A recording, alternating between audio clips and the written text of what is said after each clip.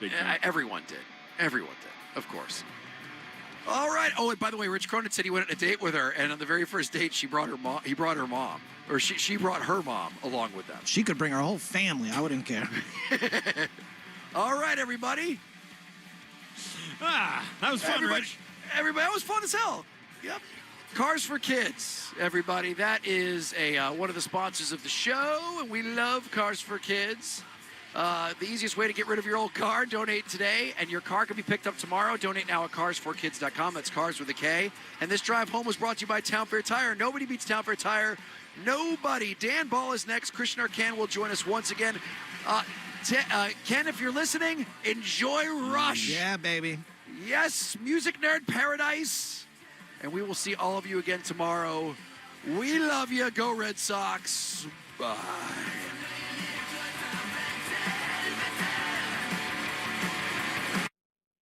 The Recap Show is an inside look for fans into the world of global soccer, women's sports, and all things Scout culture. From the inside perspective of 2 World Cup champions and Olympians. Follow and listen to The Recap Show wherever you get your podcasts. Think you know how the second half of baseball plays out? Put your predictions to work on Polymarket, the world's largest prediction market. An official partner of Major League Baseball. Who wins the division? Who's buying at the trade deadline? Who takes home the Cy Young? And who's still standing in October? Trade against other fans, not the house on Polymarket. From the trade deadline to the World Series, every game matters. Trade on Polymarket. Download the Polymarket app and use promo code BLAZE to unlock $50 free for your first trade. That's promo code BLAZE. Trading not available in all jurisdictions. Check local regulations before trading. Restrictions and eligibility apply. It's gonna be a Subaru summer. Subaru summer is finally here. Buckle up for an unforgettable summer in a trusted 2026 Subaru Forester or Forester Hybrid. Buy with as low as 1.9% financing for up to 36 months or lease for as low as $279 per month with $42.78 due at signing. With standard symmetrical all-wheel drive, active Subaru safety features, and a flexible, roomy interior for your cargo, the 2026 Forester delivers Subaru's trusted mix of capability, safety, and versatility. Make this summer a Subaru summer in the trusted 2026 Subaru Forester or Forester Hybrid. Buy with as low as 1.9% financing for up to 36 months or lease for as low as $279 per month with $42.78 due at signing. For complete details, visit SubaruofNewEngland.com. A vacation rental shouldn't come with surprises. It should come with VerboCare and 24/7 life support. If the hot tub's broken, that's a VerboCare thing. If my teenager starts calling me Leslie, that's a family thing, Leslie. VerboCare and 24/7 life support. If you know, you Verbo. Terms apply. See verbo.com/trust for details. Today in your city, someone is walking their dog. Someone is crossing the street to their car. Someone's kid is riding a bike home. And they're counting on you to drive the speed limit. Speeding accounts for nearly 30% of traffic fatalities, and most of those crashes don't happen on the interstate. They happen on the streets where people live. Slow down. It's an act of care for the people around you. So remember, speeding catches up with you. Know the road and respect its limits.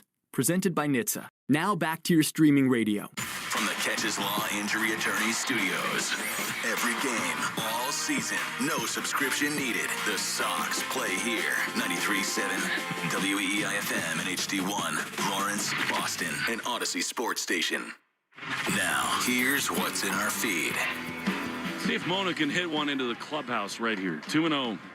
Suarez sats, he throws. Monasterio swings and tries one high into left field. It is way back. It is gone!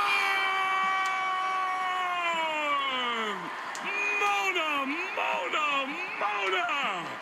2-run bomb, and it's 4-2 Red Sox in the 10th.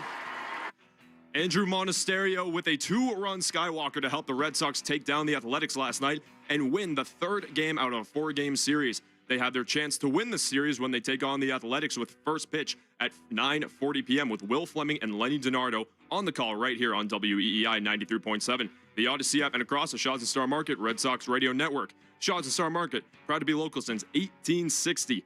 Dan Ball will get you ready for the game with the Mass Mutual pregame show starting at 8:40. I'm Josh Breck, and that's what's in our feed here on WEEI. And we kick things off with the Christian Arcan Show with Dan Ball right now. Time now for the Christian Arcand Show. Yo, it's all on WEEI.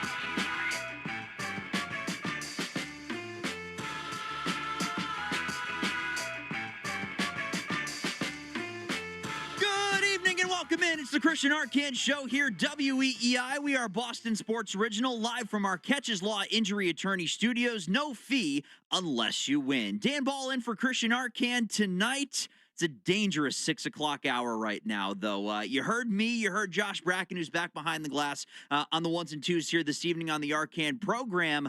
But to join us here in studio, just for a little while. Didn't want to do a full show, and I can't blame him. A guy who had a journey this morning similar to Odysseus, I think, with the amount of water he was dealing with. Good evening there, Stiz. What's up, Danny? How you doing, man? I'm doing great. Welcome back to the other side of the glass. Wow, man, this is nice. Yeah. You guys got it like this in here, man. Yeah. Talking all the good stuff for the talent. I know, that's what I'm saying. All you guys have been bitching about the boards in the new studio. I'm like, I don't know what any of you guys have a problem with here. I plop down, this microphone works, and I'm good. Only thing is the camera. It's about to headbutt me. But other than that, keep your nose hair trimmed when you're in this studio. But other than that, you're good. We're with you here. It's 6 till about 8:30 here on the Arcand Show tonight, leading you into Red Sox baseball. Later on, we'll get into the Patriots. John Lyons was boots on the ground at training camp, so we'll catch up with him in the 7 o'clock hour. Lots of positives coming from Patriots training camp today, including one specific one with Christian Gonzalez. We'll get into some of the nuts and bolts of all of that a little bit later on. Stiz, did you tell the story of your morning on the afternoon program? I did not. Okay, so all that anybody knows, if you follow Rich, Ken, and Ted on Instagram, you saw the Today on Rich, Ken, and Ted story that I believe Jackson puts up before every show. Right, shout out Jackson. That I've been tagged in the last couple of days. So I don't know if you're... I tag everybody, dude. You know? Okay. You're part of the family. It tracks. I appreciate that. Maybe X, but I still appreciate that nonetheless. But so if you follow that, you saw the story, you saw the video of, and I think the caption was like, Stiz drowned this morning or something like that. What happened? Great Odyssey reference, by the way. Dan and I went and saw the Odyssey. The other guys on the show, Ken and Ted, not impressed with the Odyssey. What is the rationale? Don't get me going. No, that's exactly where we're starting. Why? They didn't. Ted, God love him, my favorite linebacker ever. My favorite 52. 3-time Super Bowl champion. 3 Ted times? Johnson. You guys That's should right, advertise 3 that more. Times, said the story was far-fetched. The 3,000-year-old story. The story of the Odyssey was far-fetched. Not plausible, Dan. Not enough antagonists. And, just... Listen, he didn't say he hated the movie, but maybe because it was so overhyped. I also overhyped it to him. I'm like, Ted, you're going to love this movie. Yeah. This is going to be movie of the summer. So maybe I had something to do with it, but wasn't impressed. Okay. I mean, I can understand that history nerds are having trouble with the fact that a lot of it was done with an American accent, and it's a fake story. It didn't happen. But it's far-fetched. Oh my Lord. It's far-fetched. You know, I also thought it was far-fetched when Andy's Toys went to jumped on the plane in Toy Story 2, but I got over that because it was a movie. So if that's the only thing that I'm working with, then I can't give you far-fetched on the Odyssey. Everybody has their own opinion. And, Ted Johnson could be listening, and I don't want to get my head knocked in, so I don't want to go too crazy. I love the movie. Yeah. I really did. I think it's going to be one of the year's best for me. So that was a great analogy. I love the Odyssey, and you compared me to Odysseus because, yes, this morning I woke up. I had to go in my basement for something, and as I'm walking, I'm in my flip-flops. Yeah. All of a sudden, I hear squish, squish, squish, water all over the basement. A water heater had burst. Yep. And so... Almost to the day on the 6-year expiration, right? Yeah, they don't mess around with those warranties. They know what they're doing. Yeah. They cover you for, 6 years or 8 years, whatever your water heater is, and the day after that, you better start watching out. It's like that iPhone. It's like the iPhone update that you get that ruins every, iPhone 15. 100%. They call that something, too. There's a word, but there's a term robbery for that. Yeah, seriously. But how companies make stuff now to break, basically. Oh, yeah. So that we have to buy new ones. Yeah. But yeah, so it was an absolute nightmare. Had to, and it was like, I had to be in work in like an hour or leave for work in an hour. So I'm like, oh my God, I had to get the wet vac. I'm like trying to get it all up. it was a nightmare. So hopefully it's a little better when I get home. Yes, certainly. And that's the thing that sucks is that you are primarily responsible for the maintenance of your home in the North Shore. Yeah, shout out my landlord. I have a very, very, very, very great landlord. I am blessed. But yeah, they kind of take care of me and I take care of them. Yeah. And help them out as much as I can around the house. Gross. 617-779-7937. If Ted is listening and wants to voice his Odyssey backup, I'd love to hear that. But we'll get into the Red Sox. Yes, Stiz, you had your hand raised. Will Fleming. Dan, I gotta admit, I am loving Will Fleming. Okay. I really am. Can we get that call one more time? This is great. Calling for sound. Oh my God. Yeah, isn't it nice? See if Mona can hit one into the clubhouse right here. 2-0. Suarez sats. He throws. Monasterio swings and tries one high into left field. It is way back. It is gone. Mona. 2-run bomb, and it's 4-2 Red Sox in the 10th. Now, on a Wednesday night, you're sitting by the fire, maybe having a couple adult beverages. How can you not get excited about that? Like, I'm sorry. I just find myself getting excited about that. And I know it was a late game, but like compared to where we were 3 months ago. Yeah. Yeah. Like the Red Sox have really turned around our whole summer. Yes, no doubt. They've saved the summer, and I think saved the summer. Hashtag save the summer. It might have been maybe it was a OB on the TV broadcast who said something about that after one of their home wins recently during the streak, or actually it might have even been after they lost the streak. He said, "Well, thank you still to the Red Sox for saving our summer, for giving us a summer of watching this team and caring about it." And the thing about Will Fleming that's so interesting as a listener is that he's going to wear his heart on his sleeve no matter where the team is. If they suck, you're going to hear it in not even the words, but the tone of voice. And conversely, when they're hitting was it last year? There's another homer. There's another homer. Right. So that's the beauty of him is that he is truly a fan of this team in addition to being a broadcaster. And now I will put out there for you that this take also comes after a very important milestone in the Stanley Bruno-Will Fleming relationship. Guys finally put faces to names after you spent a full year producing for him? Yeah, all last year I was the Red Sox producer. Okay. So did it live up to expectation meeting him? Yeah, you know what? Yeah, Will was a great guy. Yeah. And that was great. And Dan, let's be fully transparent. We were together. We went to the Red Sox game. We were that night. And we may or may not have caused the winning streak to fall apart. Yeah, maybe. It's a possibility. May or may not. That's earned, yeah. Sorry, I just want to be honest about it. That's fine. But I'll tell you what really lived up to my expectations was getting to go into that Red Sox booth for the first time. Yeah, crazy, right? That was really, really cool and a memory I think, I'll always have and talk about. But yeah, Will was super cool. So seeing Will do his thing. Yeah. I forget. Oh, it was Middlebrooks actually that night, wasn't it? Oh, no. Sean McDonough. That's right. Sean McDonough. Yeah. So just being in that booth and watching the end of the game, it was just really cool. So yeah, and Will was also amazing too, for sure. 617-779-7937 is the phone number. So there's plenty of Red Sox that we'll get to here. Craig Breslow, I thought, had a lot of very interesting nuggets as part of his appearance on the Greg Hill show earlier today. You could make all that out? My God. Yeah, well, I know. I mean, he wasn't using ChatGPT and just speaking for himself once. Words. As we were informed. But we'll get into that here in the 6 o'clock hour, continuing to talk about some of the trade rumors that are floating around the Red Sox. I wanted to shout something out very, very quickly. I was at Agganis Arena this morning, and I was showing Stiz the video of it. I got asked to come in and help out as one of the MCs for a really cool event that I honestly had heard nothing of before.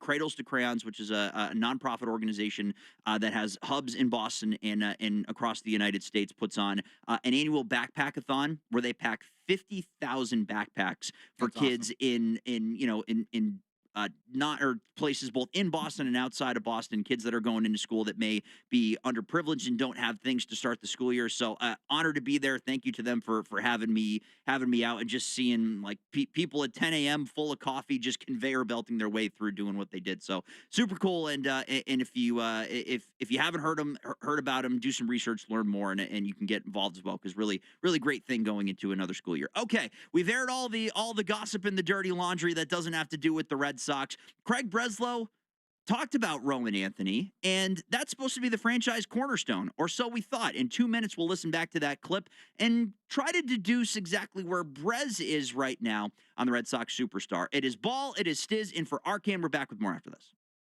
The Second World War is the largest event in human history.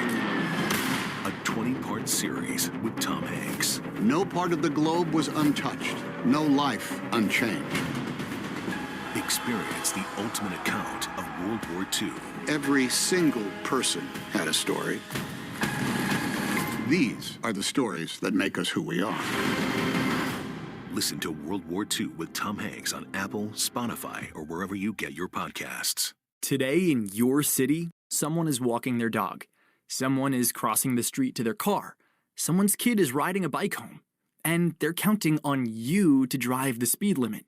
Speeding accounts for nearly 30% of traffic fatalities, and most of those crashes don't happen on the interstate. They happen on the streets where people live. Slow down. It's an act of care for the people around you. So remember, speeding catches up with you. Know the road and respect its limits. Presented by NHTSA. Now back to your streaming radio. Spring is in the air, and while everything outside is fresh and clean, your building may be still holding on to the mess of winter. Greasy vents, clogged drains, and rebellious laundry stacks are ready to act up. Duggan Mechanical Services tames them before they stage a full-blown uprising. Commercial kitchens, parking garages, rooftops, laundry stacks. Duggan Mechanical handles the mess so you don't have to. Call 855-DUGGAN-1. That's 855-DUGGAN-1. Duggan Mechanical Services keeps your business flowing. You can stream the show or listen on demand anytime. Just download the Odyssey app. That's AUDACY. Save WEEI as a favorite and listen wherever you go. The Christian Arcan Show on WEEI.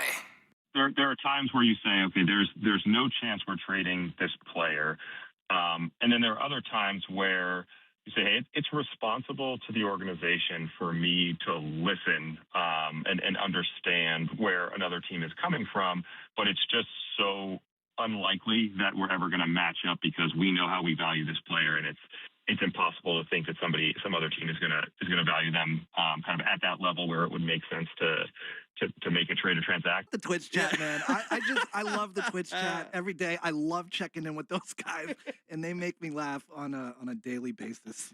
Man, we were reading through during the break, and seeing Splash Ball go into games together is an all-time line coming out of the Twitch chat. You can join us. It's at Boston WEEI. Jump in on the video broadcast. You can join us via the text and via the call as well, 617-779-7937. Josh, do you have Jordan Splash? Go ahead. Jordan Splash.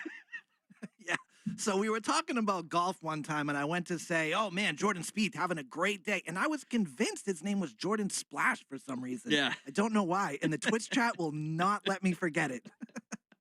So they call me Splash. I like that. I like Splash Grimy. It adds to the lore of somebody whose full name. Because one of the responses in the Twitch chat was legitimately Stanley Bruno. Who is that? Yeah, like you moved so far away from your God-given name that yeah.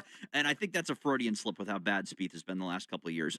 Anyways, the clip you heard there coming back, Craig Breslow, in one of a few clips that we will play from his interactions with the Greg Hill Show this morning, talking about Roman Anthony.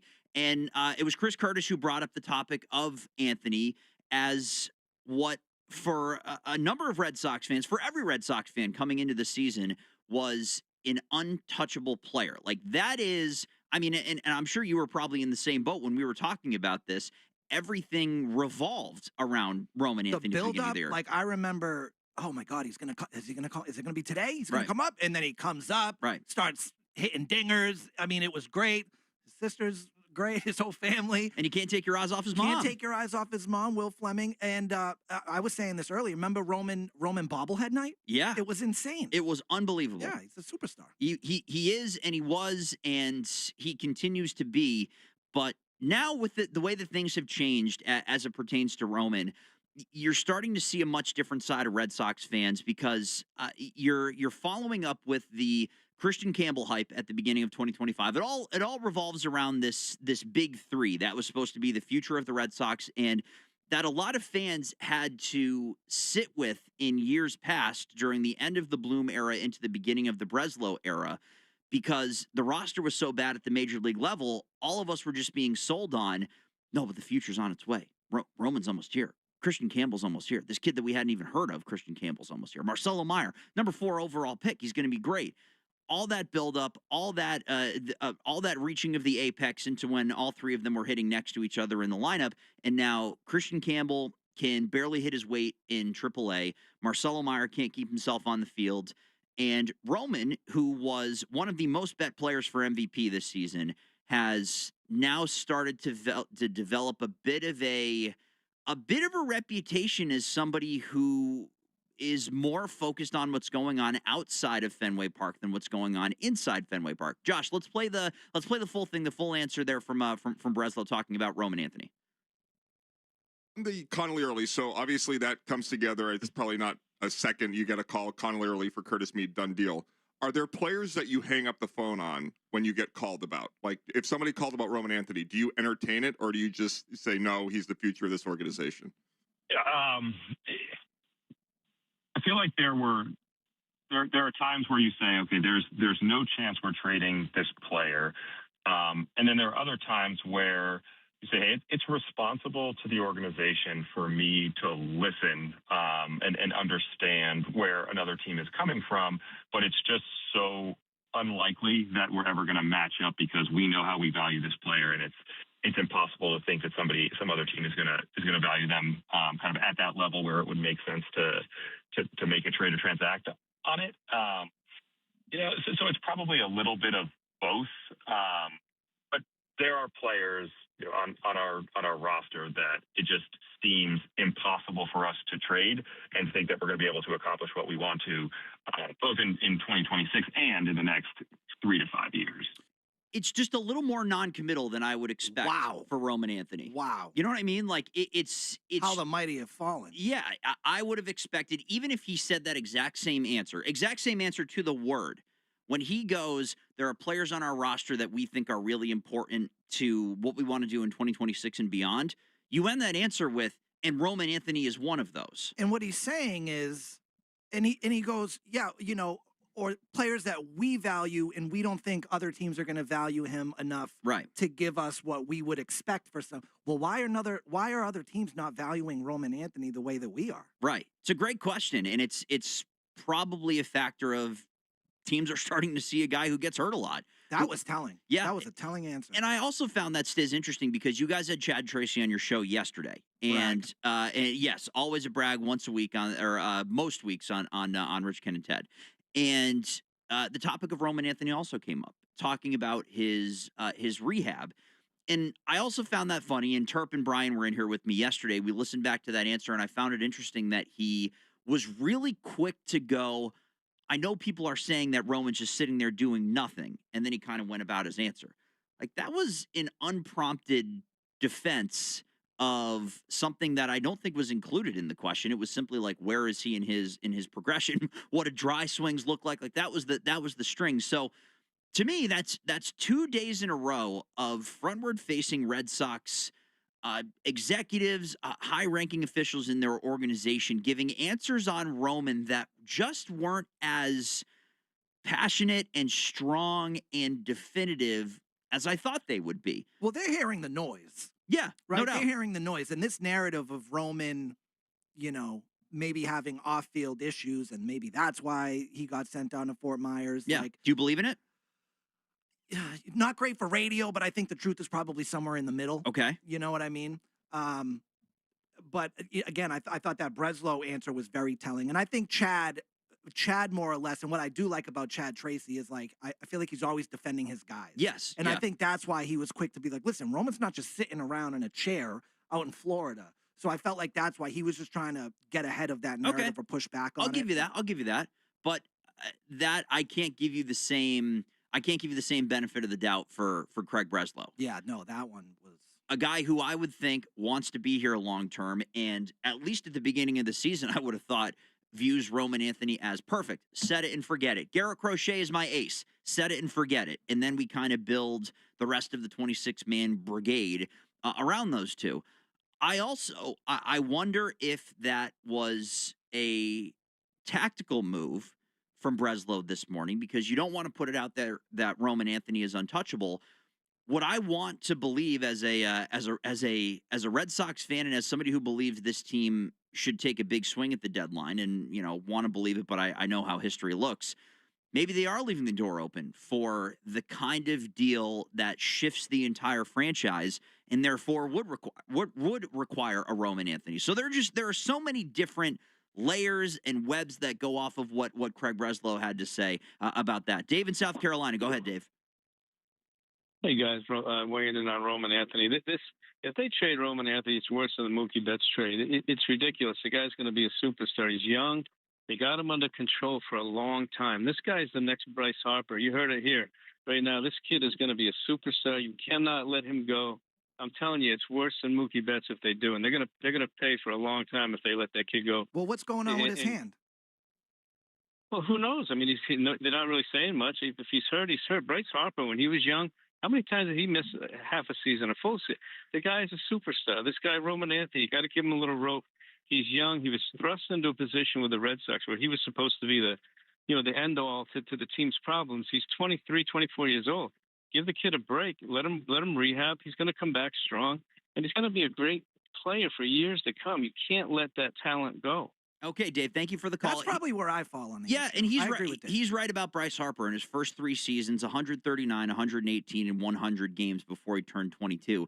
Then he turned around in his 4th season in 153 games, had a 9.7 WAR, and hit 330 on the season. So eventually he figured it out with 42 bombs to go along the way. So look, I don't think it's happening. I don't want it to happen. I don't think there's a realistic deal for the Red Sox that involves Roman Anthony at this trade deadline. Like, Bobby Witt is not leaving Kansas City. Paul Skeens is not leaving Pittsburgh. These guys that are face of the franchise-altering, league-altering players, I don't think are out there. But I just find it all interesting in the long-term view of the player. Roman wasn't built in a day. You Okay. know what I mean? All right. 617-779-7937. Josh, get us the hell out of here. Our Kid Show EEI back in a moment.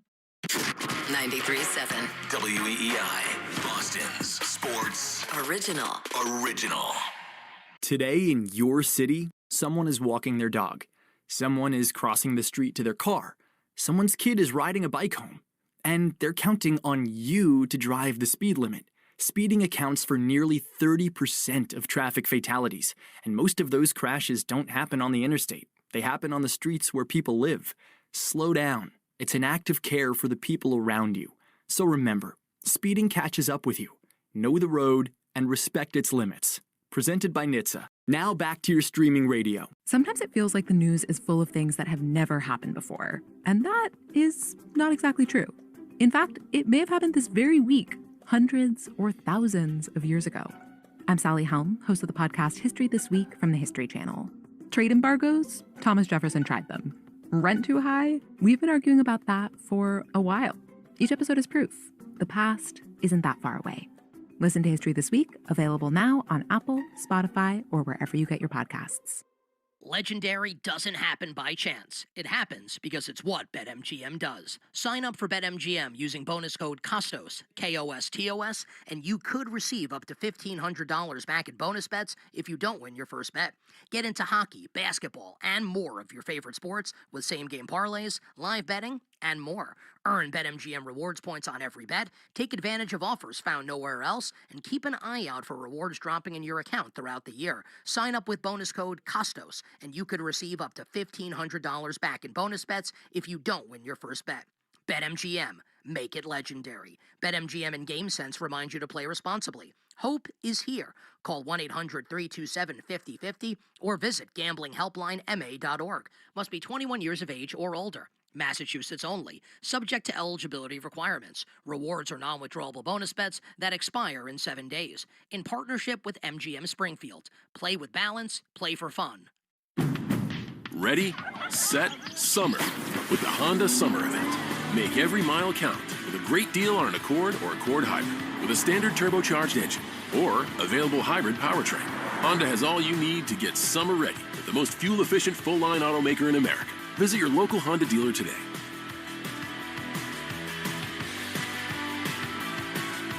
See dealer for financing details. Based on EPA estimate of 2024 large full-line automaker fleet-wide fuel economy. EPA Automotive Trends Report 2025. Gone South has been a podcast about crime in the American South. But for our new season, we're widening the lens.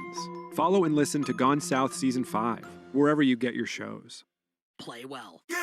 New Game Plus with Oxy makes your laundry smell incredible and fights stubborn smells, like the ones your dog Biscuit brought into your freshly made bed last night. But you wash that all away with Game, and now you're drifting asleep to the scent and sound of waves. Ah, no, that's the dog licking your ear. Biscuit. It just might be our greatest scent ever. Now with odor fighting power. New Game Plus with Oxy. Spreadsheets, clunky software, 100 different logins just to run your business? Ah.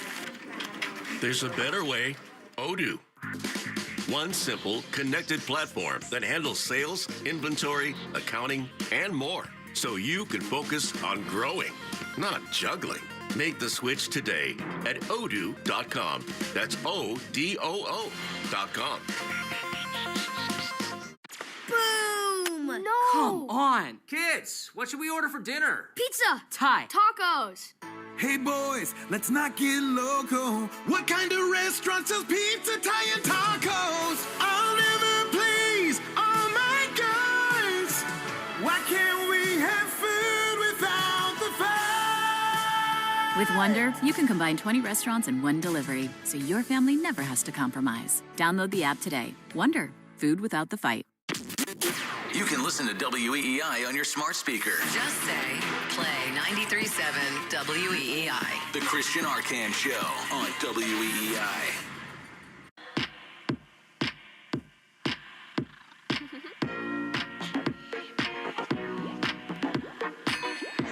Christian Arcan Show here, WEEI. Dan Ball, Stiz, Splash, Stan Bruno. However you know him, you love him. The Behind the Glass boys are with you here in for Arcan up until 8:40 tonight, I believe, is when the Mass Mutual pregame show begins. Get you ready for Red Sox baseball as the Sox are going for their seventh straight series victory here tonight against the Sacramento A's, the Oakland A's, whatever you want to call them. The most recent call we had from Dave in South Carolina was not the most popular I've ever heard, including this response from Steve in the car. Hi, Steve. Guys, Roman Anthony is not that guy. Like all this stuff from the World Baseball Classic and spring training, whatever it is, he's not translating. What has he done in the show so far? Nothing. Like he has done absolutely nothing. I'm so sick of hearing everybody talking about he's going to be this, greatest of the great baseball player. I haven't seen it. I wish the best for the kid, but I just don't think he's going to be that guy. You're not that guy. You're not that guy. I mean, look, I want to believe that he is that guy. I really do. And I think that there have been, this is the kind of problem with young up and coming prospects in any sport. There's always going to be, for your top prospects, there's almost always going to be flashes of brilliance. There's always going to be that pop of this is what we've been waiting for. The problem is, in what differentiates your prospects from your superstars is that sometimes it's just the pop followed by the league figuring these guys out, and then there isn't that next adjustment that allows a guy to continue to be elite no matter what's going on. I mean, in his career now, 101 games, he's a 273 hitter, 804 OPS. He had 292 last year, 229 so far this season. So a significant drop from what he had in 71 games last year to what ended up being in 30 games this year. I think there's still plenty of potential for him to be the kind of superstar that does warrant the amount of bets that were going in for him to win the MVP this year. But if the conversation is, would you move him or is he untouchable? You haven't proven me enough at the major league level that you are cornerstone level material. So then you don't have a problem with what Breslow said? No, I don't. I think it's prudent and I think it's good business to keep his name, not be right there at the negotiation table throwing Anthony in there first. I mean, I think that there's nearly anybody in the organization that I'd rather trade than him, but there are also proven superstars that you should be willing to move Roman Anthony for. Bobby Witt plays for the Kansas City Royals. again, this is a name that's been bandied about. Rob Bradford called him the next David Ortiz. Not even rumors, just, hey, wouldn't it be interesting if this guy was on the move because Kansas City stinks and all that. They have a new stadium coming, so they're probably not going to move him. But that's a guy who you move Roman Anthony for. Paul Skeens is a guy you move Roman Anthony for. We had the conversation yesterday. I threw Junior Caminero out there from the Tampa Bay Rays. That's a guy you move him for.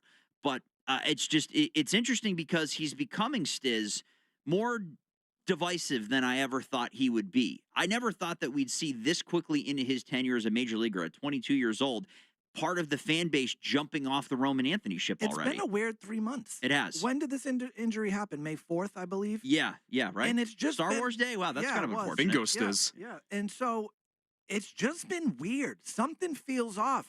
And again, the truth is probably somewhere in the middle. But it's weird that it's 3 months and it's a finger injury and he's not back, or a hand injury. It's weird that after 3 months, they ship him down to Florida because the training facilities at Fenway aren't big enough, aren't adequate enough. Too many people. Too many cooks in the kitchen. So now he's down there with Tristan Casas, I don't know. It's just weird. Something just feels like it doesn't add up.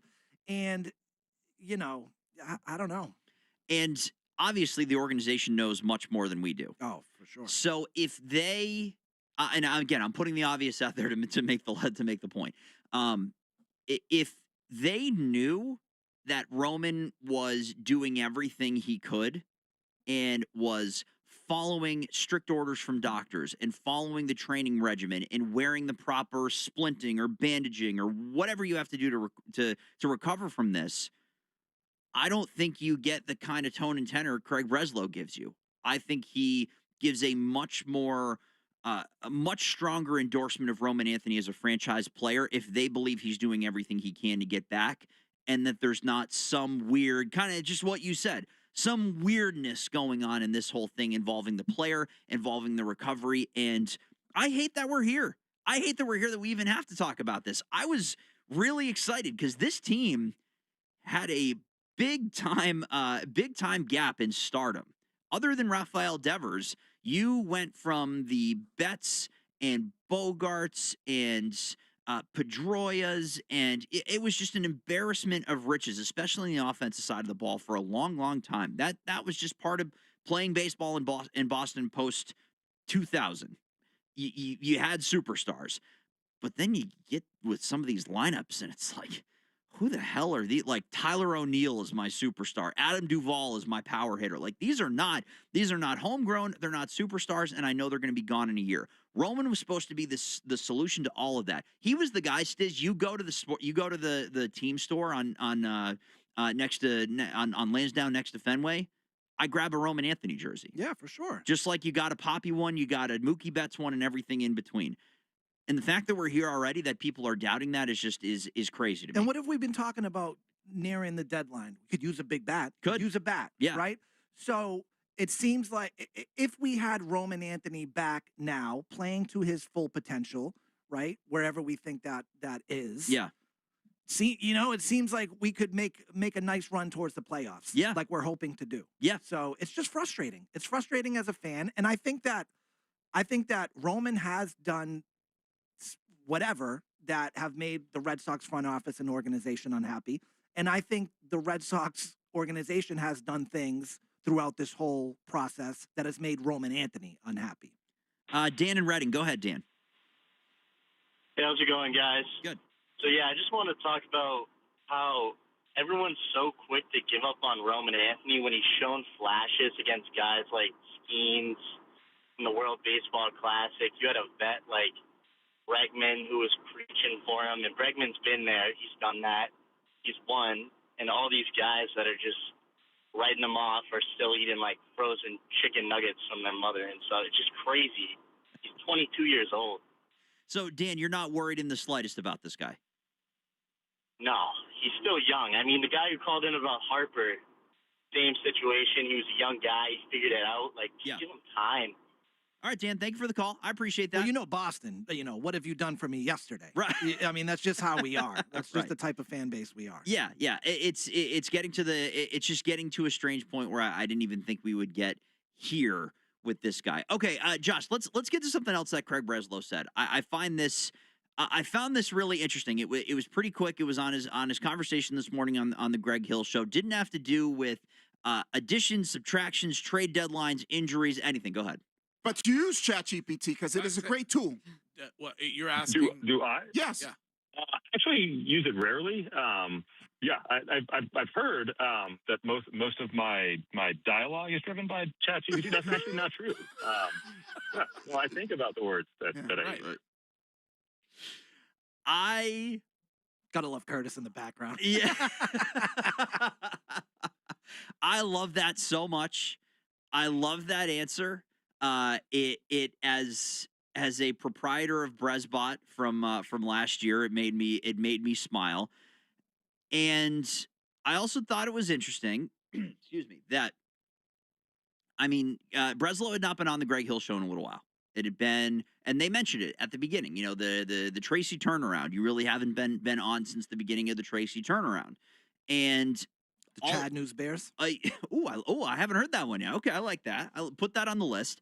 Hadn't really been on, and everything that preceded that turnaround, he was getting booed at road shows. Oh, it was hilarious. It was funny. Say what you will. It's just funny. It's just funny. That's all. I mean, as somebody who likes the team and didn't really like what he was doing. We sucked. Right. We sucked. Right. And so all of that was warranted. However, he comes back on a handful of weeks later and appears today, and ChatGPT comes up, and all of a sudden now the Red Sox are in a playoff spot, and Craig Breslow's feeling confident. All of a sudden now it's time to remind people that I heard what you were saying about me and what translator apps you were using to mimic my voice. I heard all of that, and I'm not going to tell you you're wrong. I'm not going to tell you that I liked it. I didn't like it. I'm just going to remind you all that I'm still head honcho over here, and I heard everything that you were saying about me. It was a much different energy because Craig is very buttoned up. You said words. He's corporate till he dies. This is one of the few times where I feel like we saw the actual, the baseball player, the person come out in Craig Breslow, and it caught my ear. Well, that's what I like about the Greg Hill Show interviews is I feel like they do get those moments from him from time to time. And I don't mind Craig Breslow taking a bit of a victory lap. Yeah. They're doing good. Now, how much of that is due to Chad Tracy and how much of that is coming down from Breslow to Tracy and then filtering through the team? Yeah. Who knows? We played a funny clip of Wilson Contreras. He was asked, and this was last week, about, what is Chad Tracy doing for you guys? And he literally laughed and was just like, he's a good guy. So how much of this is just the team coming together and the players just finally starting to gel? So I don't really mind Brett's taking a bit of a victory lap, but also we still got a job to do. Yeah. Right? Hey man, Streak was awesome. You can't fall apart now. And the trade deadline's coming up. Let's see what you do, because I have to be honest. I came down to EEI, I don't know, 5 years ago, maybe something like that. And year after year, these names get floated out here. We spend a month talking about these names every day. Kyle Schwarbers, Bo Bichette, Juan Soto's. And every year, you can set your clock to it. Yeah. The day comes and it's the Cubs have signed, or the Phillies, and it's wah, wah, and we never get the person. And here's the question I have for Stiz and I have for you. Is 2026 any different from everything else that Stiz has heard since working at EEI? Is this the year the swing is taken? We'll talk about that next.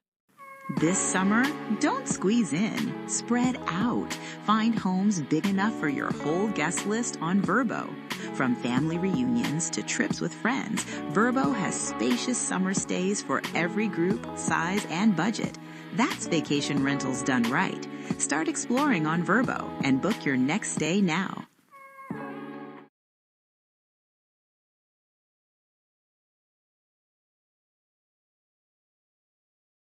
Today in your city, someone is walking their dog. Someone is crossing the street to their car. Someone's kid is riding a bike home. And they're counting on you to drive the speed limit. Speeding accounts for nearly 30% of traffic fatalities, and most of those crashes don't happen on the interstate. They happen on the streets where people live. Slow down. It's an act of care for the people around you. So remember, speeding catches up with you. Know the road and respect its limits. Presented by NHTSA. Now back to your streaming radio. What they did to your family, you're lucky to make it out alive. Streaming on Peacock. These men are going to come after me. Taking them out is my only chance. Put a bullet in her head. From the co-creator of Ozark. Looks like a family was running drugs. Execution-style killing is rare for the Keys. Any leads on who they might have been running for? The cartel killed my family. I'm gonna kill them. All of them. MIA. Streaming now. Only on Peacock. Welcome back. Are you ready to start the show? Streaming now, only on Peacock. The nightmare comes to your home. The animatronics. They've escaped. Will you survive another night? Chica, ready? Where are you? Oh no. Five Nights at Freddy's 2, rated PG-13. Streaming now, only on Peacock. I'm not done with you. Hey, this is Richard Deitch, the host of the Sports Media Podcast. If you're interested in what's happening with all the places where you consume sports, the Sports Media Podcast has you covered. I've been turning down interviews all week. Hoda Kotb reached out, Oprah, George Stephanopoulos. So I said no. I was booked on the Deitch Podcast before the Taylor Swift phenomenon. I must live up to my responsibility. Listen wherever you get your podcasts. And free.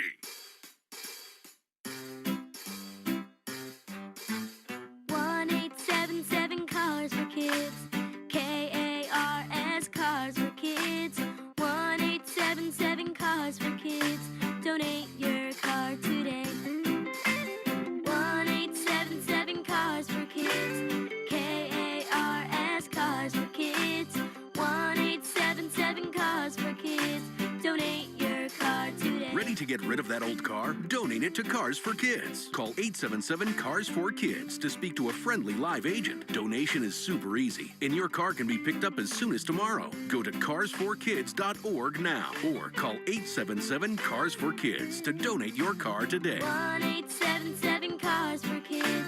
KARS Cars for Kids. 1-877 Cars for Kids. Did you know you can donate real estate too? Go to carsforkids.org. That's cars with a K. The IRS finally caught up with Louie. I hadn't paid my taxes in 8 years. I owe the IRS a lot of money. Louie was in deep trouble. We're going to take your house, put a lien on your bank account, garnish your pay. They don't care. They're going to take your paycheck. Louie found out about Optima Tax Relief, the leading tax resolution firm. A+ rated by the Better Business Bureau, they've resolved over $3 billion for their clients. Optima Tax, they help me. They calm me down. They make me feel comfortable, and I trust them. Louie has a lot to be thankful for. I don't owe the IRS anymore, and I'm able to live a comfortable life, a lot better life. It was because of Optima Tax. For tax help you can trust, call Optima now for a free consultation. Take it from Louie. If you owe the IRS, don't go it alone. Give Optima Tax a call. They can help you. Call 800-354-2840. 800-354-2840. 800-354-2840. Optima Tax Relief. Testimonial from an actual client. Some restrictions apply. For complete details, please visit OptimaTaxRelief.com. Ready, set, summer with the Honda Summer Event. Make every mile count with a great deal on an Accord or Accord Hybrid with a standard turbocharged engine or available hybrid powertrain. Honda has all you need to get summer ready with the most fuel-efficient full-line automaker in America. Visit your local Honda dealer today.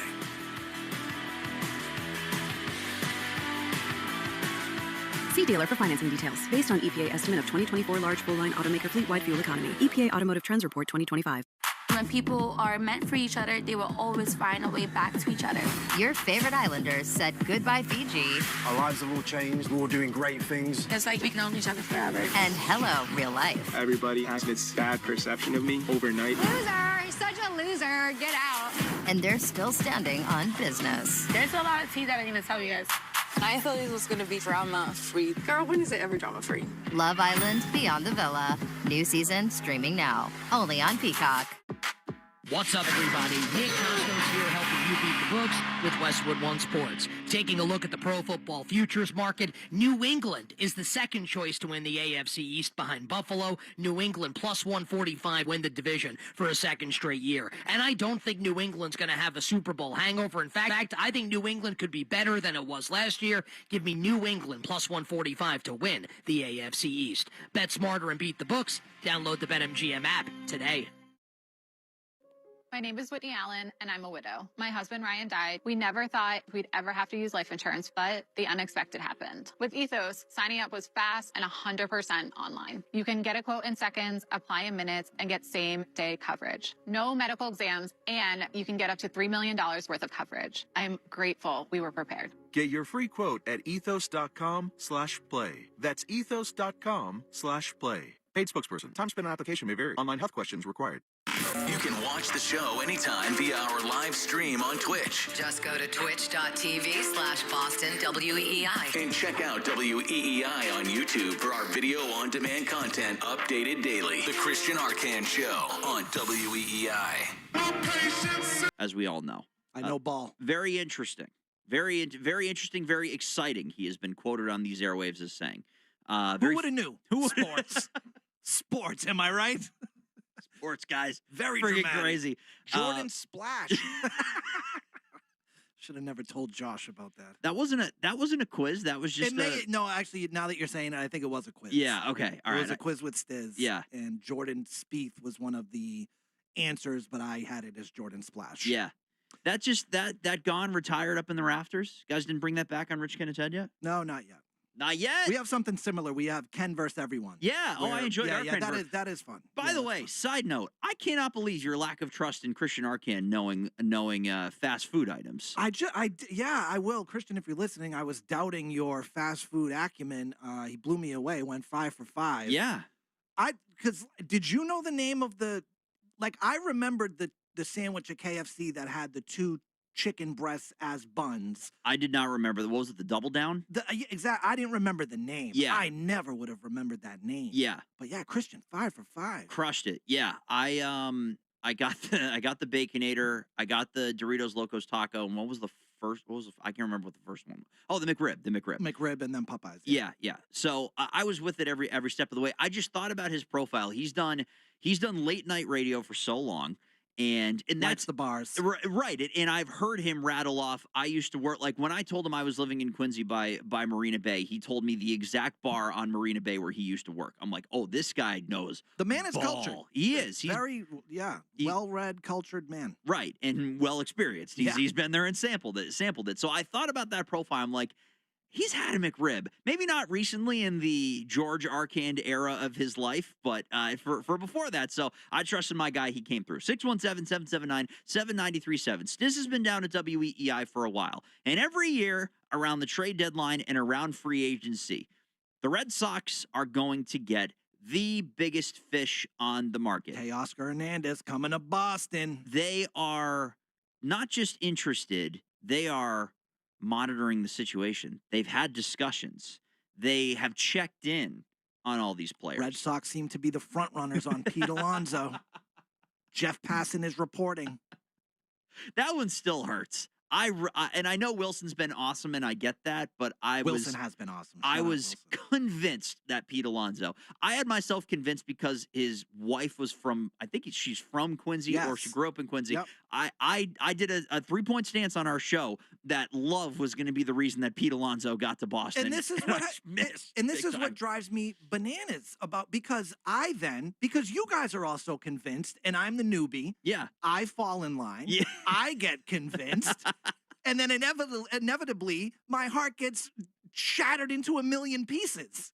And it just happened year after year after year. So give me a 1 to 10 on how ready you are to get hurt again by the Red Sox at this deadline. Do you have any belief? I mean, if history is any indicator, it's 10. I mean, maybe and I hate this narrative, but I'll tell you. Again, judging history, it sounds plausible. He goes out, he gets Curtis Mead. No one's expecting for what happened to Curtis Mead to happen. And you have a bunch of guys waiting in the wings to come up. well, we got Garrett Crochet. We got Roman and we got Marcelo. And so I could see them leaning on that and saying, listen, we got these guys coming up, and when they're back and ready and fully healthy, like, we got what we need. That's one of my least favorite things in all of professional sports is the internal trade deadline acquisition. Oh, we get, Roman Anthony dry swings. He's on it. There's our power bat. Because you mentioned it. The report was that the Red Sox are, maybe it was Alex Spear who was speaking about that, saying that the understanding is the Red Sox want to add a little more power.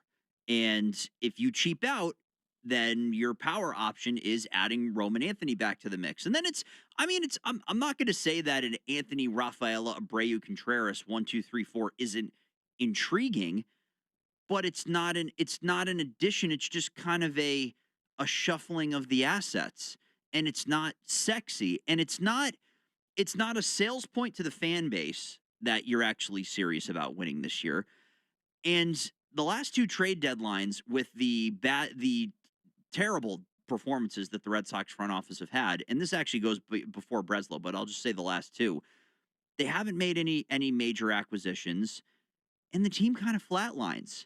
And don't you think that this year's team, with this turnaround that's happened, deserves to be invested in? And this is what happened last year, right? You make a little push, you get into the playoffs, we get donked by the Yankees. Yeah. But it's like, what? We were close. We were close. We're right there. We got just a piece here, a piece there. We're right back in it. You had high hopes going into this season, no? Absolutely. We all did. Yeah. We all did. So in November of 2025, I was like, I thought the Red Sox were back. I thought we had come through the 40-day and 40-night journey of the Bloom era, restocking the cupboards in the minor leagues into the beginning of the Breslow era, and I thought the Red Sox were starting to maybe not even winning a championship, but at least getting back to being competitive for the division again, playing meaningful baseball again, playing playoff games again. And you entered an offseason that was really important, and you kind of flatlined. So to try to then take that back into 2026 and still believe that the Red Sox were back was a hard thing to do.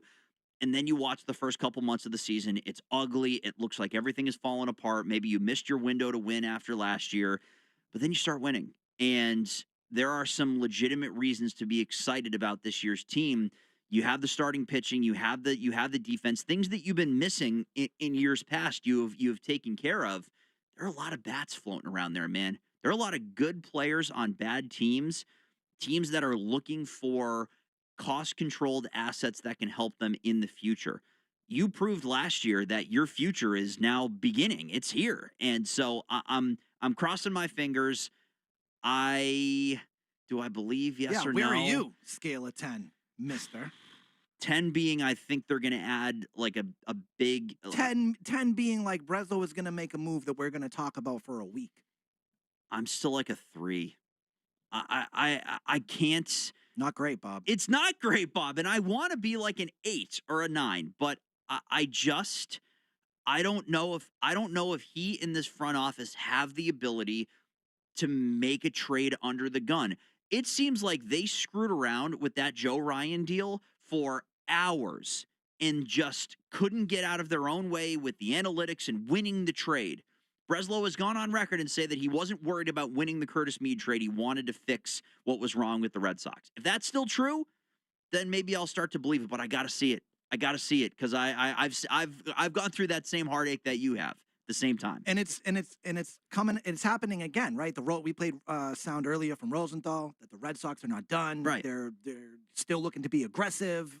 Passon's out there kind of echoing similar sentiments. So, show and prove, though, Breslow. Right. Then you can really take the victory lap, and John Henry can smoke his cigar, and I won't be as mad. Won't be completely not mad. I just won't be as mad. For now, unfortunately, I have to maintain my belief that the Red Sox are used as a bargaining chip. When you attach the Boston Red Sox to a trade candidate or a free agent candidate, that drives the price up. Ooh, the Red Sox are involved. Big market, Fenway Park, dude. Like, a lot of money floating around there. That's an asset that I think has been used by agents and teams alike in recent years to drive up the price for their guys. Because they know the Red Sox don't actually have the stomach to do it. I'm crossing my fingers, man. I really am. But in the meantime, been a pleasure to have you. Thank you, Dan. Yeah, I've been excited about this all week to do an hour with you, and this is everything I could have dreamed. This is a one-off. No, I asked with a question. That's all I wanted to hear. Josh, you have that on record, right? Yep. Yes, I do. 6:59:03. Stiz will be back. Splash will be back in the studio. Great with me job, at some Josh, point. by the way. Great rejoin. Appreciate it. Rejoin. Josh and I will continue on here. We're taking you on the Arcand Show up until 8:40 Red Sox pregame show. We'll pivot over to the Pats. The Pads were on, and some headlines were made. We'll talk about that 2 minutes time. Stay with us. We're back in a moment. From the people who brought you It's the Dog Park comes... Your dog is limping, but she seems fine. Plus, you've heard they can fake it just to get what they want. So what's the deal now? You're being gaslit. Protect your dog from injury and illness with Progressive Pet Insurance. Oh, now she switched legs. What a diva. Progressive Casualty Insurance Company and affiliates. Not available in all states or situations. Coverage subject to policy terms. Today in your city, someone is walking their dog. Someone is crossing the street to their car. Someone's kid is riding a bike home. And they're counting on you to drive the speed limit. Speeding accounts for nearly 30% of traffic fatalities. And most of those crashes don't happen on the interstate. They happen on the streets where people live. Slow down. It's an act of care for the people around you. So remember, speeding catches up with you. Know the road and respect its limits. Presented by NHTSA. Now back to your streaming radio. When people are meant for each other, they will always find a way back to each other. Your favorite Islanders said goodbye, Fiji. Our lives have all changed. We're all doing great things. It's like we've known each other forever. And hello, real life. Everybody has this bad perception of me overnight. Loser! He's such a loser. Get out. And they're still standing on business. There's a lot of tea that I didn't even tell you guys.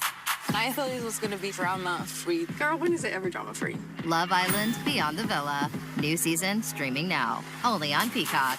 I'm Dana Carvey. I'm David Spade. Fly on the Wall's back for another season now on audio and video every Monday and Thursday. So many incredible guests will be joining us. Follow and listen to Fly on the Wall everywhere you get your podcasts. Too good to be true. From the Catches Law Injury Attorney Studios. Every game, all season, no subscription needed. The Sox play here. 93.7 WEEI-FM and HD1, Lawrence, Boston, and Odyssey Sports Station. Now, here's what's in our feed. See if Mona can hit one into the clubhouse right here. 2-0. Suarez sets. He throws. Monasterio swings and tries one high into left field. It is way back. It is gone!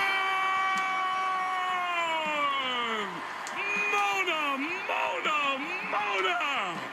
2-run bomb, and it's 4-2 Red Sox in the 10th.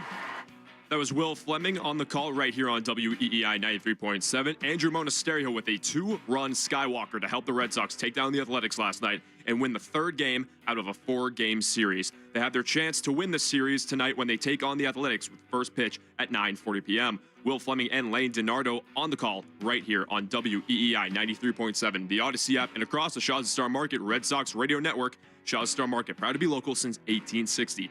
Dan Ball will get you ready for the game with the Mass Mutual pregame show starting at 8:40. I'm Josh Bragg, and that's what's in our feed here on WEEI. And we continue things with the Christian Arcand Show with Dan Ball right now. This is the Christian Arcand Show on WEEI. Hour number 2, Christian Arcand Show here, WEEI. Dan Ball in for Christian, who's in for Ken Laird. I guess is gallivanting all around with his musical interest here this week. A pleasure to be with you tonight, both for the Arcand Show and for the Mass Mutual pregame show, which you heard Josh mention coming up at 8:40 here tonight. Final game of the series for the Sox against the Sacramento A's. So we'll get you set for that. Interviews, predictions, lineups, all that kind of stuff. We'll get into that coming up. Coming up at the bottom of the hour, we'll chat with John Lyons of WEEI. He was boots on the ground today and for the last couple of days at Patriots training camp to get his thoughts on what was a newsworthy day as things continued to kind of go swimmingly for the New England Patriots here in this training camp. And there are two things that could be going wrong And there are small little things where you're watching bumps and bruises and injuries and guys who are not yet returned. Like the Gabe Akis situation continues to be something to monitor. It seems like he, based on what Mike Vrabel said, is nearing his return to play procedure, but he's not necessarily into that right now. And Akis is still ahead of Harold Landry, according to Vrabel. So you're certainly watching that for a position that is probably at least the weakest on the defense, if not the weakest on the roster right there, and two guys that you'd certainly like to see be getting considerable snaps in the preseason for a couple of very different reasons. But those are things to monitor, things to notice as we go through camp, and it's still July, so I'm not worried about those. The two things that could be problematic that are still somehow going according to plan for a team that has aspirations getting back to the Super Bowl is the Christian Gonzalez situation and the Kayshon Boutte situation. So reading from Phil Perry's notebook from camp today, Christian Gonzalez participated quite a bit in the fully padded competitive 11-on-11 periods. It looked like he was on a 2 plays at a time plan, some bumping and jostling. He didn't shy away from contact in low red zone on an A.J. Brown catch. Gonzalez made maybe the best play of any defensive back in one-on-one red zone period, taking the first 2 against A.J. Brown and breaking up a slant at the goal line. He was fired up. Brown later beat Gonzalez to the corner for a score. Fine coverage, great ball by Drake May. That, to me, though it was just 2 plays in and then you're off, sounds like a guy who is still participating at full bore. I saw the term full participant from 10 different media members on Twitter. And then you get the clarification, okay, he'd take the first 2 against the number 1 offense, and then he'd get off and they'd rotate through the other defensive backs, and that's just kind of how they went period by period.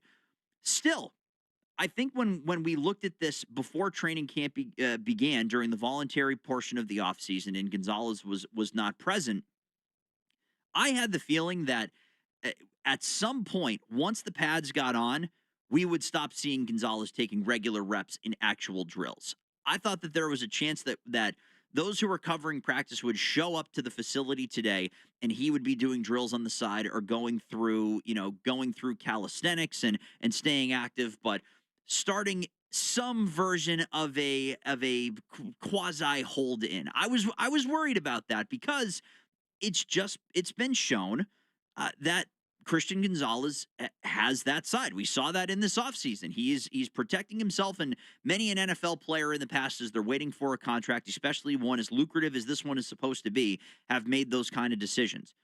But he was out there. And he was fired up and fully participating and seemingly completely engaged. And honestly, I love the fact that he was battling with A.J. Brown. The fact that the Patriots had 2 non-quarterback superstars at their positions battling with each other on July 30th in red zone drills is freaking awesome.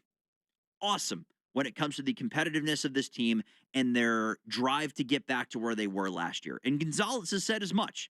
He responded to Robert Kraft's comments about the contract, saying that the loss in the Super Bowl is why he's here, why he's hungry, why he's ready to go. That's all awesome. That's exactly what any fan would want to hear. So my theory on all of this, as it pertains to the contract for Gonzalez, there were rumors that were floating around on social media last night from members of the North End restaurant scene who took photos with Gonzalez saying the 5-year contract extension for Gonzalez is basically done. Then Jake in Boston joined us on the phone line a bit later on in the show, and he also said that the 5-year extension for Gonzalez was basically done. To me, these actions so far to start training camp suggest to me that I also kind of think this extension is done. I don't have the same kind of intel to tell you it's a 4-year deal, it's a 5-year deal. You can read the tea leaves based on what other guys have signed to figure out what the number is going to be. We've known for a while that it was going to be Gonzalez versus Witherspoon in terms of who was going to get the bigger contract. And the nuance out of all of it is that they were both being represented by the same guy. So it was going to be messy no matter what. But we get here on July 30th, the pads are on, and Gonzalez is a full participant.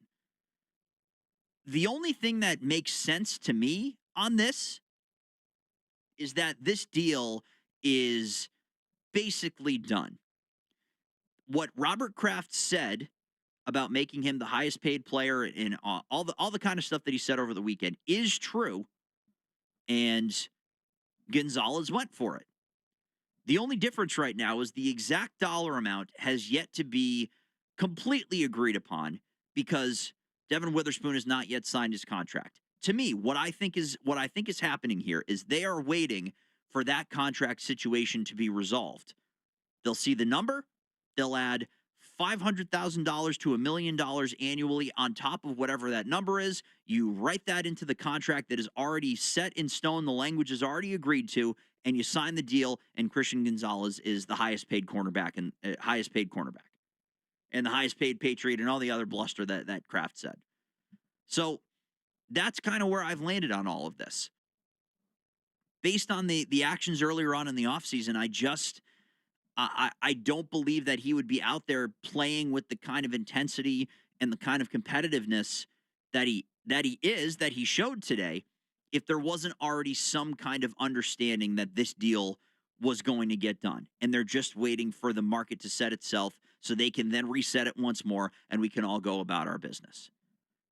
And I've seen pessimism on keeping Gonzalez around. I was reading the text line as we were having this conversation last night. And the amount of Gonzalez is a diva, you should ship Gonzalez out of town, you should trade him while he still has value. There was probably more of that than I'm excited for this deal. I don't know, man.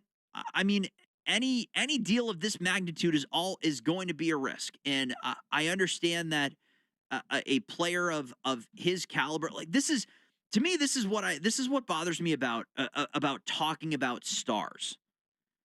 Stars in the modern NFL, by and large, are going to be divas. That's just kind of part of it.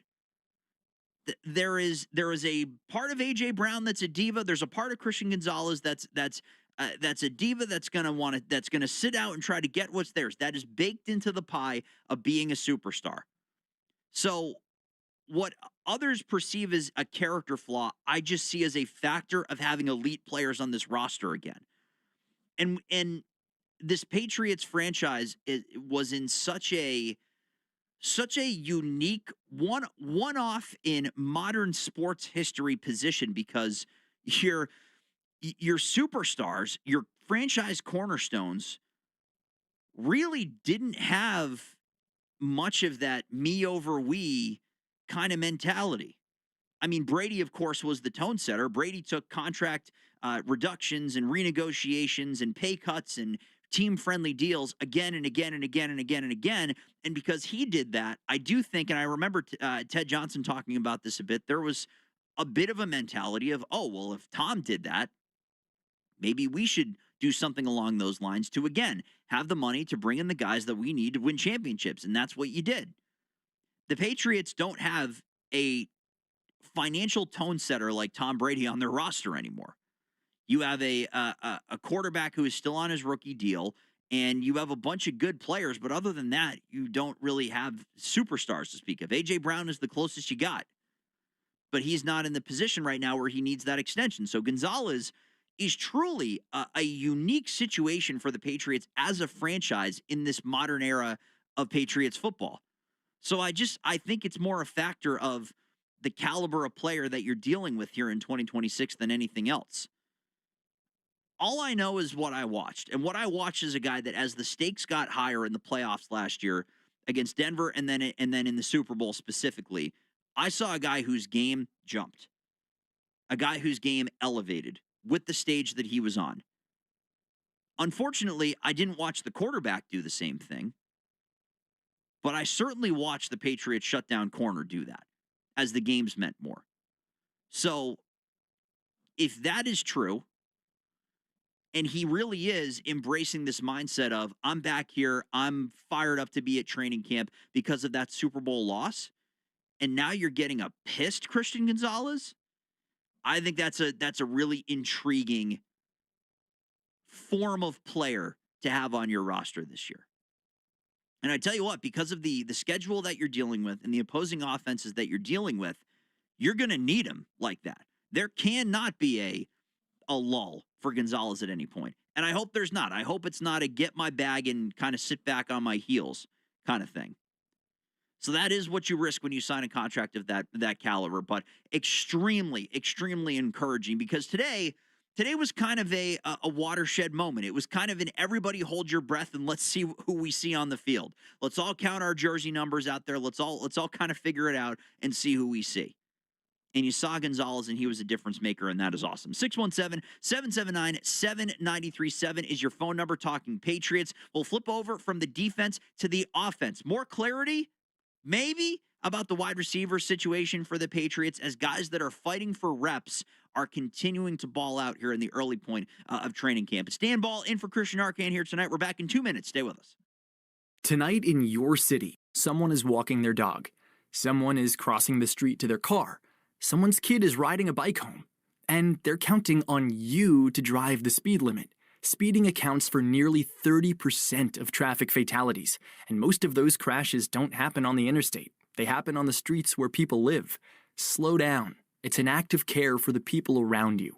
So remember, speeding catches up with you. Know the road and respect its limits. Presented by NHTSA. Now back to your streaming radio. If you have a podcast and want to monetize it stress-free, you need the Odyssey Creator Lab. We'll host your podcast for free, and our experienced sales team brings in the advertisers and the revenue. Easy. Apply now at creators.odyssey.com and let us show you the money. Do you owe $10,000 or more to the IRS like Mark? I've been doing home remodeling for 30-plus years, but the economy crashed. I wound up losing my home, losing my job, and on top of that, owing the IRS a ton of money. I owed the IRS $114,000. It really, truly was the worst part of my life. Then Mark found tax relief advocates. On news radio, I heard about TRA, and I thought, what's the worst that could happen? So I picked up the phone and I called them. When it was all said and done, TRA settled my $114,000 debt for $100, and I'm telling you, I was ecstatic. Could not believe it.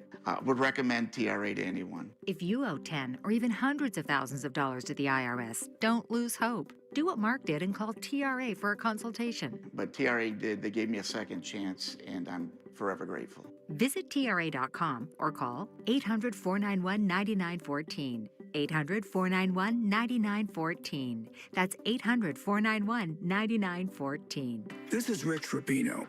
I spent years separating good advice from a sales pitch. So when my hip pain started getting worse, I wanted answers. I called Boston Prolotherapy and spoke with Dr. Franke. I figured, okay, this is where I get the prolotherapy pitch. But that's not what happened.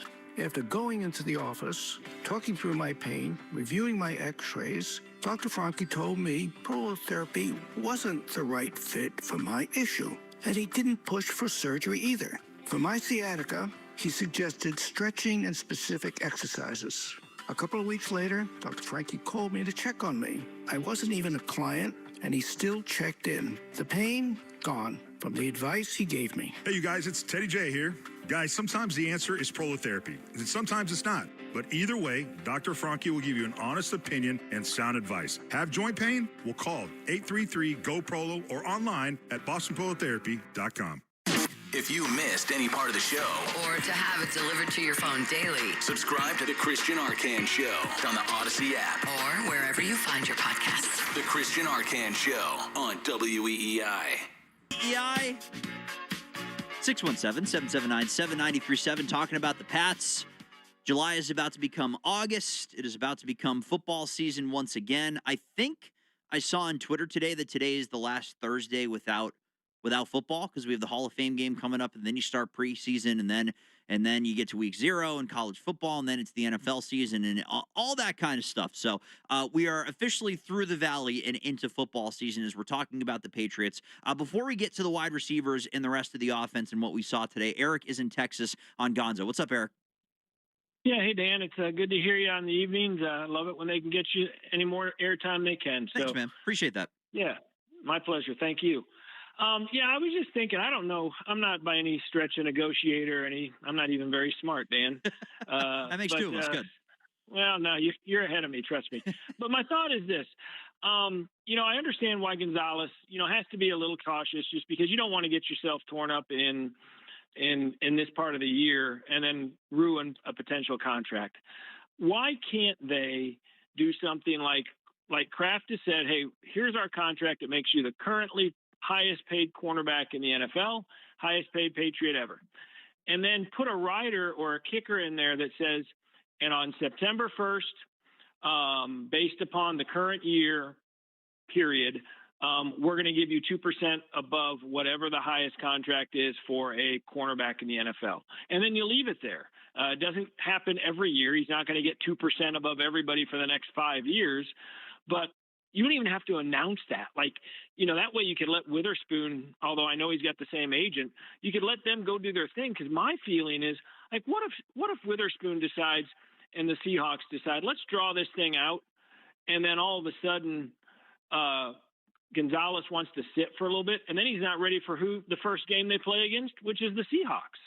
So I just wonder if they couldn't put a kicker in there that says, September 1st, right before the season starts, boom, you get a 2% escalator, and that's what you get for this year, and that's what it is. That's just my thought. I don't know if you want to talk about that idea or if you want to hang up on me and laugh.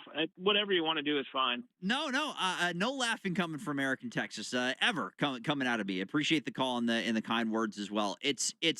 I'm also not going to sit here and say that I know all the ins and outs of the CBA and whether or not that's something that is available for them to do. If anybody's done that before, I can't give you that information either. What I can tell you is that it's just as much financial security and the ability to say that you're locked in with the team as it is a pride thing for these position players in football. It's really become such a copycat league where it is hundreds of thousands of dollars that we're talking about being the difference between all these kind of things. Like looking at the current average annual value of cornerback contracts in the NFL.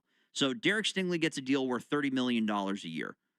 Sauce Gardner then gets a deal worth $30 million and $100,000 a year. And then Trent McDuffie jumps above that at $31 million. So at most, you're seeing these guys go up incrementally by $1 million. And oftentimes it's less. It's anywhere between $100,000 and $500,000. So as much as I think, Eric, you're being pragmatic in the way that you're thinking about it, it's a very reasonable thing to think.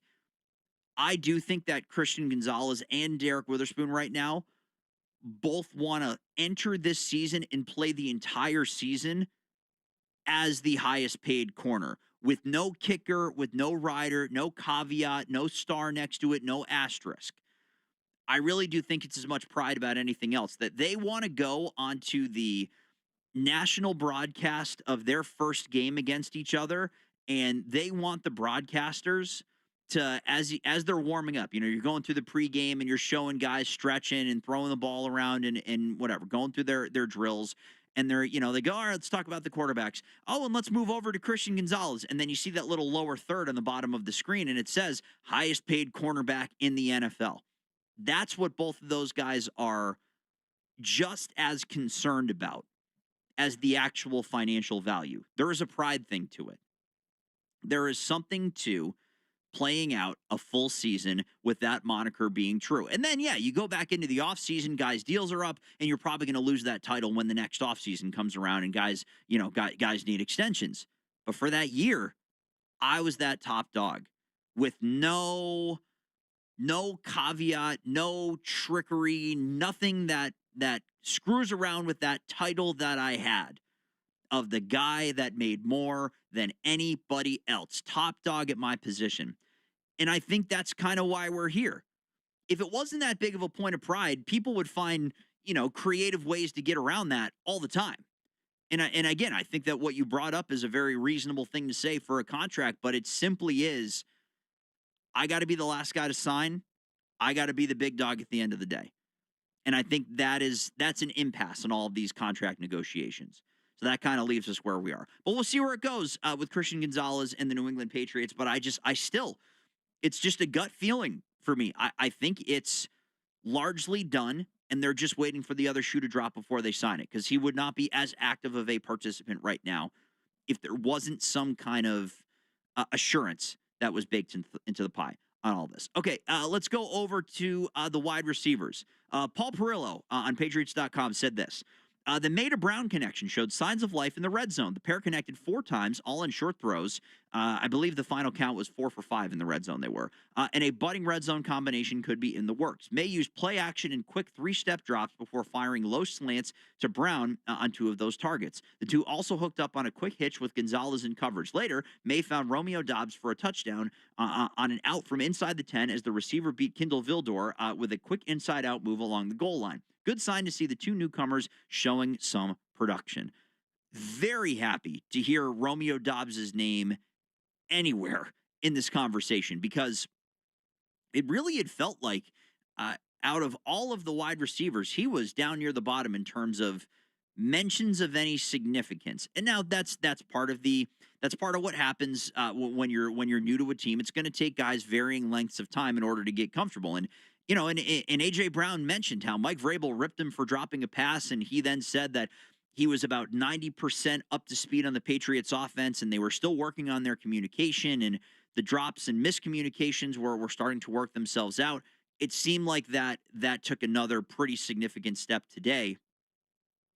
And I am here and interested in listening to every single update that every Patriots insider has about how the red zone works this offseason and any kind of tangible improvements they can make. Because there were good players on this offense in between the 20s, no issue. Then you got down there and all of a sudden a team that was among the league's best and a quarterback that was among the league's best kind of flatlined much more than you would have expected.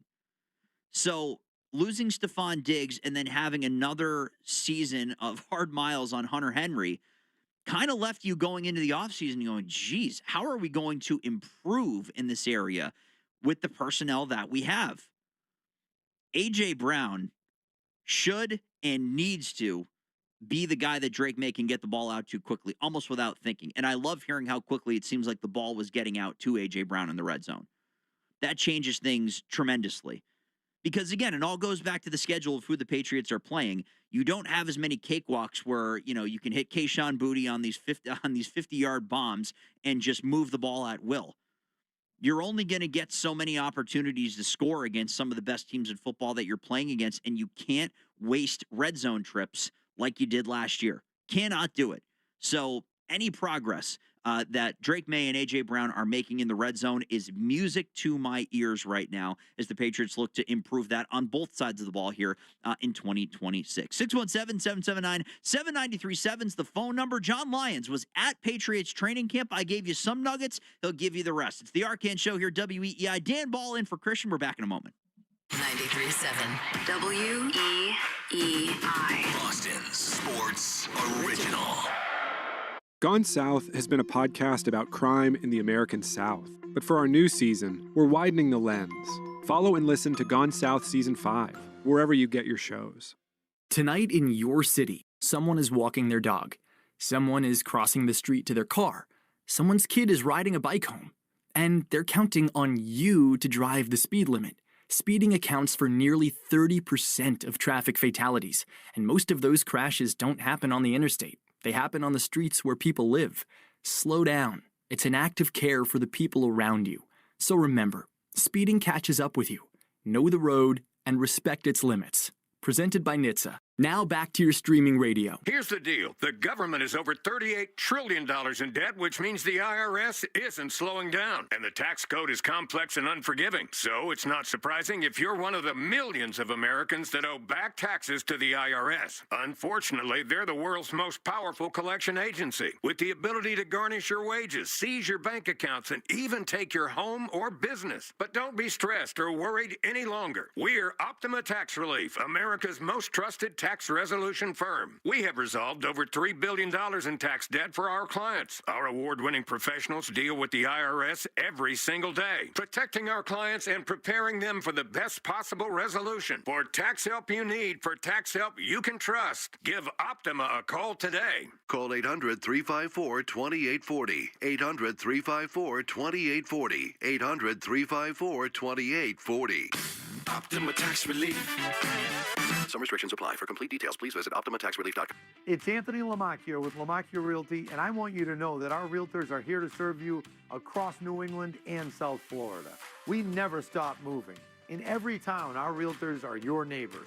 They know your market because they live in it with you. And if you're moving to Florida, from Miami to Palm Beach, we've got you covered. Buying, selling, or doing both at the same time, we've got you covered. Visit LaMacchiaRealty.com. That's Lamacchia Realty.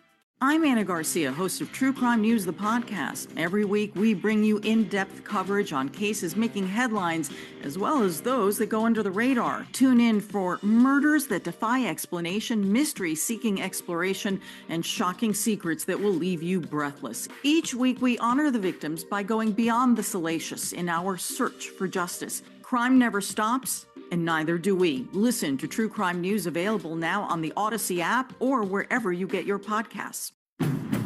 Ready, set, summer with the Honda Summer Event. With available features like all-terrain tires and off-road tuned suspension, the rugged Honda Pilot, Ridgeline, CR-V, and Passport have all you need to get summer ready with the most fuel-efficient full-line automaker in America. Visit your local Honda dealer today.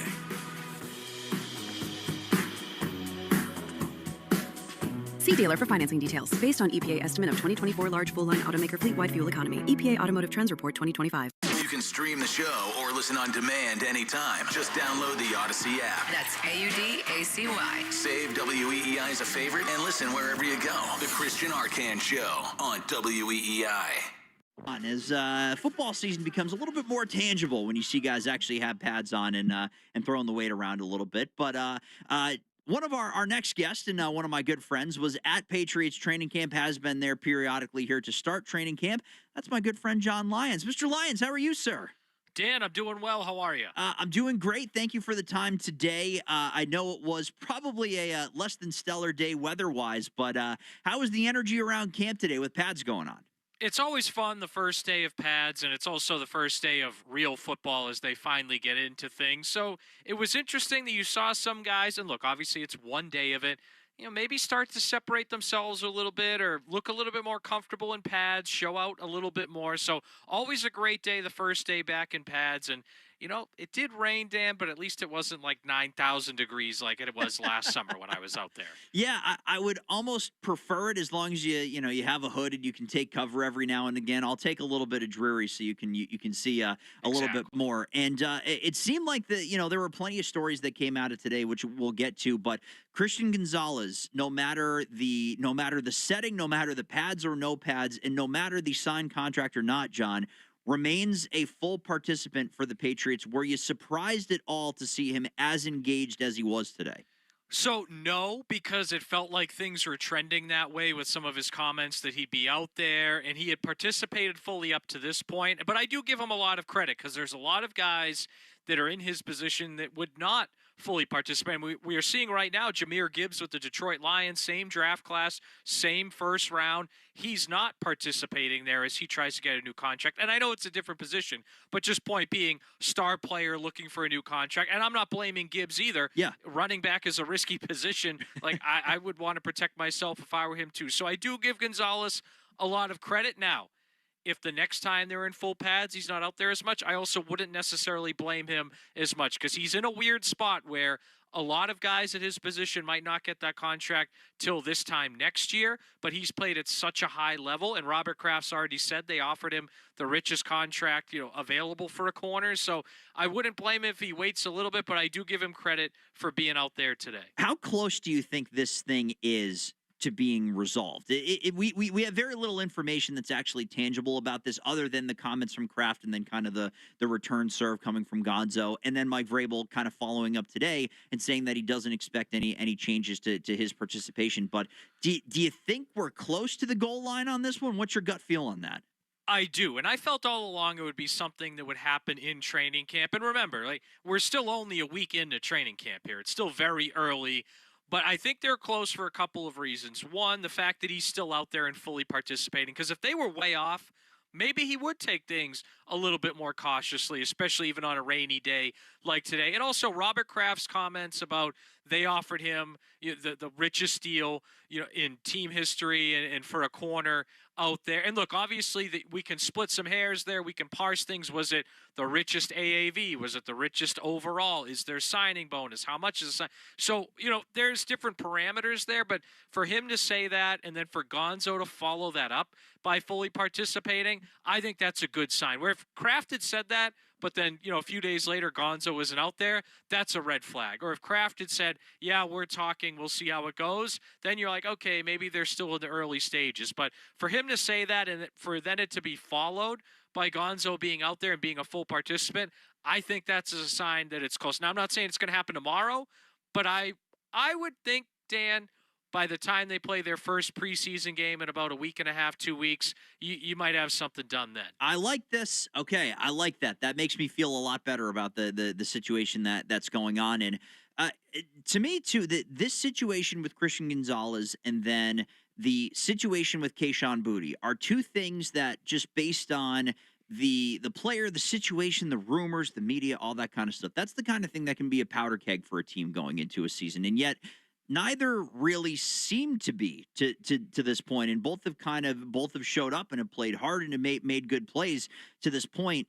This whole thing to me, John, has been another feather in the cap of the culture that it seems like the Patriots have created under this Mike Vrabel regime, where guys are motivated. Guys want to be out there and want to be playing for each other and themselves, and despite other things going on, it seems like guys are really fired up to just be out there and be competing, and so much so that some of the other stuff seems to be kind of falling by the wayside. So I give credit. This is a positive check mark in the culture bin for me on this one.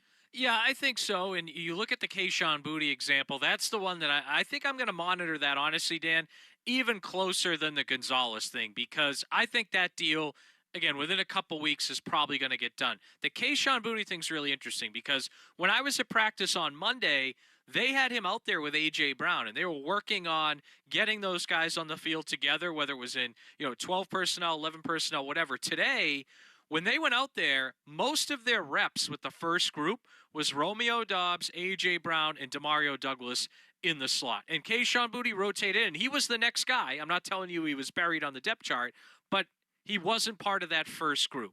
And I think, look, A.J. Brown is obviously their best receiver. And on the other side of the field playing the Z, Romeo Doubs is probably the best fit. And then Demario Douglas is probably their best underneath slot guy, right, at least from a skill set standpoint.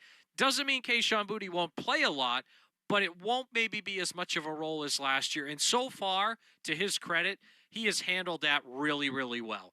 I hope he continues to handle it well. Would I blame him if he gets frustrated by it over time? No, but that is something the team is going to have to manage because not only is Kayshon Boutte used to having a large role, this is going to be his one chance in his NFL career to get a big contract coming up after this season because in 2020, he was one of the best freshman receivers in the country at LSU. Then he had some injuries, some off-the-field stuff, falls all the way to the 6th round in 2023. So he's been playing on low money these past few years. So, again, I wouldn't blame him if he wants a bigger role.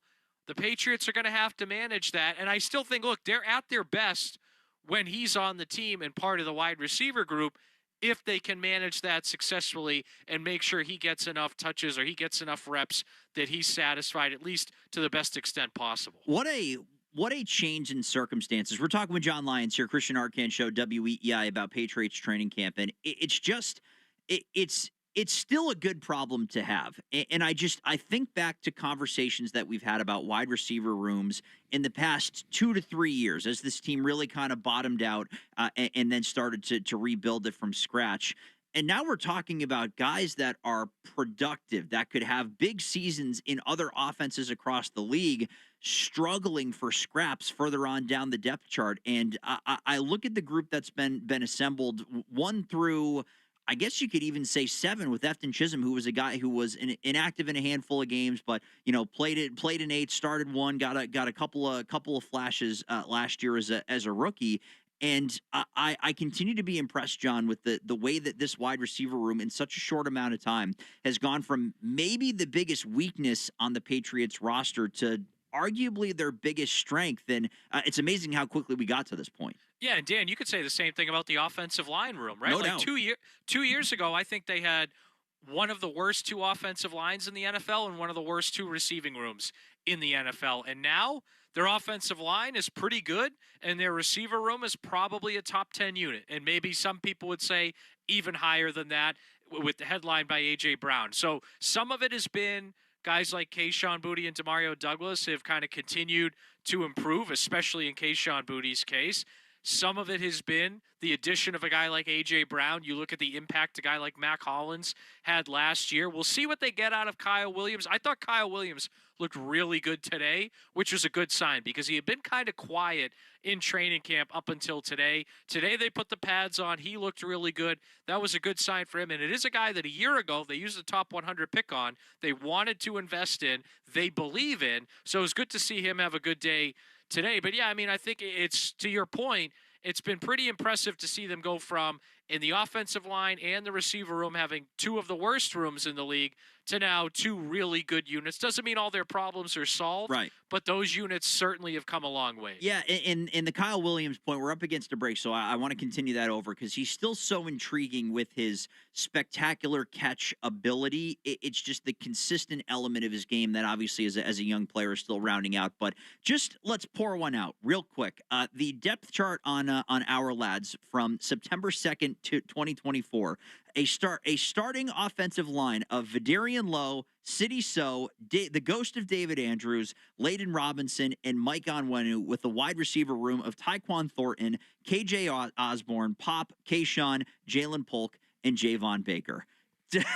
Don't be complaining at any point about the group that's been assembled in either one of those position groups this year, John Lyons. After you hear that group of all-stars that the Patriots are rolling out. Yeah, and to your point, I mean, that offensive line, the only guy left is Mike Onwenu, and he's not even playing the position he was playing in that game. You know what I mean? So it really has come a long way. And the receiver room, like, again, Douglas and Boutte were on the team. They're much different guys now, especially in Kayshon Boutte's case, than they were from that game that you just mentioned. Yeah, no doubt. The left tackle depth of Chukwuekorafo and Demontre Jacobs can also go off in history. Not ideal. John Lyons with us here at the Christian Arcand Show, WEEI. We'll continue our conversation on the Patriots and training camp, the other news, notes, and nuggets going on with John. That's next. Lemonade! Fresh squeezed lemonade! Lemonade?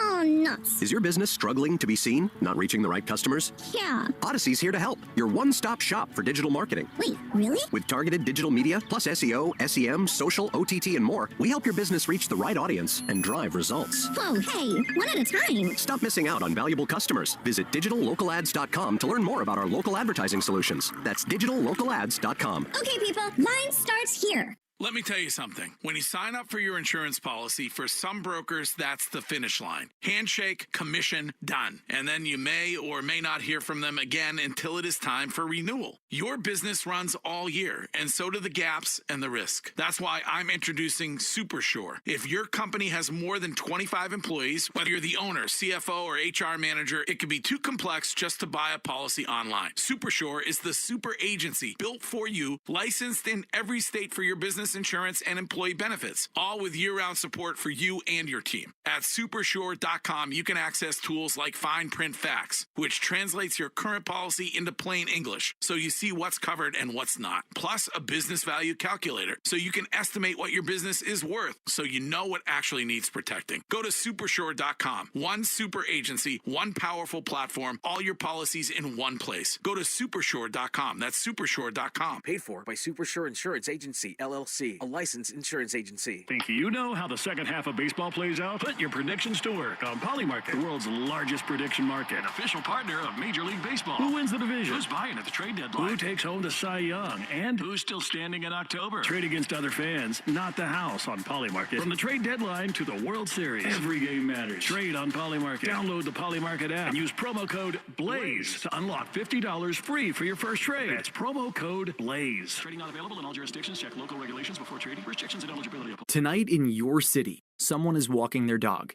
Someone is crossing the street to their car. Someone's kid is riding a bike home. And they're counting on you to drive the speed limit. Speeding accounts for nearly 30% of traffic fatalities, and most of those crashes don't happen on the interstate. They happen on the streets where people live. Slow down. It's an act of care for the people around you. So remember, speeding catches up with you. Know the road and respect its limits. Presented by NHTSA. Now back to your streaming radio. Hi, my name is Lloyd Lockridge, and I'm the host of a new podcast from Odyssey called Family Lore. In this podcast, I'm going to have people on to tell unusual and sometimes far-fetched stories about their families. I've heard my whole life that she invented the margarita. And then, we're going to investigate those stories and find out how much of it is true. He gets a patent 1 month before the Wright brothers. Oh my God. Please follow and listen to Family Lore, an Odyssey podcast, available now on Apple Podcasts, Spotify, or wherever you get your shows. My Lowe's Pro Rewards members, save big during Lowe's Pro Savings Days. Get your member volume discount plus an extra 5% off eligible orders with a quote of $2,000 or more. And buy more and save more with up to 20% off in-stock molding when you spend $250 or more. Members get more at Lowe's. Valid through 7/31. Exclusions, more terms, and restrictions apply. Can't be combined with any contract or special pricing. Loyalty program subject to terms and conditions. Visit the Pro Desk or Lowe's.com/terms for more details. Subject to change. 1877 Cars for Kids. KARS Cars for Kids. 1877 Cars for Kids. Donate your car today. 1877 Cars for Kids. KARS Cars for Kids. 1877 Cars for Kids. Donate your car today. Ready to get rid of that old car? Donate it to Cars for Kids. Call 877 Cars for Kids to speak to a friendly live agent. Donation is super easy, and your car can be picked up as soon as tomorrow. Go to carsforkids.org now, or call 877 Cars for Kids to donate your car today. 1877 Cars for Kids. KARS Cars for Kids. 1877 Cars for Kids. Donate your car today. Did you know you can donate real estate too? Go to carsforkids.org. That's cars with a K. As the U.S. men's national team takes center stage at a home World Cup, make sure you're listening to Call It What You Want, part of the CBS Sports Podcast Network, where you can join me, I'm Jimmy Conrad, alongside Charlie Davies, Tony Miola, Marcelo Balboa, and Benny Feilhaber throughout this tournament for previews, instant reactions, and analysis of every U.S. match. Then all summer, we're back every Tuesday and Thursday, covering all things U.S. men's national team. Download and follow Call It What You Want on Apple Podcasts, Spotify, and wherever you get your podcasts. Finding great candidates to hire can be like, well, trying to find a needle in a haystack, but not with ZipRecruiter. Its powerful technology actively finds and invites qualified candidates to apply to your job. So while other companies might deliver a lot of hay, ZipRecruiter finds you the needle in the haystack. See why 4 out of 5 employers who post a job on ZipRecruiter get a quality candidate within the first day. Try ZipRecruiter for free at ZipRecruiter.com/team. That's ZipRecruiter.com/team. ZipRecruiter. My name is Whitney Allen, and I'm a widow. My husband, Ryan, died. We never thought we'd ever have to use life insurance, but the unexpected happened. With Ethos, signing up was fast and 100% online. You can get a quote in seconds, apply in minutes, and get same-day coverage. No medical exams, and you can get up to $3 million worth of coverage. I'm grateful we were prepared. Get your free quote at ethos.com/radio. That's ethos.com/radio. Paid spokesperson. Time spent on application may vary. Online health questions required. The Sox had an incredible homestand.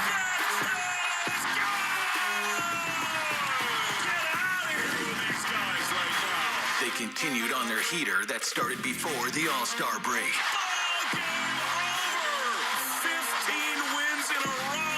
The trade deadline is Monday at 6 p.m. What will the Sox do? Craig Breslow confirmed they want to add. This is the home of every single Red Sox game and the only place to hear exclusive interviews with the manager and front office. WEEI. You can watch the show anytime via our live stream on Twitch. Just go to twitch.tv/BostonWEEI. And check out WEEI on YouTube for our video on demand content updated daily. The Christian Arcan Show on WEEI. You mentioned it before we went to break, the rapid reconstruction and strengthening of the offensive line. Though it may not be directly impacted this year, at least not from a starting perspective, it seems as though they have a budding starter at one of the tackle positions in Caleb Lomu, who I have yet to see a negative word about. And granted, you can only glean so much from the early part of training camp when we're talking about the trench battles, the O-line, the D-line, and how much they're battling with each other. You can only get so much. But I reiterate to you, and I'm curious what you've heard and what you have seen. I haven't seen a negative word about this kid yet. No, there's a lot to like there. And look, there's some development needed. You go back to last year in college, you had 800 snaps at left tackle, only 18 at right tackle in 2025. So if they want him to be a swing tackle and maybe eventually the right tackle taking over from Morgan Moses, he'll need some development. But I'm telling you, Dan, this guy, he moves really well. He's super strong. I mean, last year, 383 pass block reps, and he gave up 0 sacks. Like, this guy is I think, really good blocker from a foundational level. Just needs some development there. It reminds me a lot of the Nate Solder pick in 2011. Now, Nate Solder obviously was a mountain of a human being. Lomu isn't quite that big, but just a guy that maybe needed a year or so of development to be a really good pro, but had a lot of tools immediately that you like. He's going to play this year. He's going to be their swing tackle to start out. If there is some sort of injury situation, he's going to be the guy that gets put in there. I think he's already shown enough to me that he's their third tackle right now and maybe their sixth offensive lineman overall on the depth chart. So, yeah, there's been a lot to like so far. He looked physical today. We'll see how that kind of continues as the Patriots move forward. He's a guy, too, that next week the Patriots, or it's really a week and a half from now, August 11th, they have a joint practice against the Colts. Then they have a joint practice against the Eagles the next week. Those are two really good defensive lines. I'm really going to be watching Caleb Lomu those couple days because how does he do against the edge rushers of those two teams after a couple weeks of camp under his belt? But there's really been a lot to like so far, Dan. Yeah, and I think that Solder comp is such a great one just in terms of a guy who you knew had the raw skill and who you saw a coaching staff respond to that, even though there wasn't necessarily a spot for him on the O-line, and you didn't necessarily want him there as an every down guy. Still came in certain situations and was still a very important kind of Swiss Army knife to what you were trying to do, especially when you went big personnel. So very curious to see how they deploy him. And a little bit further down the line, John, do you see this going in a direction where Lomu could have a shot at the left tackle position, or do you think it's him as your future right tackle? And where are you, just gut feel, on Will Campbell entering year 2? Yeah, I will say Will Campbell today looked bigger in full pads than he did at this time last year. And that's one of the things we talked about, you and I and a lot of people during the season and after the season last year. This guy needs a year and an offseason in an NFL strength program. He needed to add core strength. He needed to add some overall strength, especially to his upper body. I think he's done that. So when he was healthy last year, for the most part, he was good. He had a couple bad games, but for the most part, when healthy, he was good. After he came back, he really struggled. And some of that is he went against really good edge rushers in the playoffs and struggled. How much of that was the injury? How much of that was those guys were just better than him? So we're going to get some, like I mentioned, those joint practices for Caleb Lomu. They're also important for Will Campbell coming up. Like, we're going to get some answers there. So if you ask me my gut feeling, I think long-term, Will Campbell is the left tackle and Lomu is the right tackle. But they now have some insurance there that if Campbell struggles this year at left tackle, or maybe they think long-term he's better on the right side, they have a guy in Lomu that I think you can be confident can play a good left tackle going forward. Obviously, he needs some development, but should he develop like I think he can, he'll be a pretty good left tackle caliber player in the NFL. But I still think it's going to be Campbell on the left side, Lomu on the right. And by the way, Dan, I think this is an important point. Yeah. If you take the Lomu acquisition or draft pick with the Vera Tucker acquisition and moving Jared Wilson to center, the Patriots in the future are going to have an extremely athletic offensive line, which means they're going to want to run the ball outside a bunch. They're going to want to throw a bunch of screen passes. And who do they have for that? Travion Henderson. So I think if you project this out going forward, I think they want an athletic offensive line with a mobile quarterback in Drake May and Travion Henderson to be huge parts of their offense, partly this year, but especially so in 2027 and 2028 and beyond. It's a great point, and another feather in the cap of the front office. That's Wolf, that's Vrabel, and the like, and the fact that they have completely redone this offense and modernized this offense and made it fast and made it so multifaceted that you don't have to settle into relying on Drake May to be Superman every single game, because in a schedule last year where you had defenses that your quarterback and your offense could pick apart almost regardless of if the run game was working or not, it wasn't really a true test, and maybe you didn't have to have your offense up to that level. But John, I love what you're saying there about the way it seems like this offense is headed, and the amount of weapons that Josh McDaniels and company will have at their disposal in order to put together different game plans to win games in different ways. So it's not too pass heavy. So it's not Drake May throwing the ball way too much and having to run and putting himself in harm's way to get injured. You have an offense that is going to be able to do a little bit of everything and do it well and have weapons that will be put in positions to succeed. And I mean, that's the kind of offensive makeup that suggests to me that this team is going to be around things in terms of competing for championships for a decent little while here. Yeah, well, that's the goal, right? And for the first time in a while, Dan, they have a group of good young players, right? And obviously Drake May's the obvious one, and we've talked about Campbell and Henderson, but even guys like Craig Woodson, who I thought had a great year last year, like Milton Williams, not a young player, but he's in his prime. Christian Gonzalez, he's a guy that's 24 years old still. Like, they have good young players at a bunch of different spots, including key spots on their roster. And again, it's like I said, it's the first time in a while they've had that. So if they hit this development correctly, they're going to be one of the better teams in the AFC for the next 5 to 7 years. Again, they have to make sure that Henderson takes a step forward and is more consistent. He's not just a home run hitter. They have to make sure that Lomu develops. Craig Woodson builds on the good year that he had last year. They have to make sure all these things happen. But again, they have the pieces in place now. And now these guys, a lot of them, have playoff experience and deep playoff experience. So you put that together, yeah, they should be set up well for the next 5 to 7 years, but they have to continue taking the steps forward because they're not going to sneak up on anybody now, right? Last year, they snuck up on a lot of teams. And yeah, I think they played some good defenses. Cleveland was a good defense. Atlanta, when they played them, was a good defense, but they played a lot of teams that were anemic on offense on the other side of the ball. I mean, you look at the Dolphins, the Jets, right? Even that Cleveland team I mentioned, like those teams, if you scored 14 points, you were going to beat those teams. So, like that's not going to happen again. So I think they have the pieces there. They just got to, starting with this training camp, take those next steps forward.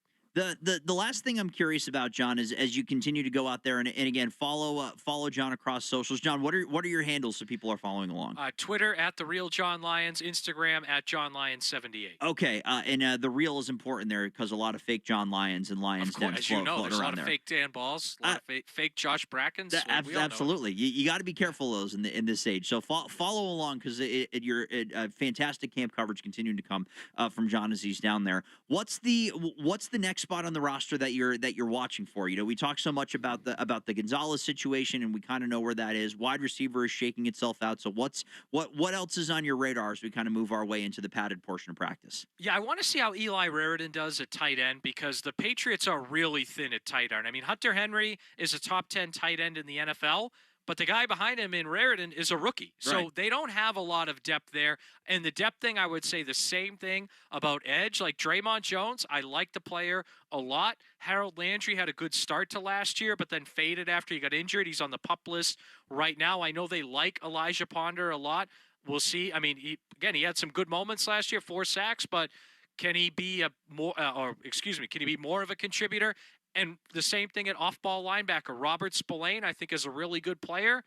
I don't know about the depth behind him. So can some guys at those positions emerge? So Eli Raridan at tight end, can he look like he belongs as a second tight end? Can Ponder look like he belongs as another edge rusher there? Can they have someone, maybe it's Christian Ellis, maybe it's someone else, somebody at linebacker emerge as a guy alongside Spillane? Because they do have a lot more depth than they've had in the previous few years. But those 3 spots, to me, are still too thin, and I want to see some guys emerge. All right, well, if you liked what you heard, John Lyons and I have not one but two chances to talk Patriots coming up this weekend here on WEEI, so hope you'll join us for that. Hope you'll call in and give your thoughts in as we continue to get ready for this Patriots season. John, appreciate the time as always, my friend. Go be with the family so you can be ready for camp again. Always appreciate getting to catch up. Always a pleasure, Dan, and I'll see you on Saturday. Sounds good. That is John Lyons. Here's the Christian Arcand Show, WEEI. When we return, 2 minutes time, a Red Sox update that I'm not sure anybody thought was actually possible. That plus it's Josh Bracken with your feed update, and we're right back. Progressive presents ways to save money that aren't bundling your home and auto insurance with Progressive. Thanks again for taking me to the game, man. I can't wait to get in there. By the way, what's in the bag? Oh, I bring my own hot dog and peanuts. Saves a ton. Savvy. And what about the beach chairs? Why buy seats when you can save big and bring your own? We can't get in without tickets. Tickets? What do you think the portable TV is for?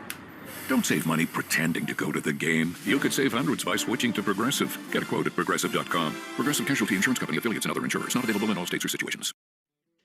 Every week on the Moth Podcast, you'll hear true stories that will intrigue you, inspire you, and make you laugh. He said, is there anything in your diet that might be spiking your blood sugar? I said, sometimes I eat pizza until I'm unconscious. He said, I think that might be it. For real stories live on stage from comedians, astronauts, accountants, farmers, and people just like you, follow and listen to The Moth wherever you get your podcasts. It's colossal lobster roll season at the 99 restaurant. Choose hot buttered or traditional with celery and mayo, both built to the hilt with chunks of tender North Atlantic lobster, served with fries and coleslaw. Enjoy it with friends for a limited time. You gotta love the Nines. This school year, Arch Painting's 10K teacher giveaway is helping 20 deserving educators nationwide return to the classroom with $500 for much-needed essentials. Nominate your favorite teacher today at archpainting.com/teachers. Nominations close July 31st at midnight. From the Catches Law Injury Attorney Studios. Every game, all season, no subscription needed. The Sox play here. 93.7 WEEI-FM and HD1, Lawrence, Boston, and Odyssey Sports Station. Now, here's what's in our feed. See if Mona can hit one into the clubhouse right here. 2-0. Suarez sats. He throws. Monasterio swings and tries one high into left field. It is way back. It is gone!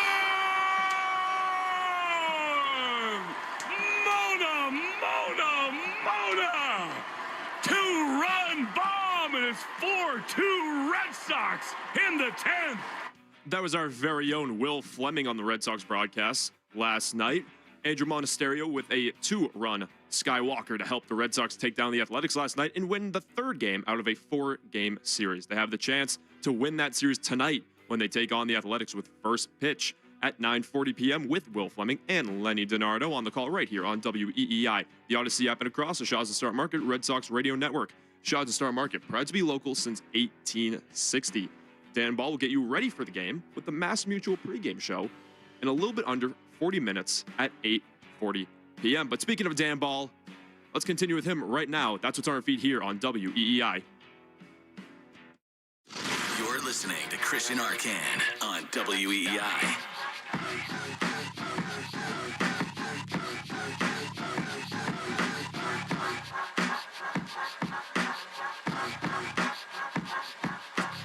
Hour number 3, Christian Arcand Show here at WEEI, just after 8 p.m.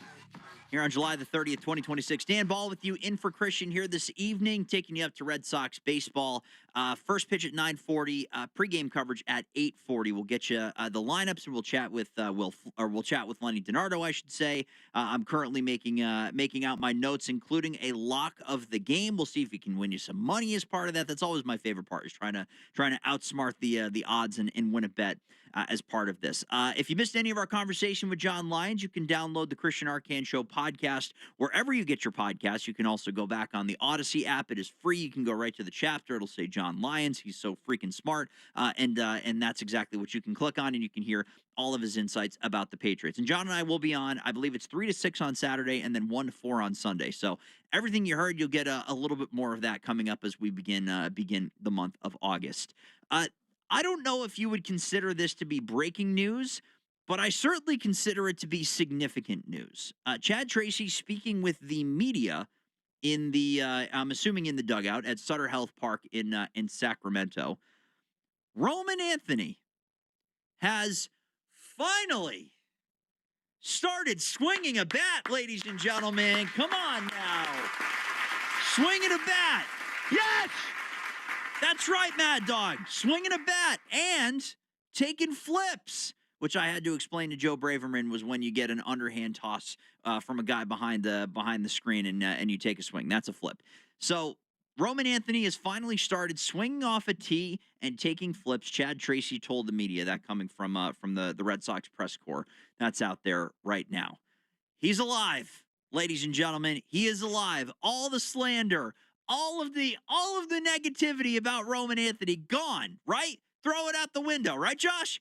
Everything's fine. No! Everything is, remember those commercials when they really sucked? Everything is awesome. Those commercials that they were doing around Fenway. That was a commercial? Yeah. I thought that was from the Lego movie. Both are true. Oh, okay. Both are true. I didn't know it was from a commercial then. I knew it was from the Lego movie when I watched it back in, fourth grade probably? Yeah, Elite, by the way. But great movie. All that to say, no, it's not all forgiven. It's not all gone. Again, this is an incremental step. So I'm going to separate this into two things: the fandom in the reality of it all. Fandom, thank God this kid is actually taking a step forward, and there is now a much more of a glimmer of hope, something actually tangible, that Roman Anthony can be a part of this equation in 2026. Because say the Red Sox shock the world and actually do go get a bat of some kind of consequence. Say they follow through on either, Otto Lopez to play shortstop or Hunter Goodman, the catcher from the Rockies. Say that there actually is a swing of some significance at this deadline. And then you pair Roman Anthony and Cedar Rafaela and Wilyer Abreu and Wilson Contreras with Otto Lopez, and then it's Caleb Durbin, and then it's. And all of a sudden now you get a lineup that actually has a little oomph, that has guys that are exciting and have the potential to make star level plays. I mean, that's what you start to construct if you add a bat and then add Roman, and hopefully set him off on a path where he can have a strong return to play. And honestly, at this point, just get some kind of real progress going into hopefully an off season where he can come into camp healthy if there is a season. I mean, it's been a very, to borrow a Craig Breslow term, very non-linear development for Roman Anthony since he got called up. You come in, all of a sudden you're the face of the franchise, you're hitting third, you're hitting first, you are in the Mookie Betts spot right off the bat. You're the guy that's answering all the tough questions after losses to the media right away. Then you get hurt. Then you go into the offseason and you recover and you come back into camp and you've gained weight and you've gained muscle. You go to the World Baseball Classic. You look like a star. You come back. You suck. You get hurt. You miss time. You party too much in the North End.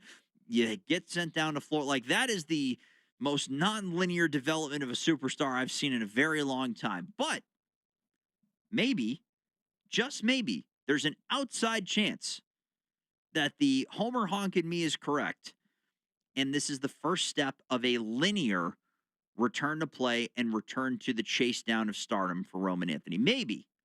So that's the optimist in me coming through as we discuss Roman Anthony. But this is one update, right? This is one update for a guy that's played 101 games and has now missed significant time due to injury twice. And just because he's starting to swing a bat doesn't mean that my concerns over what led to this problem have just magically gone away.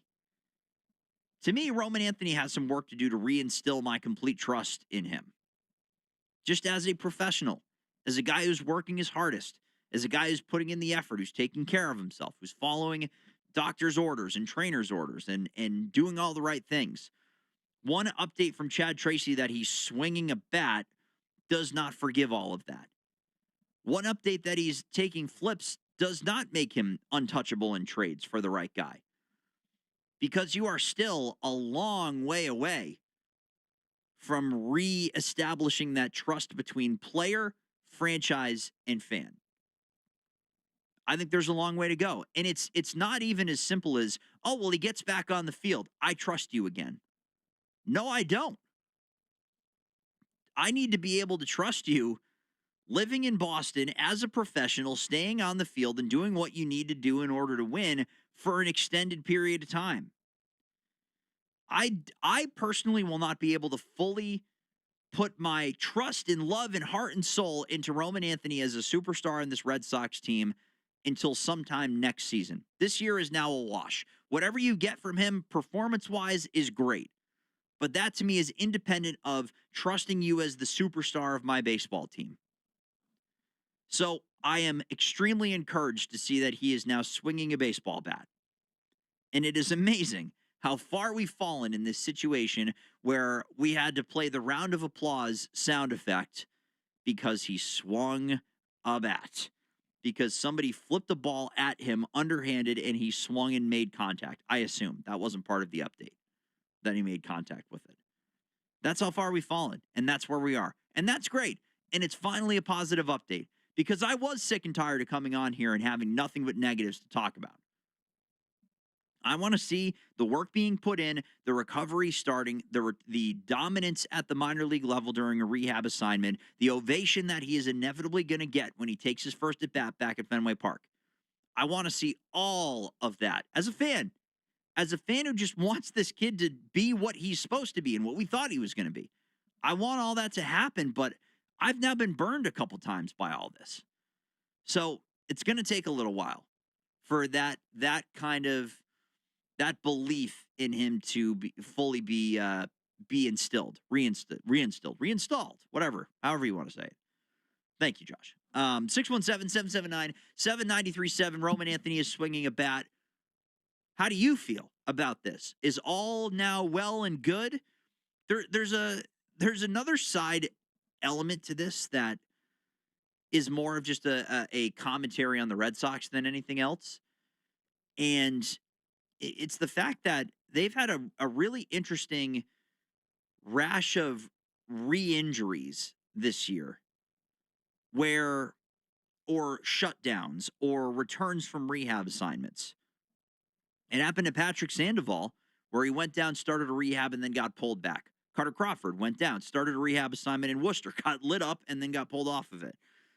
Tristan Casas was rehabbing from one injury, got hurt again. Garrett Crochet, I believe, as well, that with everything that was going on with his arm. One issue, then another. And it's just been a really weird season this year from a Red Sox injury management perspective. And we talk so much about the misdiagnosis of everything, and that's a huge part of it.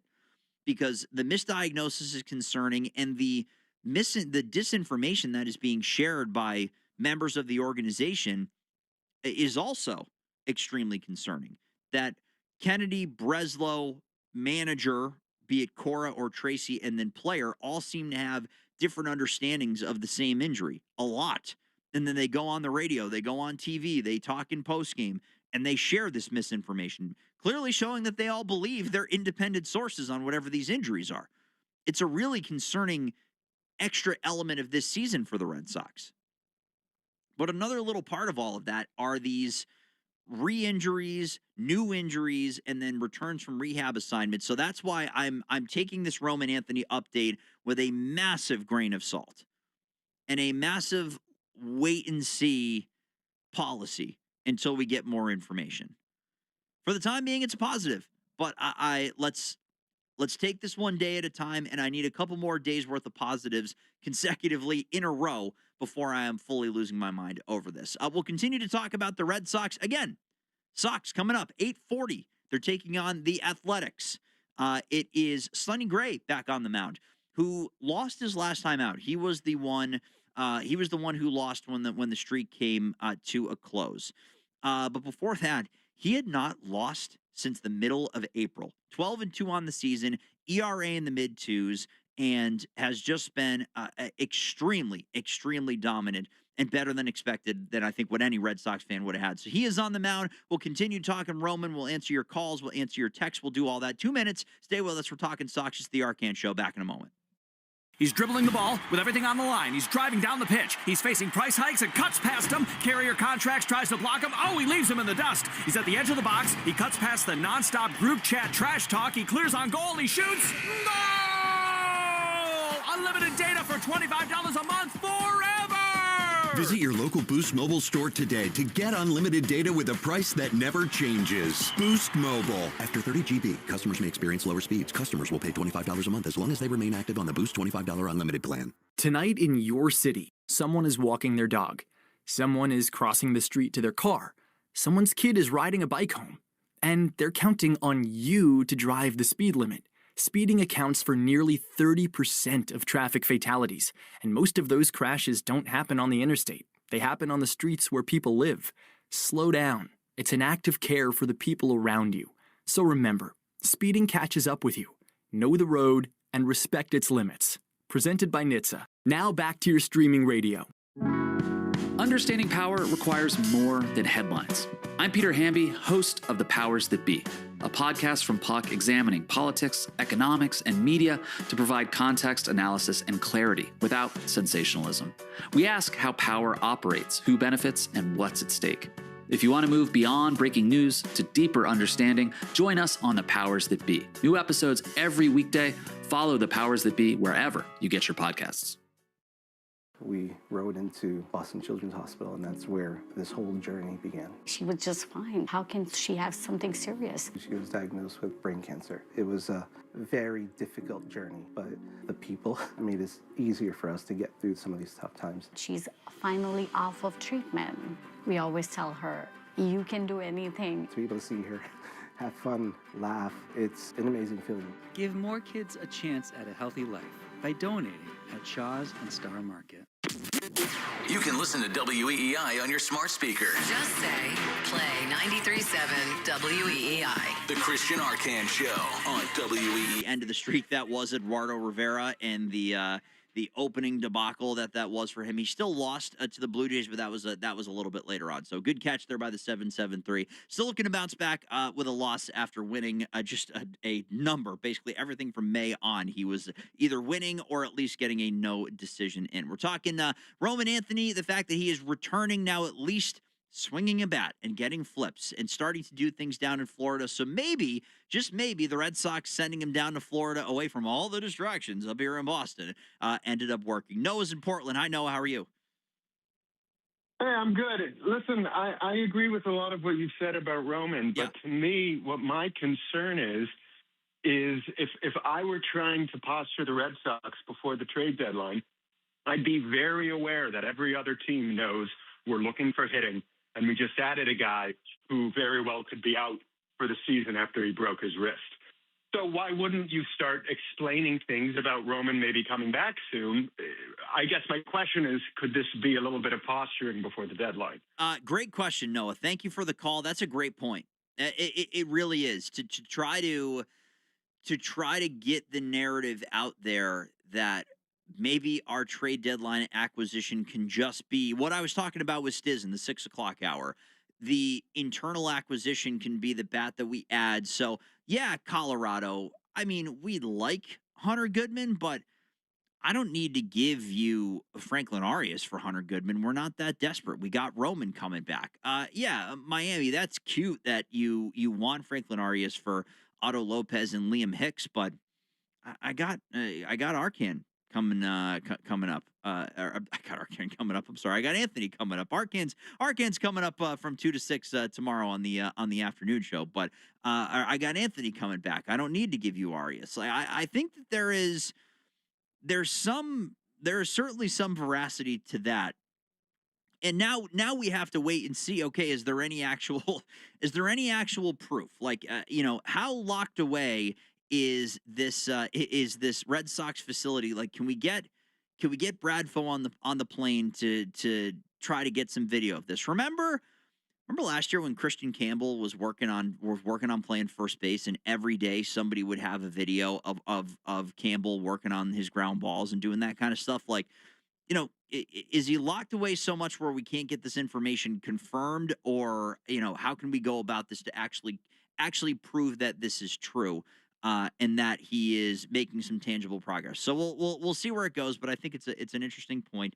The 603 chimes in and says, "This is Chris. I was a bit miffed by your lecture for Roman Anthony, but then I think he hit it right on the head with the misdiagnosis and re-injuries. Look at Tanner Houck. Guy is still coming back from a torn ligament that was misdiagnosed for months while they kept pitching him. Wild. Yeah, it's a huge undercurrent. The injury related chaos of the Red Sox this season. I mean, just think about the amount of names that have at one point or another gone through something.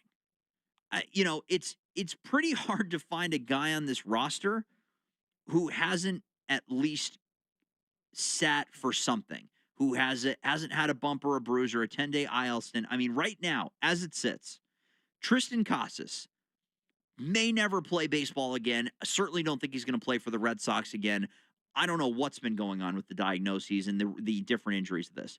Trevor Story, it was not originally diagnosed as a sports hernia. That took one turn then another.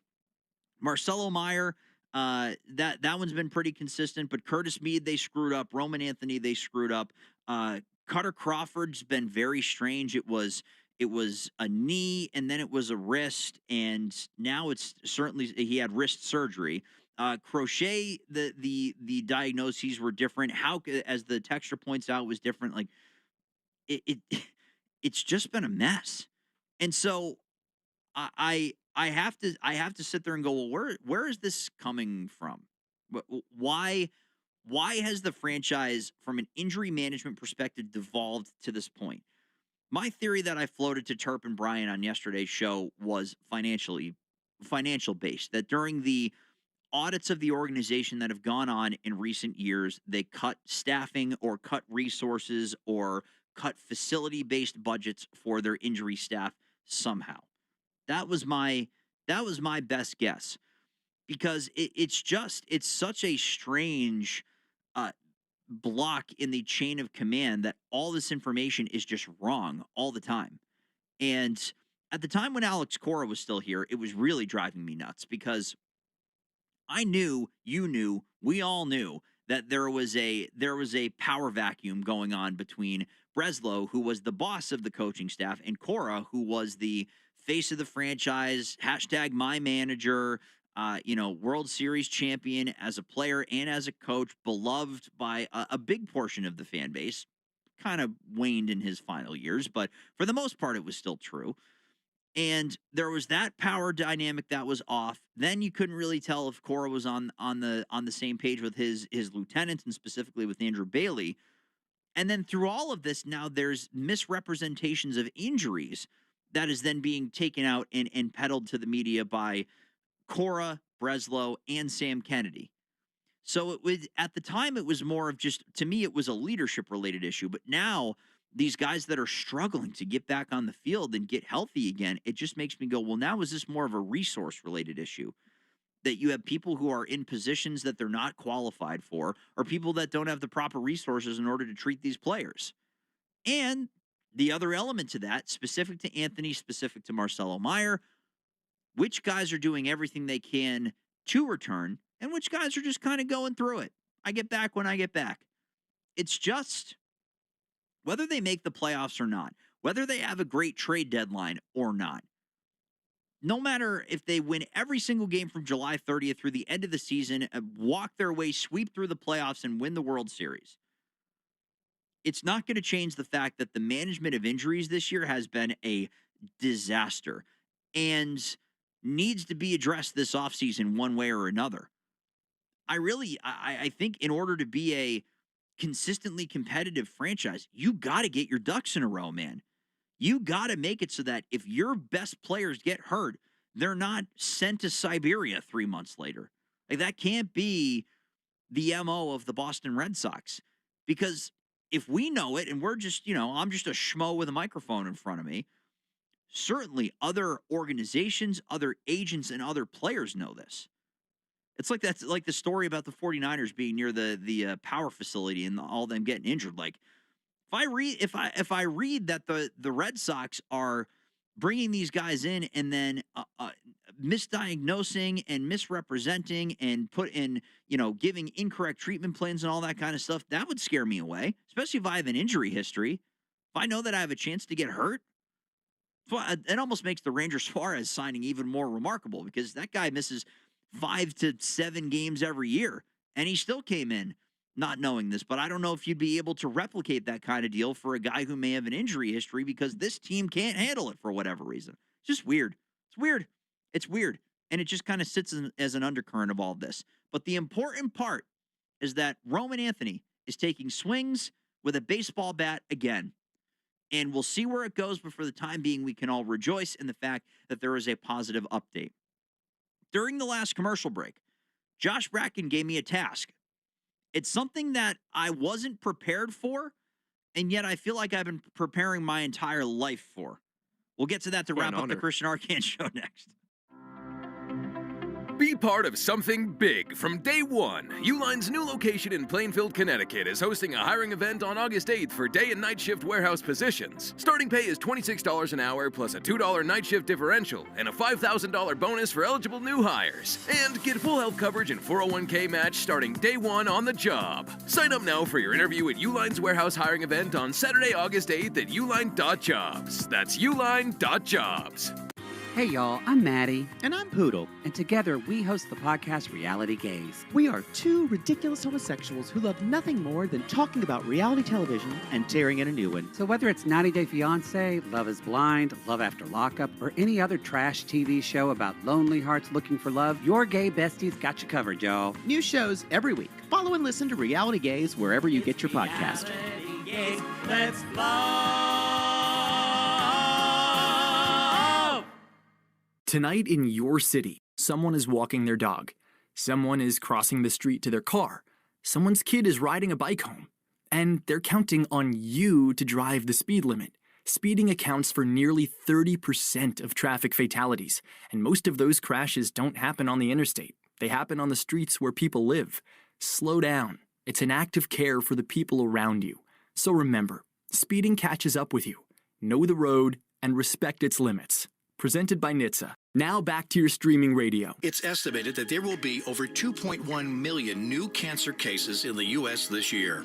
That's why the 99 Restaurant is once again supporting Dana-Farber Cancer Institute and the Jimmy Fund. Through the generosity of their guests and team members, the 99 has raised over $7 million to date, and you can help them make even a bigger impact this summer. Visit your local 99 now through August 9th to advance life-saving research and compassionate patient care at Dana-Farber Cancer Institute. Together, they can help reduce the burden of cancer and bring hope to patients and families. The IRS finally caught up with Louie. I hadn't paid my taxes in 8 years. I owed the IRS a lot of money. Louie was in deep trouble. We're going to take your house, put a lien on your bank account, garnish your pay. They don't care. They're going to take your paycheck. Louie found out about Optima Tax Relief, the leading tax resolution firm. A-plus rated by the Better Business Bureau, they've resolved over $3 billion for their clients. Optima Tax, they help me. They calm me down. They made me feel comfortable, and I trust them. Louie has a lot to be thankful for. I don't owe the IRS anymore, and I'm able to live a comfortable life, a lot better life. It was because of Optima Tax. For tax help you can trust, call Optima now for a free consultation. Take it from Louie. If you owe the IRS, don't go it alone.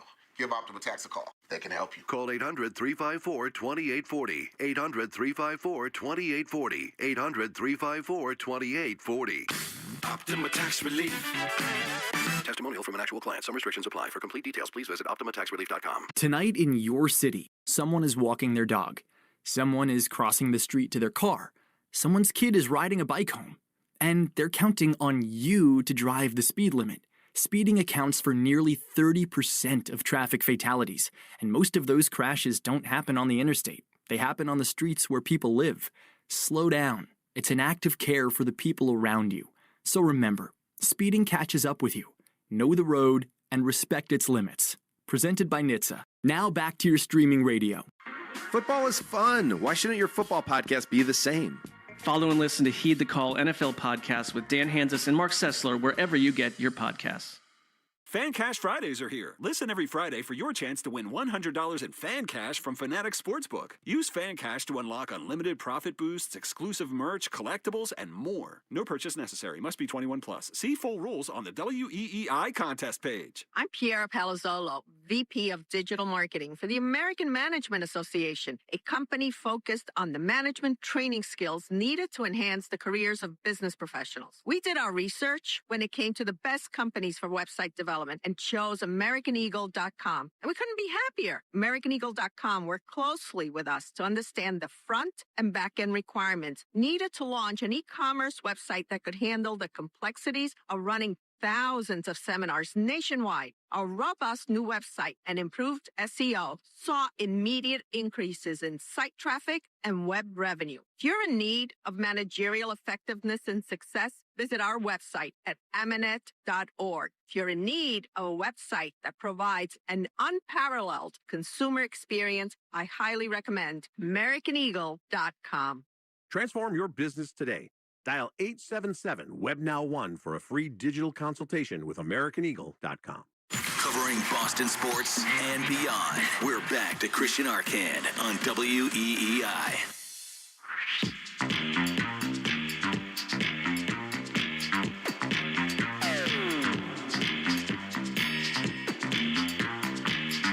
All right, a couple more minutes here on the Christian Arcand Show, WEEI.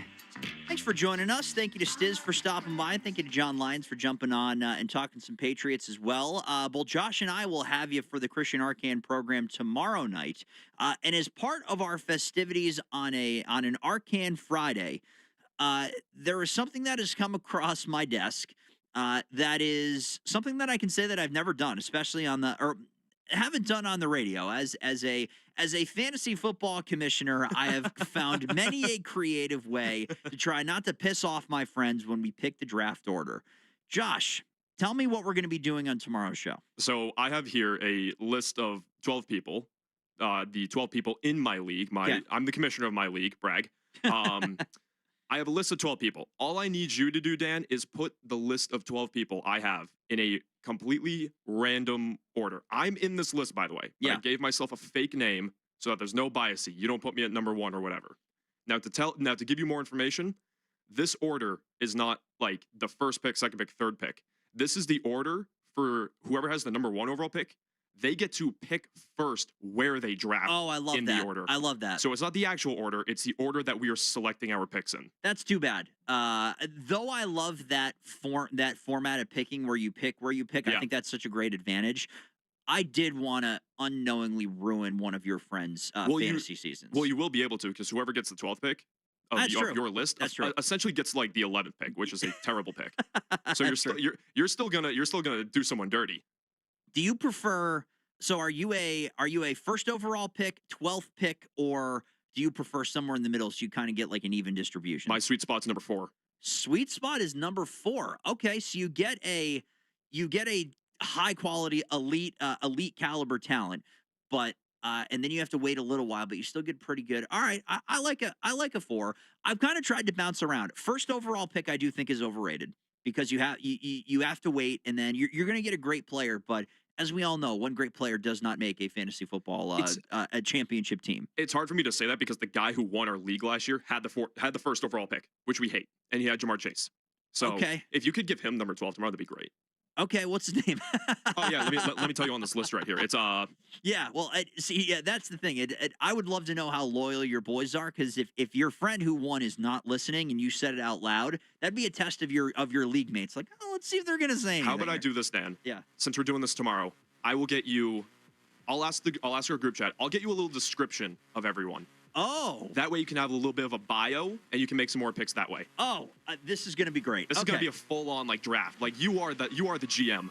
I have the power, and that is exactly what I try to do. That's it for the Christian Arcand Show. Thank you to Josh for jumping in back behind the glass. We'll be with you tomorrow, 6 until just after 9 o'clock. Another late one as the Red Sox continue on the West Coast. Coming up next, however, it's the Red Sox and the Athletics. Game 4 of the series, the Red Sox go for their 7th series win in a row, and it's Sonny Gray on the mound looking for win number 13 of his season. We'll talk to you on the Christian Arcand Show tomorrow at 6 o'clock. See ya.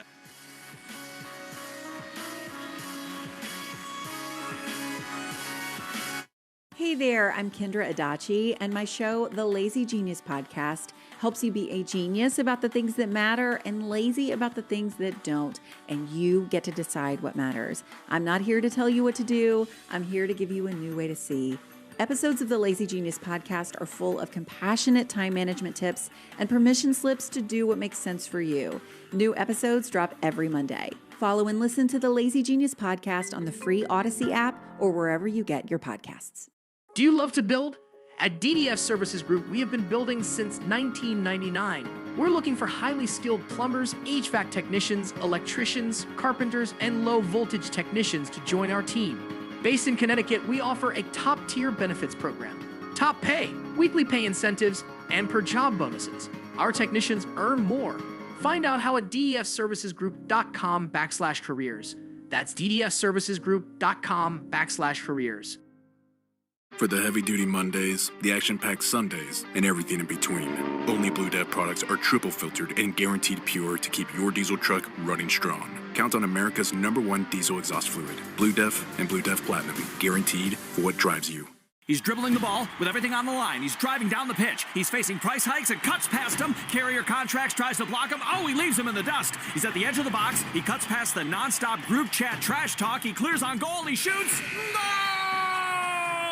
Unlimited data for $25 a month forever! Visit your local Boost Mobile store today to get unlimited data with a price that never changes. Boost Mobile. After 30 GB, customers may experience lower speeds. Customers will pay $25 a month as long as they remain active on the Boost $25 unlimited plan. 1-877 Cards for Kids. KARS Cards for Kids. 1-877 Cards for Kids. Donate your card today. 1-877 Cars for Kids. KARS Cars for Kids. 1-877 Cars for Kids. Donate your car today. Ready to get rid of that old car? Donate it to Cars for Kids. Call 877 Cars for Kids to speak to a friendly live agent. Donation is super easy, and your car can be picked up as soon as tomorrow. Go to carsforkids.org now, or call 877 Cars for Kids to donate your car today. 1-877 Cars for Kids.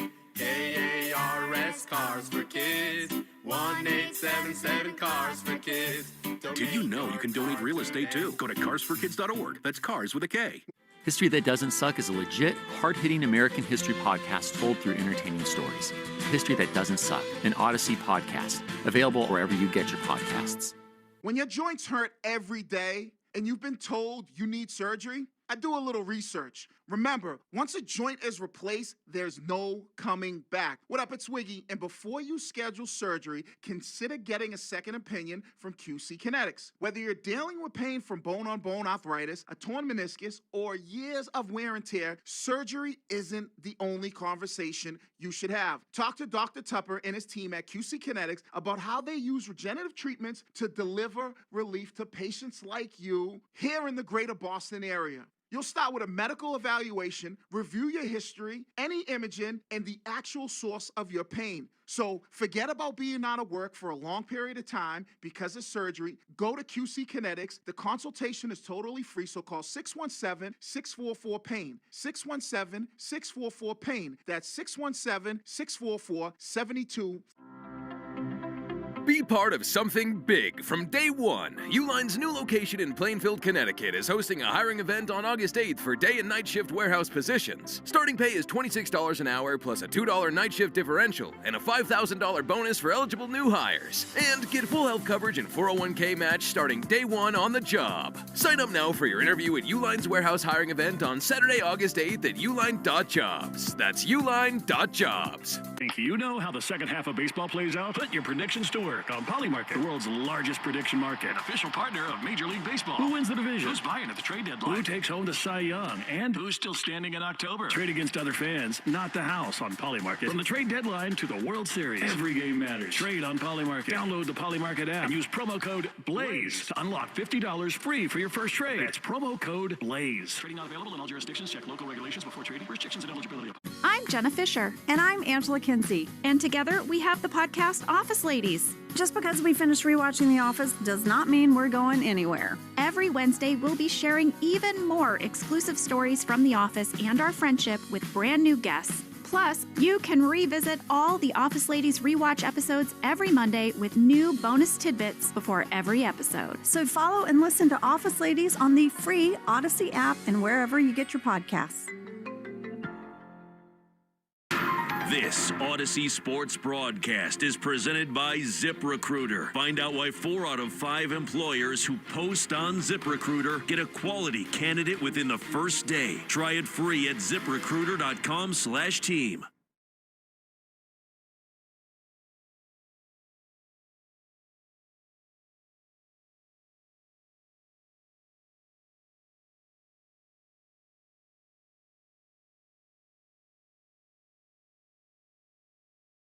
Victory this evening as they play Game 4 of their series against the Athletics in Sacramento. 3 games and 3 nail-biters between these two teams in this series. The winning team has scored exactly 4 runs in every game so far, and no team has won a game by more than 2 runs. Not only that, but the clutch factor has been a factor, as in each game, the game-winning hit has happened in a later inning than the previous contest. Cedar Rafaela's 6th-inning grand slam won the Red Sox Game 1. Lawrence Butler's 8th-inning RBI double proved to be the difference in Game 2, and last night, well, we'll get to last night's extra inning heroics in just a moment. Tonight is Game 108 for the Red Sox on the season. They are 56-51. That places them in 3rd in the AL East, 7 games back of Tampa, and now 4.5 games back of the Yankees for 2nd place. They also maintained their 1.5 game lead over Cleveland for the 2nd wild card spot. Their opponent tonight, the Athletics, enter with a record of 45-63. They are 10 games out of a wild card spot in the AL. Tonight, we'll chat with Lenny DiNardo, plus Will Fleming will sit down with the interim manager of the Red Sox, that is Chad Tracy. We'll bring you the starting lineups and pitching matchup, a lock of the game, and so much more. But first, let's talk about last night as the Red Sox looked to bounce back from a Game 2 loss and did so with Patrick Sandoval on the mound. He had been consistently ramping up over his first 3 outings in Boston, and the expectation as we spoke to Lenny last night, he confirmed it, was that Sandoval was nearly full tilt for his start on Wednesday night. Sandoval would allow some loud contact in this one. Catcher Jonah Heim would homer in the 2nd inning, hitting one 418 feet out to center as part of a 3-for-5 night. Lawrence Butler would also hit one out in the 5th. This one traveled 422 feet out to center. In between those 2 long balls, however, newly acquired Red Sox outfielder Jahmai Jones hit his 2nd home run as a member of the Red Sox in the top of the 5th to get Boston on the board. Now, Jones has 2 home runs in 8 games with Boston thus far, hitting .385 along the way. For comparison, he had 2 home runs in 57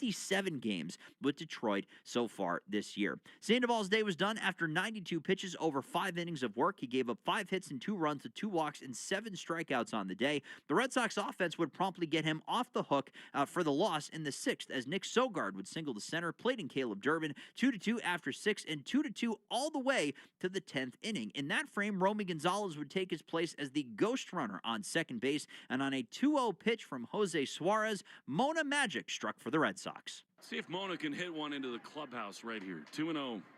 Suarez sats. He throws. Monasterio swings and tries one high into left field. It is way back. It is gone. Mona.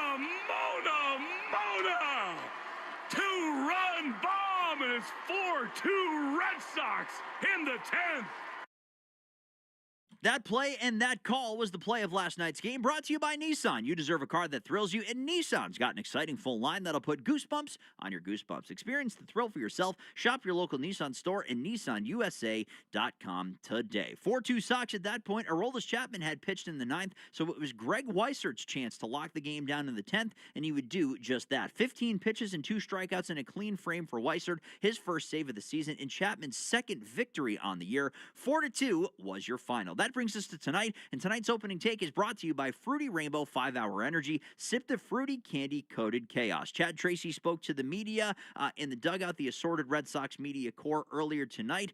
And some good news, finally, on the Red Sox up-and-coming young superstar. Roman Anthony has started swinging off of a tee and taking flips. Confirmed by Chad Tracy earlier tonight. That is a small but also massive update for the Red Sox on a guy that, if the Red Sox have aspirations not only to make the playoffs, but win a series and try to advance in an American League that certainly is up for grabs right now, Roman Anthony has to be a part of that. Isn't that a fair thing to say? It can't just be an acquisition at the deadline or the acquisition and hopeful return of Curtis Mead on top of what this team is. This offense has been great. They have been clutch as well, which we'll get into later on in our show. Roman Anthony has that kind of star power when you add him to Cedon Rafaela, Wilyer Abreu, Wilson Contreras, and any other possible trade deadline acquisitions.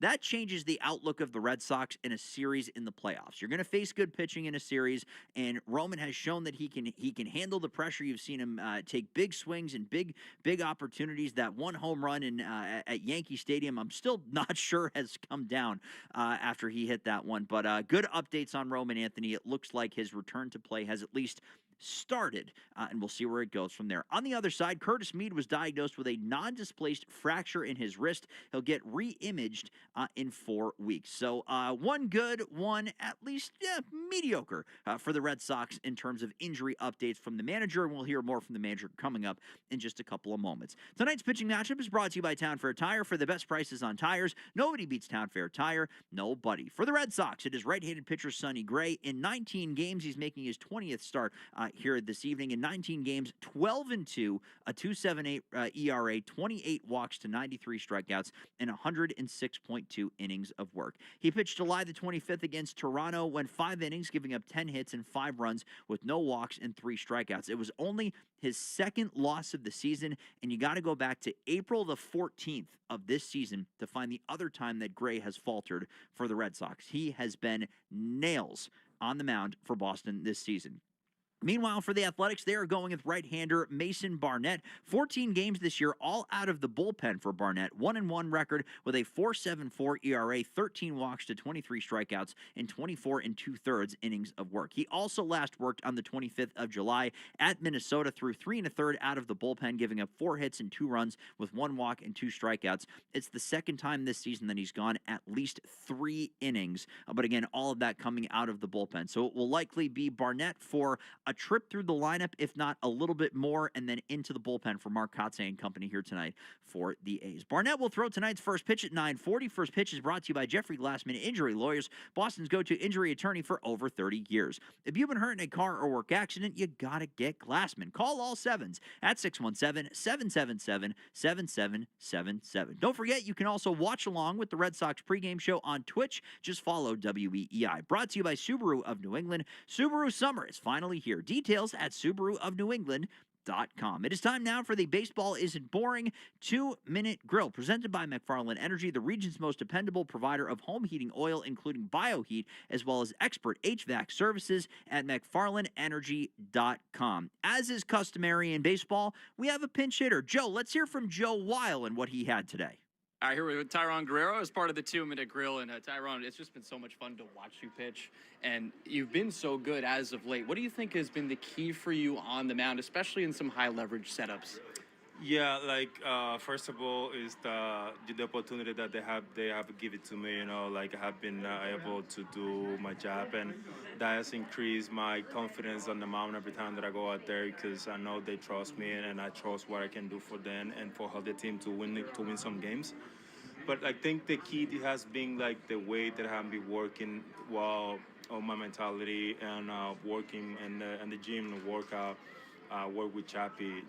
It has been a big part of my success every time that I go out there, and just to be ready to, every time they call my name, just go out there.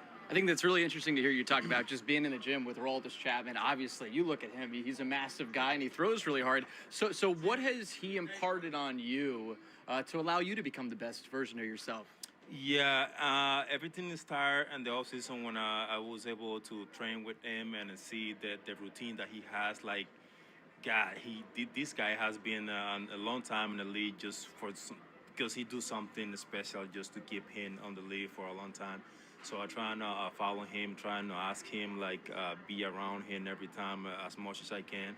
And learn from him, and I think it has been, like I said, a big part of my success every time that I go on the mound. What are some of those specific things that he does that you ended up following along and doing some of the same things? I think other than the workout and gym, his mentality to be and the special situation, like come out of the bullpen and close the games. Like his mentality, that I have been asking him, like, hey, what do you do in this situation? What do you do? What do you have runners on the scoring position? Like when you have the game on the line, like what's your thought and at the mound? And I think he has been really good for him for a long time, and I try to be just to pick those advice that he gave me. We've really enjoyed getting to know your story, and you've always been able to throw hard, but you've been able to put it all together, and now you're doing it for a contending team, for a playoff team. How satisfying is it for you that you've been able to put it all together and be such a big part of this team? Yeah, it has been such a satisfaction for me because I have been worried for these, like all these years that I was out of the big leagues. Working on my mechanic, working on my stuff, working on everything, just to be able to put everything together for this moment, like this time, and especially with this team, the Boston Red Sox, where is my favorite team. So I'm really happy to be here. I'm really happy for the opportunity that they have given to me, and happy to be here. And I love the smile. We get to see it a lot on the mound. We get to see it here in the dugout. Thanks so much for the time and continued success. Thank you, Prashad. In 15 minutes, Will Fleming will sit down with Chad Tracy, and Chad Tracy on WEEI is brought to you by your New England Ford dealers. Ford puts quality first, and now they're first in quality. Ford, the official vehicle of Major League Baseball and that dirty water. But coming up next, we'll send it live to the booth at Sutter Health Park and get you ready for the game with Lenny DiNardo. I'm Dan Ball. This is the Mass Mutual pregame show. Talk to Mass Mutual today and feel comfortable about tomorrow. Tonight in your city, someone is walking their dog. Someone is crossing the street to their car. Someone's kid is riding a bike home, and they're counting on you to drive the speed limit. Speeding accounts for nearly 30% of traffic fatalities, and most of those crashes don't happen on the interstate. They happen on the streets where people live. Slow down. It's an act of care for the people around you. So remember, speeding catches up with you. Know the road and respect its limits. Presented by NHTSA. Now back to your streaming radio. Be part of something big from day one. Uline's new location in Plainfield, Connecticut is hosting a hiring event on August 8th for day and night shift warehouse positions. Starting pay is $26 an hour plus a $2 night shift differential and a $5,000 bonus for eligible new hires. And get full health coverage and 401k match starting day one on the job. Sign up now for your interview at Uline's warehouse hiring event on Saturday, August 8th at uline.jobs. That's uline.jobs. I'm Jenna Fisher. And I'm Angela Kinsey. And together we have the podcast Office Ladies. Just because we finished rewatching The Office does not mean we're going anywhere. Every Wednesday, we'll be sharing even more exclusive stories from The Office and our friendship with brand new guests. Plus, you can revisit all the Office Ladies rewatch episodes every Monday with new bonus tidbits before every episode. So follow and listen to Office Ladies on the free Odyssey app and wherever you get your podcasts. To the Shaws and Star Market WEEI Red Sox Radio Network. Welcome back to the Mass Mutual pregame show. Talk to Mass Mutual today. Feel comfortable about tomorrow. Dan Ball with you. Thanks for joining us here tonight. Final game of the series between the Red Sox and the Athletics as Boston goes for the series victory with Sonny Gray on the mound. Back out west we go into the booth at Sutter Health Park where we're joined by Lenny DiNardo. Lenny, good to talk to you again. How are you? Great to be with you, Dan. I'm doing great. It's scalding again here today, but we got AC in the booth, so ready to go. Okay, there you go. Well, that seems to you got the exact opposite here on the East Coast with the rain and all the crappy weather out here. So I'll take what you got over what we have out there. But Patrick Sandoval, as we spoke about yesterday, Lenny, really was at full tilt. You nailed it when we talked about it during the course of the pregame. Pretty much a full workload for him, and now start number 4 with the Red Sox. What kind of stood out about his pitch mix, and what's kind of been rounding into form for him as he's gotten through these starts and started to add to the pitch count? You know, I feel like it's a matter of adapting, going out there, even when you might not have your best stuff. You know, you go in 2-0, 2-1, still going out there and giving yourself the opportunity to get outs, let your defense take care of it and bounce back. And, you know, the Red Sox have won every outing where he's taken the ball. So, you know, it's great to have a guy that goes out there and gives you a chance to win day in and day out. He stays away from the big inning. You know, it's all about that veteran presence where you really have to go out there and bear down and make a pitch when it counts, and he's done that continually throughout his season at 26. So yeah, outstanding job, and especially a guy that's coming off a long extended time off, surgery, rehab, and all that. I love listening to him talk too, because he shows that appreciation when something like that is taken away from you. So he's not taking it for granted. Yeah, we had him. He was featured in Rob Bradford's 2-Minute Grill last night too, and you could hear the honesty and almost the vulnerability of a guy who has just gone through so much. He was pitching really well and was an established guy in Los Angeles, and then goes through this kind of thing where, I mean, Lenny, do you get to a point when you're going through a rehab that takes that long where you're wondering, hey, do I have a career after all this finishes up? Yeah, absolutely. Oftentimes in baseball, it's next man up and out of sight, out of mind. You go out there, you go to Florida, you do your rehab, and you feel like, okay, am I ever going to get the opportunity again to go out and take a ball at the big league level? That absolutely goes through your head when you're going through the rigorous exercises throughout the year, when you feel like just the wasted space, to be honest with you, when you're not helping the club go out there and win ball games. But over an 18th-month period or whatever it is when you're coming back from Tommy John, when you finally take that baseball, what a relief. But typically it's that last little mental hurdle that you have to surpass before you go out there and have success. And it's that release point, that last inch of your release point where you're thinking to yourself, okay, is this going to hurt? Can I get the same extension? Can I compete without without thinking about pitching? Because it's reacting. You don't think about the pitch. Once you go into your motion, you see the glove, you try to go through it. If you're thinking too much, that's where the yips come from. So, yeah. Well, it's good to see that he is surpassing that and getting to a point where he is once again in every fifth-day starter and helping this team win games. And the Red Sox continue to get over those mental hurdles as well. Of their last 11 wins, 7 of those have come from behind. So this team all of a sudden, Lenny, establishing this clutch gene, which I tell you as a fan has been a lot of fun to watch in recent weeks. Yeah, absolutely. And it's coming from different parts of the lineup. You've got guys like Willier and Contreras that are scuffling a little bit. Contreras is taking his walks, but he's not hitting the ball as hard. Same thing with Willier. But, you see guys like Durbin, Siegler, Monasterio, Sogard last night. That these are the type of players where if I were scouting a team and I would sit in the stands for one night, I'd be like, okay, these guys are good little ball players. But if you sit and watch them for a week straight or 2 weeks straight, you're like, man, these guys are good baseball players. They've got good instincts. Monasterio is hitting the cover off the ball.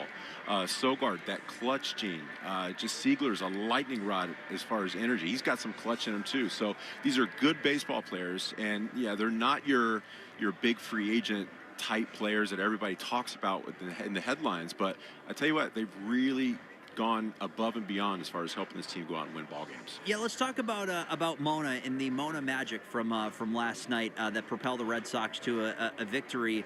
Another prime example with Siegler and Mickey Gasper before him of just the guy that the Red Sox need stepping up when they need it most. During this hot streak, what's kind of stood out about what's made him so successful?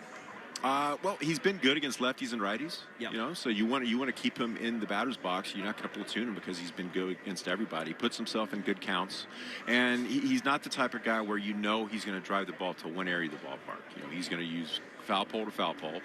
He's going to be tough with 2 strikes, and he just has a knack for putting the ball in play. And let's talk about doubles. He's a doubles machine in recent weeks. So, yeah, and not to mention what he brings to the clubhouse as well. The post-game interview on Nesson last night was just pure gold. Yeah. He went through his whole approach at the plate, and he says, and then I hit a home run. He said that twice. But then they dump water on him. He says, they do that because they love me. And I'm like, yes, they do. You can tell that they do. And that's great to have in a clubhouse. Yeah, and you're sitting there going, you know what, I love you too, Mona. Like that's what you're instilling in the whole fan base right now. But Lenny, before we let you go, nothing impacting tonight's game necessarily, but something hopefully that's impacting games in clutch time for the Red Sox in August and September. Roman Anthony taking swings. Chad Tracy mentions that to the media. It feels small when you're talking about hitting off a tee and getting flips and just kind of the drills that get into it. But how big of a step is that for the kid as he tries to work his way back? Yeah, that's great. And when it comes to Roman, any news is good news. I feel like we were just hearing, nothing new continually. We were getting tired of that. You want to see some sort of progress, for this kid, and he's feeling it right now. He's trying to go out there and help this ball club any way that he can. He's not helping him in Florida. So the fact that he's holding a bat, taking his swings, and feeling good afterwards, a huge step in the right direction. Now, if he continues to feel good, you're talking about hitting off the trajectory machine, getting some live BP eventually, a rehab start. And now that he's in this position, you could forecast maybe some rehab appearances, and then maybe help this club once it gets down to it at the end of the year, if they're in this at that point. Yeah, before you know it, you're hopefully getting some important at-bats from Roman Anthony for a team that hopefully is competing for something fun. Lenny DiNardo has the call. It's he and Will Fleming on the broadcast here this evening. Lenny, always a pleasure, my friend, and crossing our fingers for series victory number 7 in a row. Yes, sir. Thanks, Dan. That is Lenny DiNardo joining us here on the program. He'll have the broadcast again tonight. It's a scorcher out there. Beautiful night for baseball out west as we get you ready back here in our Boston studios. Up next, Will Fleming will sit down with Chad Tracy, presented by your New England Ford dealers. But before that, let's pause 10 seconds for station identification on the Shaws and Star Market WEEI Red Sox Radio Network. From the WEEI studios, 93.7 WEEI FM and HD1, Lawrence, Boston. Always live on the free Odyssey app. Plenty more to come ahead of the Red Sox and the A's. I'm Dan Ball. This is the Mass Mutual pregame show. Talk to Mass Mutual today. Feel comfortable about tomorrow. Meet Lee Platts, a renter whose possessions fill not only her apartment, but also the darkest corners of a mini storage unit. A land of both truth and fiction. Truth. Everything inside is protected by Progressive. Fiction. One day, Lee will fit into her clothes from senior year of high school. Renters. Discover coverage for what you love and what you can't get rid of in Progressive's Protection Zone. Get a quote at Progressive.com. Progressive Casualty Insurance Company affiliates and third-party insurers. At Bank Newport, customers can open a business or personal account online, anytime and anywhere. Like the office. In line at the grocery store. At the library. Or even at pickleball. In branch or online, wherever you find yourself, opening an account is fast and easy. Get started today at banknewport.com. Bank Newport. Equal housing lender. Member FDIC. You've got a big day, so you use Unstoppable Scent Boosters to give your laundry non-stop freshness. So no matter how long the day goes, you can't stop this power, this walk, this pose, this strut, this look, this talk. Your clothes will be so fresh you can confidently strut into that end of the day meeting like a bosses. Let's talk business in my office. Add new Unstoppables beads to your wash for 24-hour non-stop freshness so you can smell unstoppable.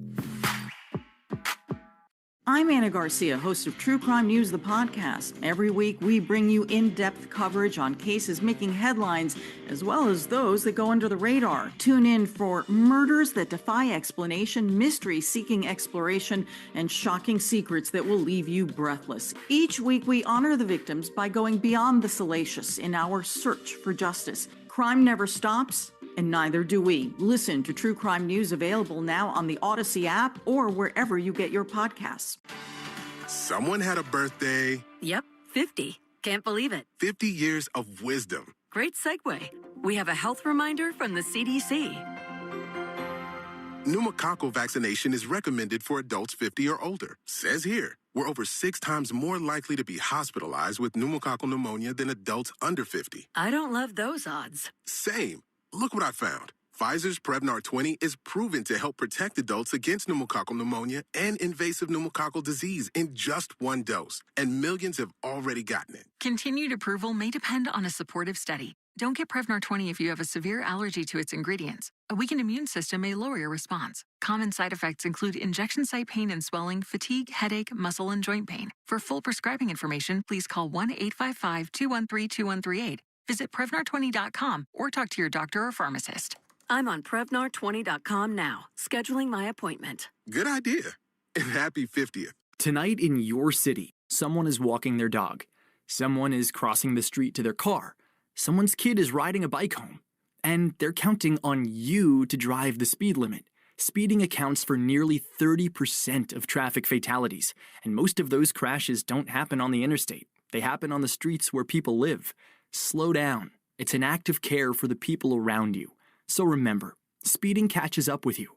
Know the road and respect its limits. Presented by NHTSA. Now back to your streaming radio. Life can feel overwhelming, but on my podcast, From the Heart with Rachel Braithen, we're in it together. Every Friday, a new episode brings you a new story with topics on motherhood, wellness, self-love, and more. Listen to From the Heart with Rachel Braithen wherever you get your podcasts. Onyx, I keep having stomach issues. Please make me a doctor's appointment. Okay, are you suffering from diarrhea, bloating, gas, or oily stools? If so, you may want to ask your doctor if it could actually be a problem with your pancreas, called exocrine pancreatic insufficiency, or EPI. My pancreas? How is EPI treated? A prescription medicine like Creon, pancrelipase, is used to treat people who can't digest food normally because their pancreas doesn't make enough enzymes. Creon is the #1 prescribed treatment for EPI. Creon may increase your chance of fibrosing colonopathy, a rare bowel disorder. Tell your doctor if you have a history of intestinal blockage or scarring or thickening of your bowel wall, if you are allergic to pork, or if you have gout, kidney problems, or worsening of painful swollen joints. Call your doctor if you have any unusual or severe gastrointestinal symptoms or allergic reactions. Take Creon as directed by your doctor, and always with food. Do not chew capsules, as this may cause mouth irritation. Other side effects may include blood sugar changes, gas, dizziness, sore throat, and cough. These are not all the side effects of Creon. You can learn more at 1-800-633-9110. Before your appointment, visit creoninfo.com. That's CREON info.com. Take Boston sports with you wherever you go. Download the Odyssey app. Now, back to Red Sox baseball on WEEI. Back here on the Mass Mutual pregame show. Talk to Mass Mutual today. Feel comfortable about tomorrow. Dan Ball with you. Thanks for being here this evening. Red Sox continue their West Coast swing at taking on the Athletics. 9:40. First pitch coming up here tonight. Before every game, we interview Red Sox interim manager Chad Tracy. And Chad Tracy on WEEI is brought to you by your New England Ford dealers. Ford puts quality first, and now they're first in quality. Ford, the official vehicle of Major League Baseball and that dirty water. With some updates on the injuries, some updates on the team, and more, here's Chad Tracy with our own Will Fleming. Finale in Sacramento with the manager, Chad Tracy. A chance at yet another series win, Chad.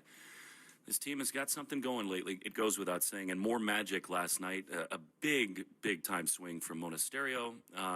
You have to just, even though the offense has not totally gotten unlocked here in Sacramento, you still have to be really happy with the way they've fought. Yeah, we're not playing our best baseball this week.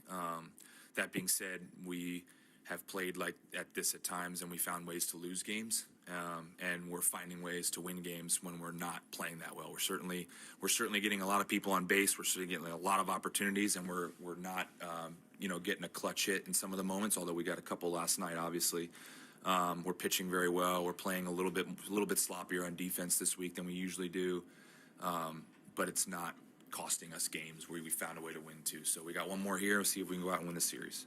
I can't remember a role player who's here as infrequently as Nick Sogard is, who comes up with more things that help you win games. I know you're not surprised by it, but still, how impressive the long travel day to come in and to come up with that swing in that spot. Yeah, he's a good player. He's a good baseball player. He understands what the situation dictates. He knows if he needs to bunt, move a runner.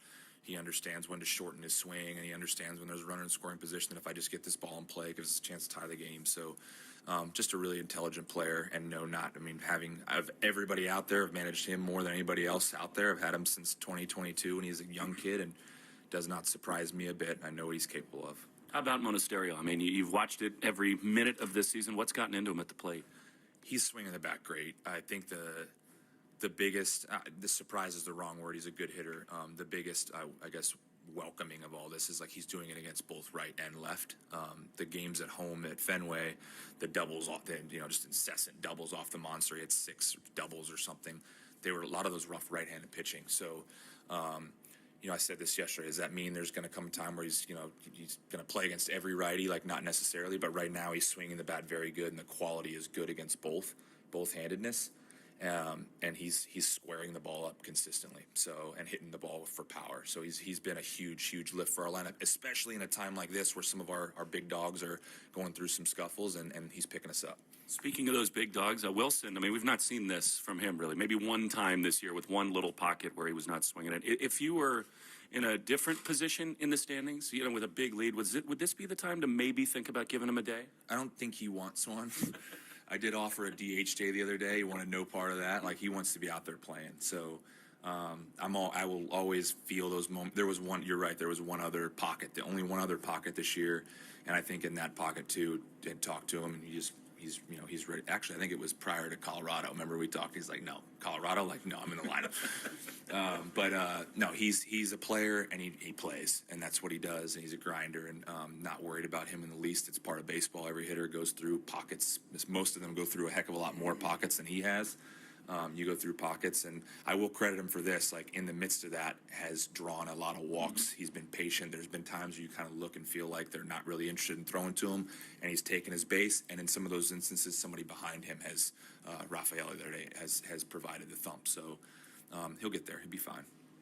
It never gets old watching Chapman pitch out of these jams. I mean, and he's had more of them this year than last, which was just a stupid season. Yeah. But the comfort level that he brings and the calmness on the mound is unlike anything I've ever seen. Last night shouldn't understate who he did it against. Those are two high-level contact hitters, and we have the infield in. So you're thinking Chappie's got the ability. If I always say this, like, a guy at third, one out, and you're like, well, I've got a guy on the mound that can strike people out. But the two guys that hit, I think, was like 10 and 11% strikeout rate. It's ball and play, and all of us know in baseball, ball and play with the infield in. If it doesn't go right at somebody, it's going through, and you're going to lose. So to get those two strikeouts in that spot against those two hitters was the turning point in the game. Really, obviously, it sets Mona up in the next inning, but that was impressive. You finally, for the first time in a long time, have some news about Roman Anthony. Tell us the latest. Yeah, nothing crazy, but the biggest step one, right? Like, we had a bat in his hand. He has hit off a tee, he's hit some short flips, has taken about 30 swings each of the last couple of days, and he's doing well. So still infant stages, and there's nothing going to change as far as that workload over the next few days to see how his hand responds to that. And then once we get beyond that and we feel like the hand's responding, then we'll talk further about next steps as far as progressing the hitting further beyond that. Not a huge bit of news, but it's news. It's a good thing that he's got a bat in his hand swinging, and we'll see how he goes over the next handful of days. How often do you talk to Roman, and how's he doing mentally? I text with him every early on it was every other day, and here lately every 3 or 4 days, just shoot him a text just to see how he's doing. And I think the answer to your question is, like, he's focused. It's not these 10 texts back and forth. How you doing, kid? Doing good, getting better every day. That's all it is. So more so on my end, just want to make sure the kid knows I'm thinking about him and that he feels and understands that we want him and he can help us, and that he has not just forgotten down there, and he's working hard. He's very focused on what he's doing, and he's trying to get himself healthy. Sonny on the mound, he did not have his best one. Some 2-strike mistakes last time against the Blue Jays. What do you look for tonight? Just let him go back and be himself. He's focused on, Sonny's always very focused on who he is, what he does well, regardless of who he's facing. And you said that very well. Like, the outing was so dictated by 2-strike hits, like 4 or 5 2-strike hits right in a row. Because one quality spin pops a guy up, and that changes the entire complexion of the outing. So, and I thought the shame of it was, like, I thought he looked sharp. Early. I thought the ball was coming out of his hand really well. The start before that, he was good, but he didn't have his spin. He had his spin.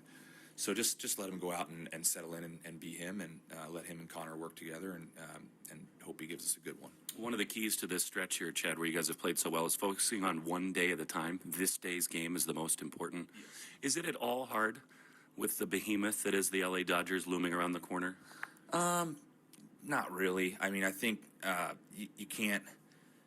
They're a good team, obviously. You can't make it more than it is, though. It's still a baseball game, and I feel like you go out and tee it up, play a baseball game. If you have anybody, regardless of who you're playing, we have good starting pitching. Somebody goes out there and has a good start, you beat anybody. So I don't think there's a lot of focus on that. I think the focus remains on, like, hey, we got a chance to win a series here in a weekend where we didn't play all that well. Let's go out and try to win the series here, and we'll deal with that when we get there.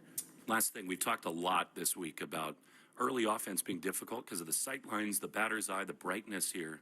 Any temptation early in the game to try to do a little more small ball, little manufacturing runs if you get chances? Certainly can. I mean, I've told you guys before. I mean, you got to have the right personnel. Like, there's certain guys in the middle of the order. Like, you're not going to do some of that. So you got to get the spots where that comes up, and you feel like, hey, like, like we talked about earlier, it's like, hey, this gives us an opportunity to play with the lead. We haven't played with the lead here. So we've won 2 games and have fallen behind all 3 of the games.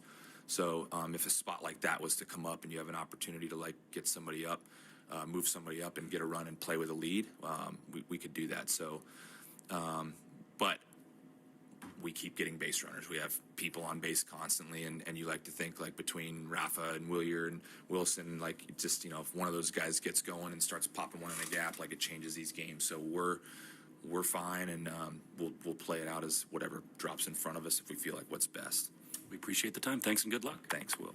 Don't forget, you can watch along with the Red Sox pregame show on Twitch. Just follow WEEI. It's brought to you by Subaru of New England. Subaru summer is finally here. Details at SubaruofNewEngland.com. Plenty more to come as the Red Sox and the A's are now under half an hour away from first pitch. I'm Dan Ball. This is the Mass Mutual pregame show. Talk to Mass Mutual today. Feel comfortable about tomorrow. At Bank Newport, customers can open a business or personal account online, anytime and anywhere. Like the office. In line at the grocery store. At the... at the library. Or even at pickleball. In branch or online, wherever you find yourself, opening an account is fast and easy. Get started today at banknewport.com. Bank Newport. Equal housing lender. Member FDIC. Hey guys, it's Daxton and Hayden from Blondies Out Loud. And if you've ever thought about starting a podcast or making money from one, we use Creator Lab from Odyssey for our show, and it's honestly been so easy. It's free hosting, and it gives you a really simple way to earn on top of whatever you're already doing. Which, of course, we love because it just adds another stream without the extra work. So, if you're a creator or podcast curious, check it out at creators.odyssey.com. 1877 Cars for Kids. KARS Cars for Kids. 1877 Cars for Kids. Donate your car today. Call 877 Cars for Kids to reach a friendly live agent. Donation is super easy, and your car can be picked up as soon as tomorrow. Call us now or go to carsforkids.org. 7 Cars for Kids. Donate your car today. Did you know you can donate real estate too? Tonight in your city, someone is walking their dog. Someone is crossing the street to their car.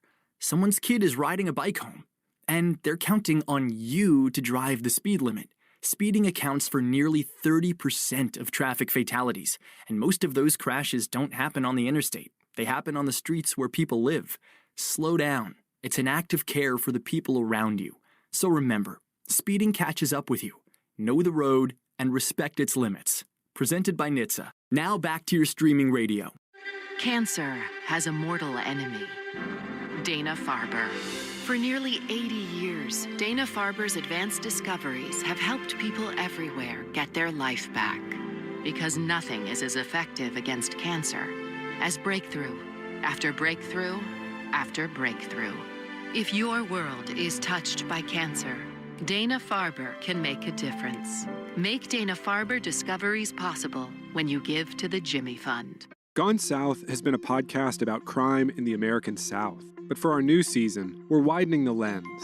Follow and listen to Gone South Season 5, wherever you get your shows. Take your taste buds to the candy shop with the irresistible taste of cotton candy extra strength 5-hour energy shots. A delicious swirl of vanilla with a sweet but sugar-free fruity twist. Plus the classic 5-hour energy blend of B vitamins, nutrients, and caffeinated kick. Don't miss out on a perfectly sweet and impossibly nostalgic treat. Get your cotton candy extra strength 5-hour energy shots today. For more information, visit 5hourenergy.com. Hi, I'm Jonathan Ratliff, Engineering Director at Nissan. You know, some things are important to hear from an expert, not a voice actor. For instance, the Nissan Frontier is not only powerful and fun to drive, but it's durable too. We added the V6 engines. When you need that power in the off-road, it's there. I know, we've tested it a lot. Now get out there and find your Frontier. Nissan, Consumer Guide's most awarded brand 5 years in a row. Well-qualified buyers get 0% APR on the 2026 Nissan Rogue, Murano, Pathfinder, or Frontier, excluding S-Trim. Consumer Guide is a registered trademark of Publication International Limited, www.consumerguide.com. Example, 0 down payment, 60 months financing at $16.67 per month per thousand financed. Frontier S-Term 1.9% APR for 60 months at $17.48 per month per thousand financed. Actual down payment may vary, subject to NMAC credit approval. Not all buyers qualify. Dealer contribution may affect actual price set by dealer. Contact dealer for details. Ends 9/30/26. Life can feel overwhelming, but on my podcast, From the Heart with Rachel Braithen, we're in it together. Every Friday brings you a new story. Listen to From the Heart with Rachel Braithen wherever you get your podcasts. Hi, it's Will Fleming here, and Boston weather is relentless. The ice, the snow, the summer humidity. Your home's exterior can take a beating. What if your siding was made to stand strong through it all? Hardy Fiber Cement Siding is engineered for our climate. It resists cracking in the freezing cold and won't swell in the summer heat. You get the timeless beauty of wood with lasting protection and low maintenance. Your home deserves the #1 brand of siding in North America. Learn more at jameshardy.com. That's jameshardy.com. You're listening to the Shaws and Star Market WEEI Red Sox Radio Network. This is the Mass Mutual pregame show. Talk to Mass Mutual today. Feel comfortable about tomorrow. Dan Ball with you. Thanks so much for being here tonight. The Red Sox and the Athletics getting ready for the final game of their series as Boston continues their Western road swing here leading into the weekend. Final game of a 4-game series going for their 7th straight series victory. They'll do so with these starting lineups. The starting lineups are brought to you by Morgan & Morgan, America's largest injury law firm. Let's meet tonight's players, beginning with the Red Sox. They're led by their interim manager, Chad Tracy, and come in with a record of 56-51. That's good for 3rd in the American League East. They lead off with Anthony Siegler. He is at second base. Cedon Rafaela back in the 2-hole. He is in center field with Wilyer Abreu in right field hitting 3rd. Wilson Contreras is at first base in the cleanup spot with Masataka Yoshida, your DH to begin tonight's contest. He is hitting 5th. Caleb Durbin is at third base hitting 6th with Jaron Duran in left field hitting 7th.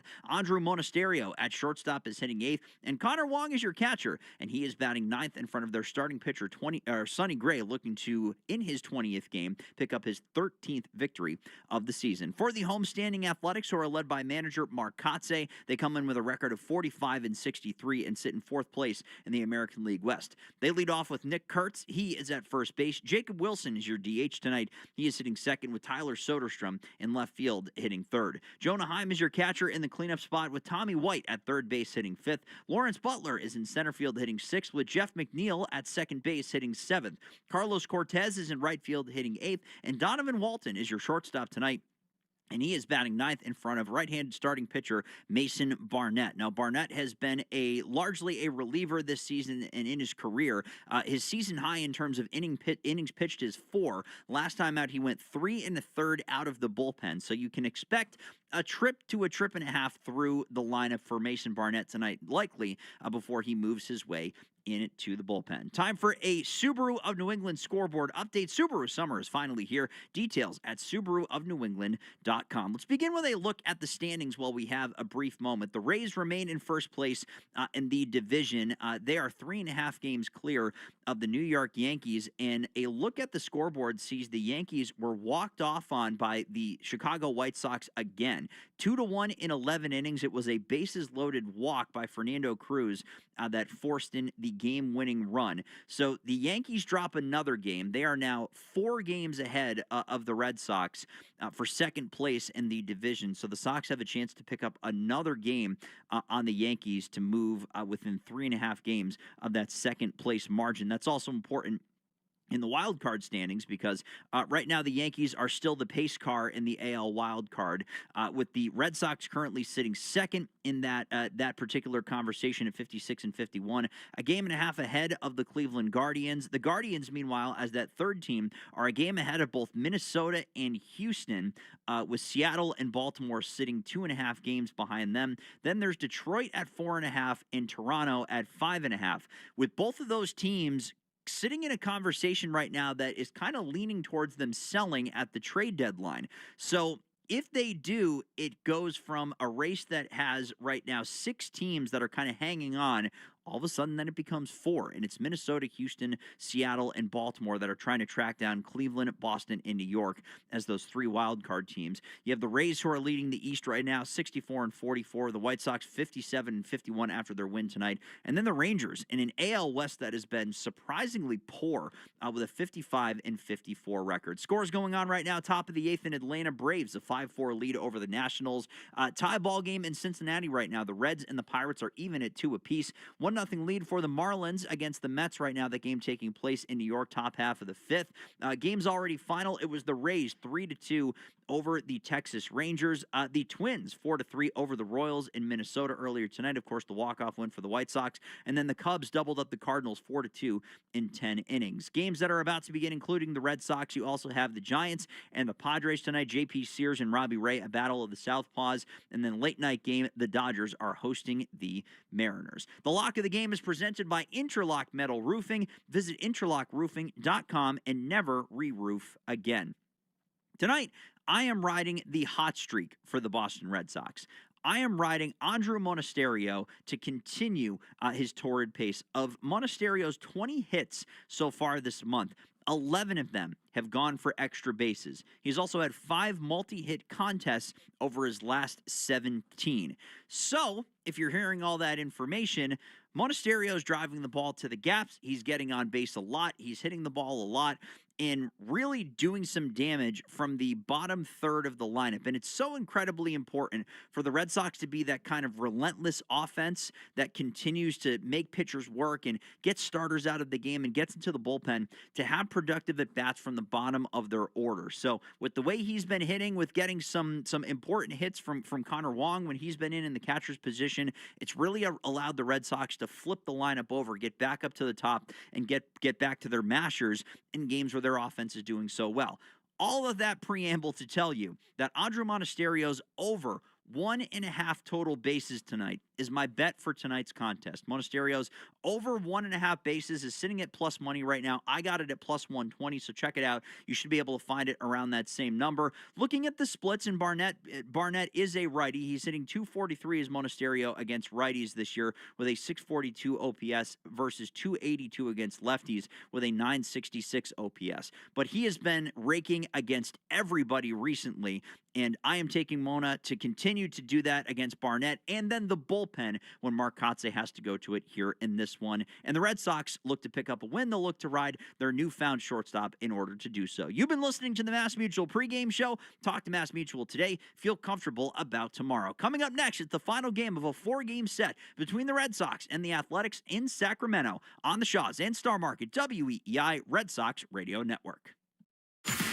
You've been listening to the Mass Mutual Red Sox pregame show. Mass Mutual. Talk to Mass Mutual today. Feel comfortable about tomorrow. The Red Sox are coming up next on the Shaws and Star Market WEEI Red Sox Radio Network. Understanding power requires more than headlines. I'm Peter Hamby, host of The Powers That Be, a podcast from Puck examining politics, economics, and media to provide context, analysis, and clarity without sensationalism. We ask how power operates, who benefits, and what's at stake. If you want to move beyond breaking news to deeper understanding, join us on The Powers That Be. New episodes every weekday. Follow The Powers That Be wherever you get your podcasts. Hey, it's Brew. Between my radio show, filming content, editing videos, and trying to stay connected with family, reliable Wi-Fi isn't really optional anymore. I just need it to work. And that's why I like that with Xfinity, you get the most reliable, fiber-powered Wi-Fi with the best equipment at one price for 5 years, guaranteed. No contracts or commitments. Plus, Xfinity makes getting connected simple with same-day Wi-Fi so you can get online in minutes. Restrictions apply. Not available in all areas. Use of fiber or coaxial cable. Learn more at xfinity.com/same-day Wi-Fi. Xfinity. Imagine that. You're still glowing, flirting, grooving. You've still got it. But your immune system weakens as you age, making it harder to fight illnesses like pneumococcal pneumonia and RSV. Vaccines are a key part of any health routine and can help protect you from getting really sick. Ask your doctor or pharmacist which vaccines you need. See more at PfizerForAll.com. Sponsored by Pfizer.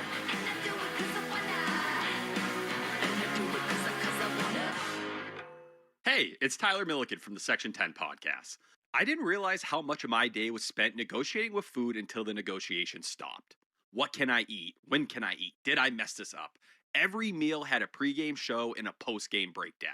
Just over a month into Awaken 180, though, I'm down 25 pounds, I've lost weight every week, and food takes up less space in my head. The app gives me the numbers, calories, protein, carbs, and the plan tells me exactly what to do.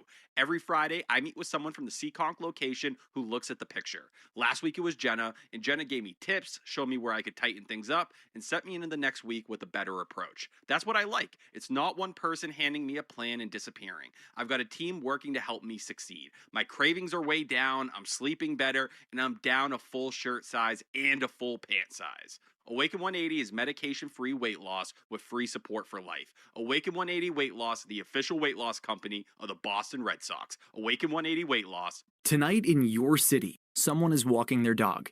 Someone is crossing the street to their car. Someone's kid is riding a bike home. And they're counting on you to drive the speed limit. Speeding accounts for nearly 30% of traffic fatalities, and most of those crashes don't happen on the interstate. They happen on the streets where people live. Slow down. It's an act of care for the people around you. So remember, speeding catches up with you. Know the road and respect its limits. Presented by NHTSA. Now back to your streaming radio. Looking to create a space that's uniquely your style? Inspiration starts at your local Frank Webb home, bath, kitchen, and lighting showroom. Explore beautiful home-like displays, experience working fixtures firsthand, and discover everything from timeless classics to the latest design trends. Whether you're renovating a room or building your dream home, our knowledgeable showroom consultants will help you find the perfect products for your style and your budget. Visit your local Frank Webb home showroom today to create a space you'll love for years to come. You're listening to the Sox on the Shaws and Star Market WEEI Red Sox Radio Network. Now, back to the play-by-play action. This is Red Sox Baseball. Can you believe it? On the Shaws and Star Market WEEI Red Sox Radio Network. It is gone! Say down! Say good night! Swing and a miss, strike three, it's over! And the Red Sox win! Jump on his back, fellas, the Red Sox win! The Red Sox on WEEI are brought to you by Shaws and Star Market, the official supermarket of the Red Sox Radio Network. Citgo. Download the Club Citgo app now and instantly save 23 cents per gallon on your first fill-up. Subaru of New England. Don't miss the Subaru of New England A Lot to Love event. 23-year-old Clay Buchholz has no-hit the Baltimore Orioles. Nissan. Shop your local Nissan store and NissanUSA.com. Arbella. Here for good. Cars for Kids. That's Cars with a K to donate your car today. Morgan & Morgan, America's largest injury law firm. Ford Trucks, official truck of the Boston Red Sox. Sponsored by Town Fair Tire. Nobody beats Town Fair Tire. Nobody. 110 Grill. Visit any of their 33 locations all throughout New England. McFarland Energy, the region's most dependable provider of home heating oil delivery, as well as expert HVAC services. Way back by the wall! Off the wall, the Red Sox win! Jeffrey Glassman Injury Lawyers, Boston's go-to injury attorney for over 30 years. TimberTech Decking and Railing. Everything wood should be. Visit timbertech.com. Dig Safe. Click digsafe.com or call 811 before you dig. Way back! Grand slam! Interlock Metal Roofing.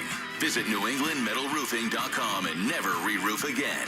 North Shore Adult Diapers. For even the heaviest control problems, visit NorthShore.com. Veterinary Emergency Group. Sponsored by Veg. ER for Pets. The official emergency veterinarian group of Red Sox Radio. Two-run homer! By VisitMaine.com. Now, with all the play-by-play action, here's Will Fleming and Lenny DiNardo. Good evening and welcome to the capital city of California at Sutter Health Park in downtown Sacramento. We welcome you to the finale of a 4-game series between the Boston Red Sox and the Nomadic Athletics. Red Sox 10th inning heroics last night, really 9th inning heroics, with Aroldis Chapman setting the table for a huge swing from Andrew Monasterio. And tonight, the Red Sox look to win yet another series. It would be their 7th in a row. They are on an incredible tear, the Red Sox are. They come in 5 games above 500. And oh, by the way, they just won 18 of their last 21 games. They are on fire. The Red Sox rolling. They'll have Sonny Gray, the former Athletic, on the mound. And meantime, the Athletics send Mason Barnett. Along with Lenny DiNardo, Will Fleming, thanks for joining us. It's another hot one as the Red Sox look to stay hot, Lenny.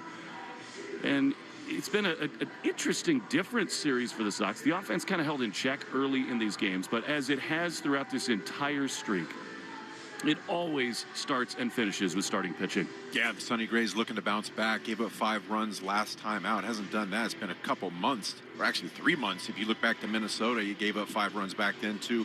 Last time out, just had a hard time putting hitters away with 2 strikes. You know, he's missing over the plate. Gave up 10 hits in that outing. Didn't walk anybody. So yeah, you're looking for him to bounce back. He threw 75 pitches. You're looking for him to get to 2 strikes and spin it down below the zone. Continue to get that swing and miss. The Red Sox will have all the everyday regulars in the lineup today. Wilson Contreras and Wilyer Abreu apparently have told Chad Tracy, you're not taking us out. We are 19-4 over 23. We are a little bit more than a week away from the trade deadline. All kinds of rumors swirling around that, Lenny. But Sonny Gray takes the ball for this team. The offense, though, it's been different, guys. I mean, really, Monasterio and others have really carried the load while Wilson and Wilyer kind of fight through it a little bit. Do you have a feeling about anyone tonight? That's a great question. I honestly want to go to Wilson Contreras because I feel like his stints where he's not seeing the ball very well, they don't last very long, and I feel like he's definitely due. So I'm looking for Wilson to get something in the air tonight. Want to get that fastball from Barnett early in counts because he will sink it, sweep it down below the zone with 2 strikes. So I got a good feeling about Wilson Contreras tonight. I got Tony Seagulls, by the way. Love it. He's in the leadoff spot tonight for the Red Sox as they look to keep this roll going along. Time now for the National Anthem, which is brought to you by Ace Ticket. Ace Ticket always has the best deals on the Red Sox and all your favorites. It's sports and entertainment. Visit aceticket.com or call 1-800-MY-SEATS. Oh, say, can you see by the dawn's early light what so proudly we hailed at the twilight's last gleaming, whose broad stripes and bright stars through the perilous fight o'er the ramparts we watched were so gallantly streaming, and the rocket's red glare, the bombs bursting in air, gave proof through the night that our flag was still there. Oh, say, does that star-spangled banner yet wave? Oh, the land of the free and the home of the brave.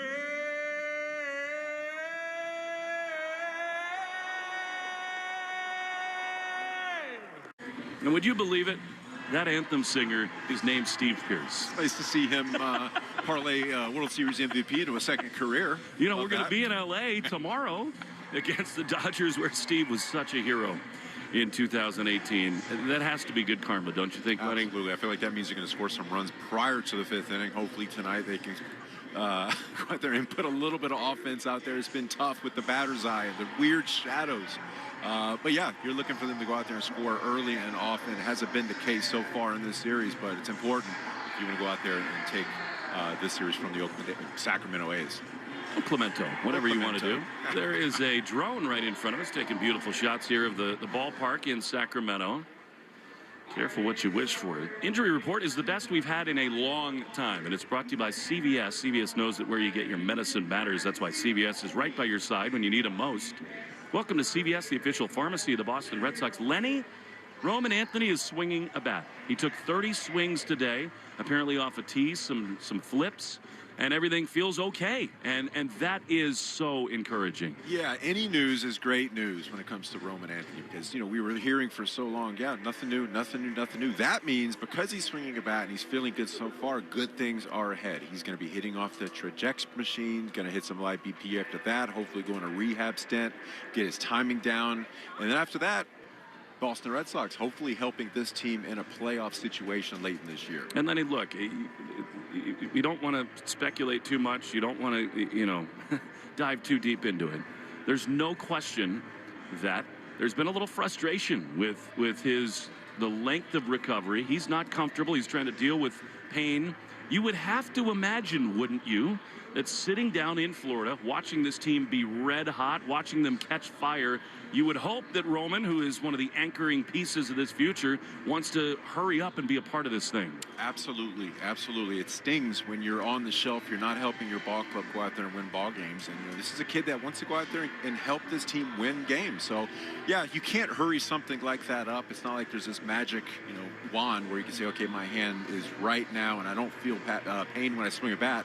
But he's at the point now where time has taken hold, and now he's out there and able to go out there and hopefully help this team in the very, very near future. So the right-hander Mason Barnett leads the Athletics out onto the field. He's 25 years old. He really does not have a lot of big league experience. He comes into this game with a 4.74 ERA, and the Red Sox look to touch him up early and often. As the A's take the field, Lenny, how about tonight's starting lineups? All right, it's time for the Morgan & Morgan starting lineups, brought to you by America's largest injury law firm. So let's meet tonight's players for the Sacramento A's. I'm sorry, for the Boston Red Sox. I thought we were home there for a second. Whatever you want. Batting first, it's going to be Anthony Siegler playing second base. Batting second in center field, Cedon Rafaela. Batting third in right field, Wilyer Abreu. Batting fourth, that'll be Wilson Contreras playing first base. Batting fifth at DH, Masataka Yoshida. Batting sixth at third base, Caleb Durbin. Batting seventh, playing left field, Jaron Duran. Batting eighth, Andrew Monasterio at shortstop. And batting ninth, doing the catching, will be Connor Wong. For the Sacramento A's, batting first, Nick Kurtz. He had a bone contusion on that left forearm after last night. He'll be at first base. Batting second, Jacob Wilson at DH. Batting third, Tyler Soderstrom in left field. Batting fourth, doing the catching, Jonah Heim. Batting fifth at third base, Tommy White. Batting sixth, Lawrence Butler in center field. Batting seventh, playing second base, Jeff McNeil. Batting eighth, Carlos Cortez in right. And batting ninth at shortstop, Donovan Walton. That is your Morgan & Morgan starting lineups, brought to you by Morgan & Morgan, America's largest injury law firm. All right, here now Mason Barnett, recalled just a week ago from AAA Las Vegas. This is his fourth stint with the Athletics. And he was an opener in his last start. He suffered the loss. What do you see when you look into Mason Barnett, Lenny? He's got a good fastball. 95, can get it up to 96. He does that about 42% of the time. He likes to use that up in the zone. If you want to get to him, try to get that fastball down over the plate. If you get to two strikes, he likes to use the slider and sweeper down below the zone. That's where he gets most of his swing and miss. Against lefties, he'll go to the curveball. A lot more vertical depth on that pitch, as well as the changeup. So he will walk you, though. So, again, this has kind of been a theme through for this Sacramento A's pitching staff. They will go out and give free passes. So be patient, get a good pitch to hit. But if you make some mistake over the middle, you got to be ready with your A swing. All right, here's Anthony Siegler leading it off. Wind blowing hard right to left. The pitch is a fastball up and away. We are a little bit behind schedule. 6:42, 92 degrees. Time and temp brought to you by Plymouth Rock. Home and auto insurance made for Boston sports fans. PlymouthRock.com. 1-0 to Tony Seagulls, batting .257. Pitch is a strike on the inside corner. That's that good fastball that Lenny was telling you about. Siegler really has not seen a lot of the field lately, but he has made the most of his chances. One of the all-time great nicknames, in my opinion. Me too. 1-1 is a little bit outside. Isn't there a band called Flock of Seagulls? Yes, from the early 80s. Sweet haircuts. But Tony Seagulls, every time I hear that, I'm like, how you doing? Tony Seagulls, like Goodfellas.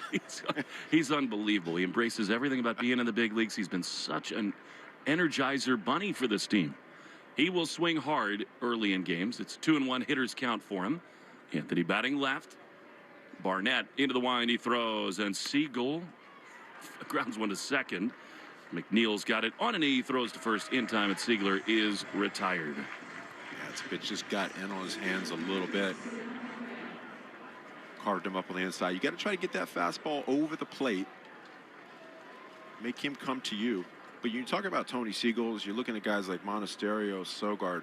Most of these guys that are really getting it done right now, you watch them for 2 or 3 games straight, you're like, all right, they're good. But if you watch them for 2 or 3 weeks, man, some good ball players. No doubt. Here's Cedon with one down. He takes a strike on the outside corner. Cedon had the big swing in game 1, the grand slam, really the only offense they generated. His first career slam, Cedon comes in, 280, 11 homers and 50 driven, and he's cooled off a little bit at the plate. The pitch is swung on and missed. Big rip at a sweeper. And it is 0-2. He has 5 for his last 17. I mean, he's been steady as she goes this season, Cedon, whereas in years past, a little bit more up and down. But he's in an 0-2 hole. The pitch way outside with a fastball. And it's 1-2. And that's the biggest difference right there. That's a slider down and away in an 0-2 count. Early in his career, he's chasing that pitch all day, tons of swing and miss, but he's been able to lay off of that and stay in the counts. Been such a good 2-strike hitter. 1-2. The pitch is way high. And it's 2-2. Mason Barnett was great in his first 9 appearances, some of them out of the bullpen. But now in his last 5 outings, over 9 1/3, 13 hits, and 11 runs. 2 balls, 2 strikes with Abreu out on deck. Warm and beautiful Sacramento night. Here's the 2-2. Cedon swings and misses. That's a really good fastball. 97. Almost looks splitterish there, and they're 2 down. Yeah, he dug deep on that one. Like you said, 97 really had some depth to it, too. Right at the bottom, below the zone. Cedon in protect mode there. All right, here's Wilyer Abreu. Kurtz at first. The A's exhaled. He's unlike Curtis Mead. He escaped any broken bones when he was hit by a pitch last night. 2 down, bases empty. Barnett, abbreviated wind, he throws. Wilyer takes a strike on the outside corner. Lenny, do you wish that in your time people considered sort of this hybrid delivery where it's kind of stretch and wind up? You take the tiny little step, but everything's just more simplified? Yeah, absolutely. I mean, it's basically a matter of getting your momentum, sitting over that back leg any way you can. 0-1 to Wilyer is a strike. Really good backdoor curve, and it's 0-2. And if you look at the evolution of the windup from the 40s, guys are going way above their head. Yeah. You think about Whitey Ford, Marshall, Koufax, 1980s. It's just been simplifying every decade from there. 0-2. Pitch to Wilyer is swung on and missed. He elevated a fastball, and Abreu is gone. The Red Sox early game struggles continue in Sacramento. Sonny Gray is on the mound. When we return, no score on the Shaws and Star Market. WEEI Red Sox Radio Network. Tonight in your city, someone is walking their dog. Someone is crossing the street to their car. Someone's kid is riding a bike home. And they're counting on you to drive the speed limit. Speeding accounts for nearly 30% of traffic fatalities, and most of those crashes don't happen on the interstate. They happen on the streets where people live. Slow down. It's an act of care for the people around you. So remember, speeding catches up with you. Know the road and respect its limits. Presented by NHTSA. Now back to your streaming radio. Hey there, I'm Kendra Adachi, and my show, The Lazy Genius Podcast, helps you be a genius about the things that matter and lazy about the things that don't, and you get to decide what matters. I'm not here to tell you what to do. I'm here to give you a new way to see. Episodes of the Lazy Genius Podcast are full of compassionate time management tips and permission slips to do what makes sense for you. New episodes drop every Monday. Follow and listen to the Lazy Genius Podcast on the free Odyssey app or wherever you get your podcasts. It's a fact. Town Fair Tire is the area's largest name brand discount tire dealer. It's a fact. Town Fair Tire sells Toyo tires for the guaranteed lowest price. Plus, Town Fair gives you more free services than any other tire dealer for the life of your Toyo tires. So, if you're looking for Toyo tires, nobody beats a Town Fair Tire deal. Nobody. And that, my friends, is a fact. Name brands at discount prices. Town Fair Tire. There is no known cure for arthritis. The key word there? Known. Dr. Chen Chen has made a career out of making the unknown known. And now, he and his team are working on 2 treatments, one using antivirals, the other tissue engineering, that don't just appear to stop osteoarthritis, but reverse it. Because for some doctors, the unknown is just a breakthrough waiting to happen. Brown University Health. The future of medicine is here. More Boston sports opinion, more often. Just download the Odyssey app. Now, back to Red Sox baseball on WEEI. Sonny Gray is on the mound. He spent the majority of the 2013 season here before making his major league debut and going on a great run with the then Oakland Athletics. He has been phenomenal, has Sonny. He draws the lines down the slope of the mound, side to side off the rubber, and you'll see Nick Kurtz, who's in the leadoff spot as a left-handed batter against Sonny here tonight.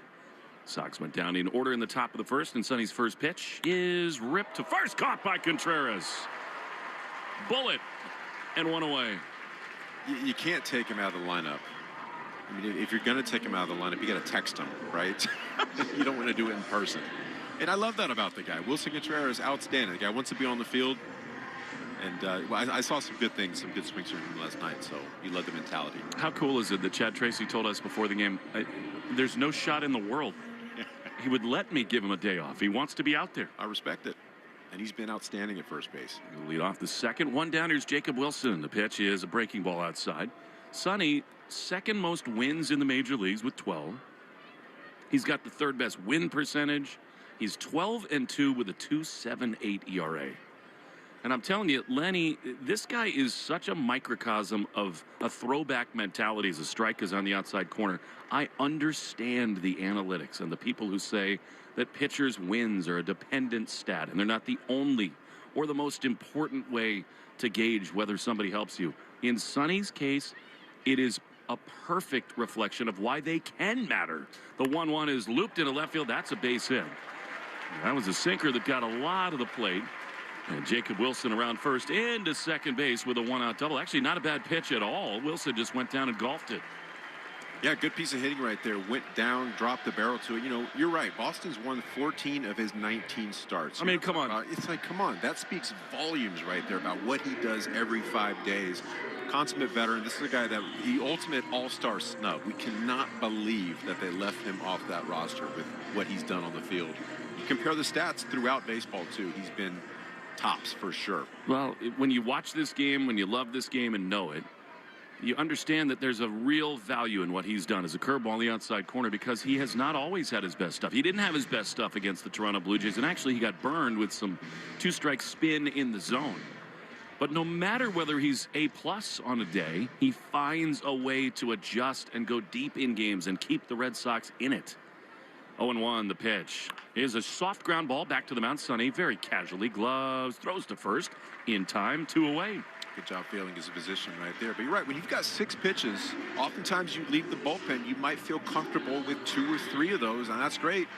But they leave you as well. Like last time out, 2 strikes, had a hard time locating that sweeper, that curveball down below the zone. It burned him. He gave up 10 hits, but he is able to go out there and pivot and adjust in game, in at bat. And it does, just because he's missing a pitch early in a game doesn't mean he doesn't reevaluate later on and get it. And what you're talking about, that in-game adjustment, is the most important and impressive thing that he does. Here is Jonah Heim, who, of all the A's hitters, has had the best series. He's been tremendous. Defensive alignment brought to you by James Hardy. Hardy Siding is America's #1 brand of siding. Contreras at first, Siegler at second, Mona at short with Durbin in and well off the line at third. The pitch, strike on the inside corner. And that cutter right there, that's a good pitch for him because he comes off his baseline fastball. His fastball is only 92 miles an hour, but it's in the 94th percentile as far as run value, which is really good for a guy that doesn't necessarily throw the ball hard. 10 hits, 5 runs last time allowed by Sonny. Here's the 0-1. Heim takes a breaking ball for a ball. And it's 1-1. He, for whatever reason, he has not pitched well against the team that gave him his first big league shot, Sonny. 2-2 with a 4.58 ERA and 7 starts against the A's. 1-1 the pitch. Curveball, that is a beauty, Lenny. And it's 1-2. This is going to be a theme all night long. In 2 strike counts, you really don't want Gray to land his spin in the zone. Yeah, you have to get it down, especially against a lefty. You want to think about back-footing him with the sweeper. Can't leave it over the plate. That's where all the damage is. 1-2 is swung on and fouled. A little curveball. Sweeper, actually, from Sonny. Down and in. And it remains 1-2. That's the idea all night, isn't it? Yep, right there. It's a classic example of where you want to put that pitch with 2 strikes. They're in protect mode at the plate. They're choking up, spreading out, trying to get the barrel to the baseball. They're going to swing. They're going to chase. It's all about placement. Nate Tomlinson is the home plate umpire. 1-2. 2 down, runner at third. The pitch is a chopper on the right side. Contreras backhand. Sonny very quickly over to the bag. He catches an underhand flip. And the inning is over. Sonny. It's always sunny in Sacramento. No score after 1 on the Shaws and Star Market. WEI Red Sox Radio Network. Gone South has been a podcast about crime in the American South. But for our new season, we're widening the lens. Follow and listen to Gone South Season 5. Available now on Apple Podcasts, Spotify, or wherever you get your shows. It's gonna be a Subaru summer. The feeling is coming on strong. All summer long. Subaru Summer is finally here. Take your next road trip in the trusted 2026 Subaru Forester or Forester Hybrid with symmetrical all-wheel drive. Buy with as low as 1.9% financing or lease for as low as $279 per month. Details at SubaruofNewEngland.com. Jeffrey Glassman Injury Lawyers have been Boston's go-to injury attorney for over 30 years. If you've been hurt in a car or work accident, you gotta get Glassman. Call all 7s at 617-777-7777. That's 617-777-7777. Arbella Insurance has been doing business in the New England community for over 35 years. They're your friends, your neighbors, and fellow Boston fans. They do the wave at the ballpark together and get stuck in the same Sturrow Drive traffic. At Arbella, being your neighbor helps them provide you with the coverage you need to drive, live, or run a business in this part of the country we call home. Arbella, here for Boston fans, here for good. Rich, Ken, and Ted, weekday afternoons 2 to 6. Now, back to the Shaws and Star Market, WEI Red Sox Radio Network. You got a lot of nerve. One of my son's favorite songs for whatever reason. And here comes Wilson Contreras, your pick to click. No score in the second. The pitch is down and away, a ball. And it is 1-0. I think Barnett heard me, too. He went 4-seam fastball the first pitch of every at-bat last inning. That time spun it right there. Look at John Soteropoulos. He has a look on his face that kind of agrees with what you're saying. Vamos. Listen to the Let's Go Red Sox chants. The pitch is a strike on the inside corner. Sweeper. And it's 1-1. How great is Chad Tracy? I mean, this guy has come on and been such a steadying force. You listen to him talk. He's just a really, really bright baseball mind. You can tell that he grew up in a clubhouse. 1-1. Swinging a high fly the other way into right field. It'll hang up a little bit for Cortez. And looking into the bright sun, he's there to make the play. And there's one down. Still time, Lenny. Plenty of time. Are you going to do the cable guy thing again tonight? It's got to be right. We got to come up with another organic thing every game. We got time. We got time. All right, here's Yoshida. That evolved from berm to turkey leg to medieval times into that sound effect. Here's Massa, who takes a strike on the inside corner. That's how it works. Listen, I don't know if it's art, but it's certainly spontaneous, that's for sure. Massa pinch hit, was retired last night. A little comebacker to the mound. Here's a soft ground ball on the third base side, handled there by White. Throws wide to first. Nice job by Kurtz to keep his foot on the bag. And actually, Pablo Cabrera wants to look in the video room to make sure that he did keep his foot on the bag. Chad Tracy, hand out, thinking about Mike Brenly, and no, he is on the bag, and they're 2 down. Yeah, it's a good job by Kurtz right there, recognizing where the runner was. Last thing you want to do is get in the baseline, but be able to get his foot on the bag at the last second. Here's Caleb Durbin, a 4-game streak, 7 for his last 15. I just think that this guy, Chad Tracy, has been the perfect fit. The pitch to Caleb is high with a fastball. And I would be surprised if after the trade deadline, when the Red Sox continue to roll, there's not a big announcement about his future with the Red Sox. He's just been perfect.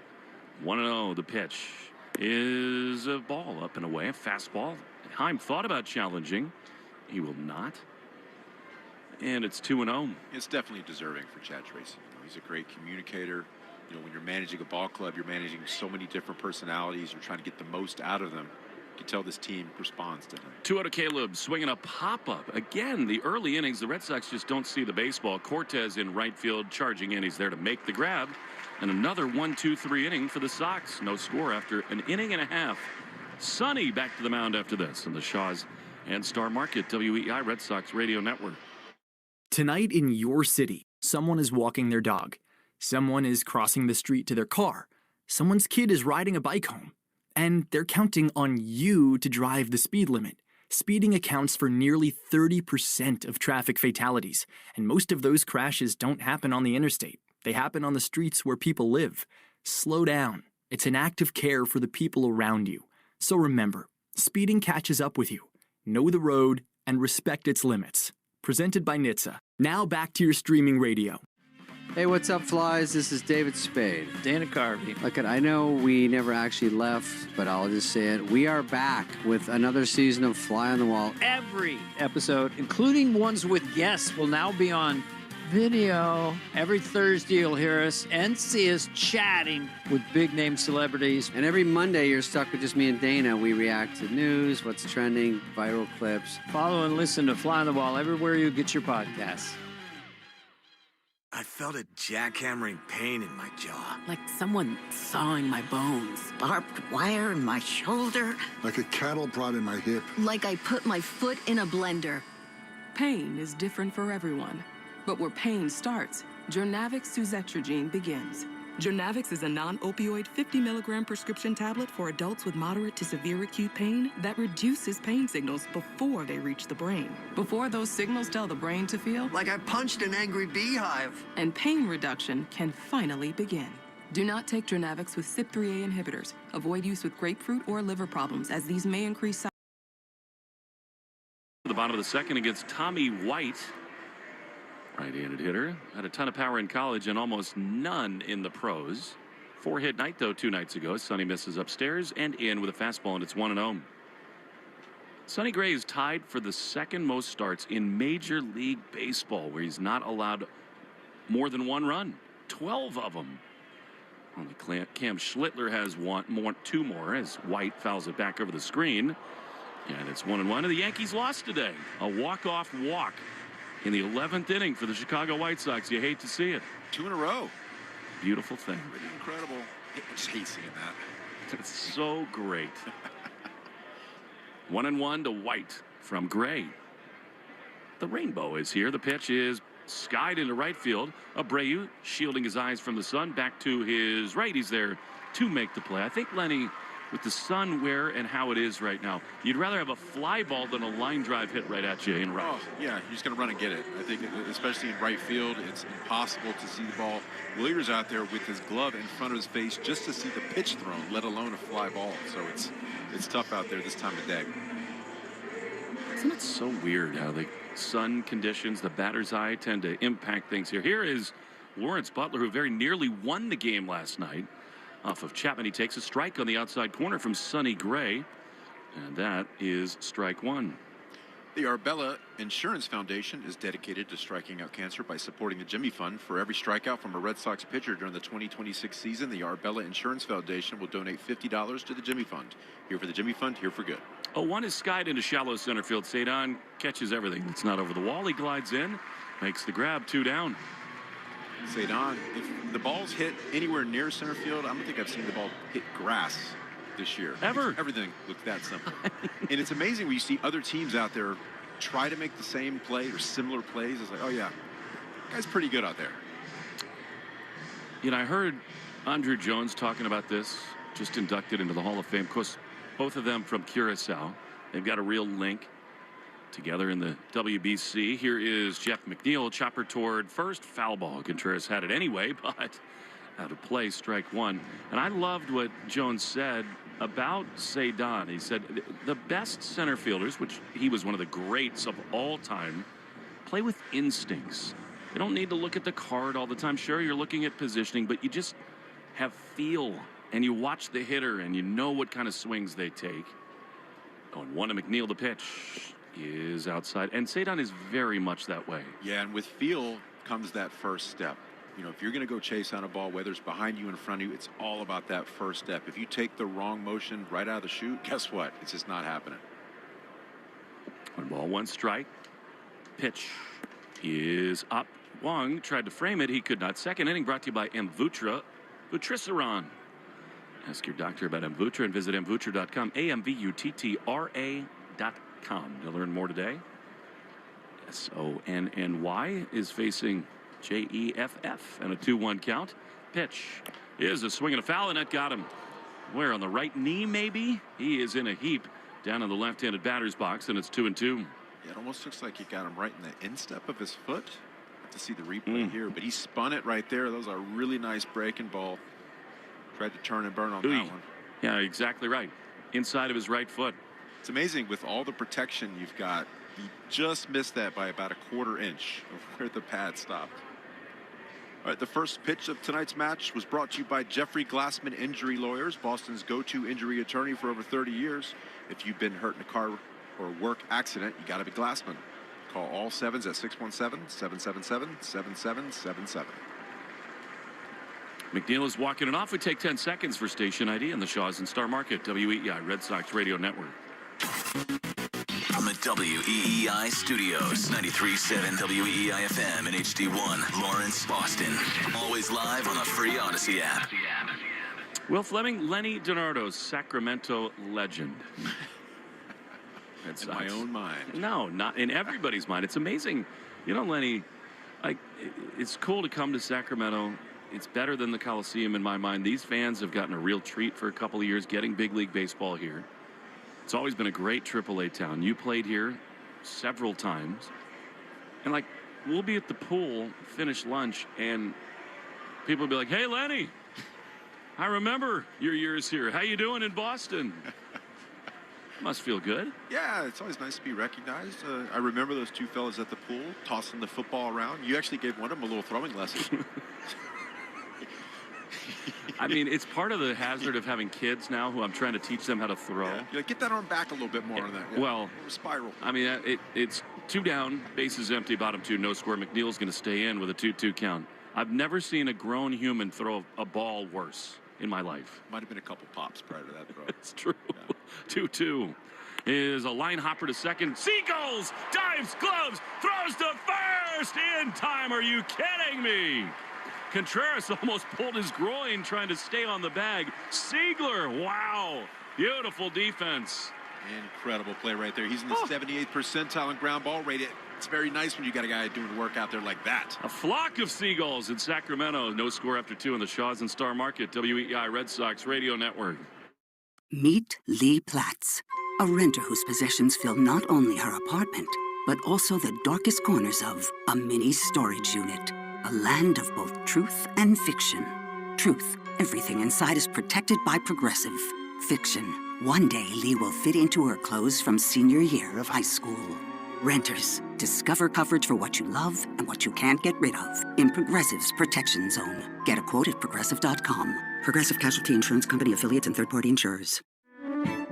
I'm Susie Welch, the host of Becoming You, a podcast where I help you stop living by default and start living by design. Listen to Becoming You wherever you get your podcasts. Hi, I'm Jonathan Ratliff, Engineering Director at Nissan. You know, some things are important to hear from an expert, not a voice actor. For instance, the Nissan Frontier is not only powerful and fun to drive, but it's durable too. We added the V6 engines. When you need that power in the off-road, it's there. I know, we've tested it a lot.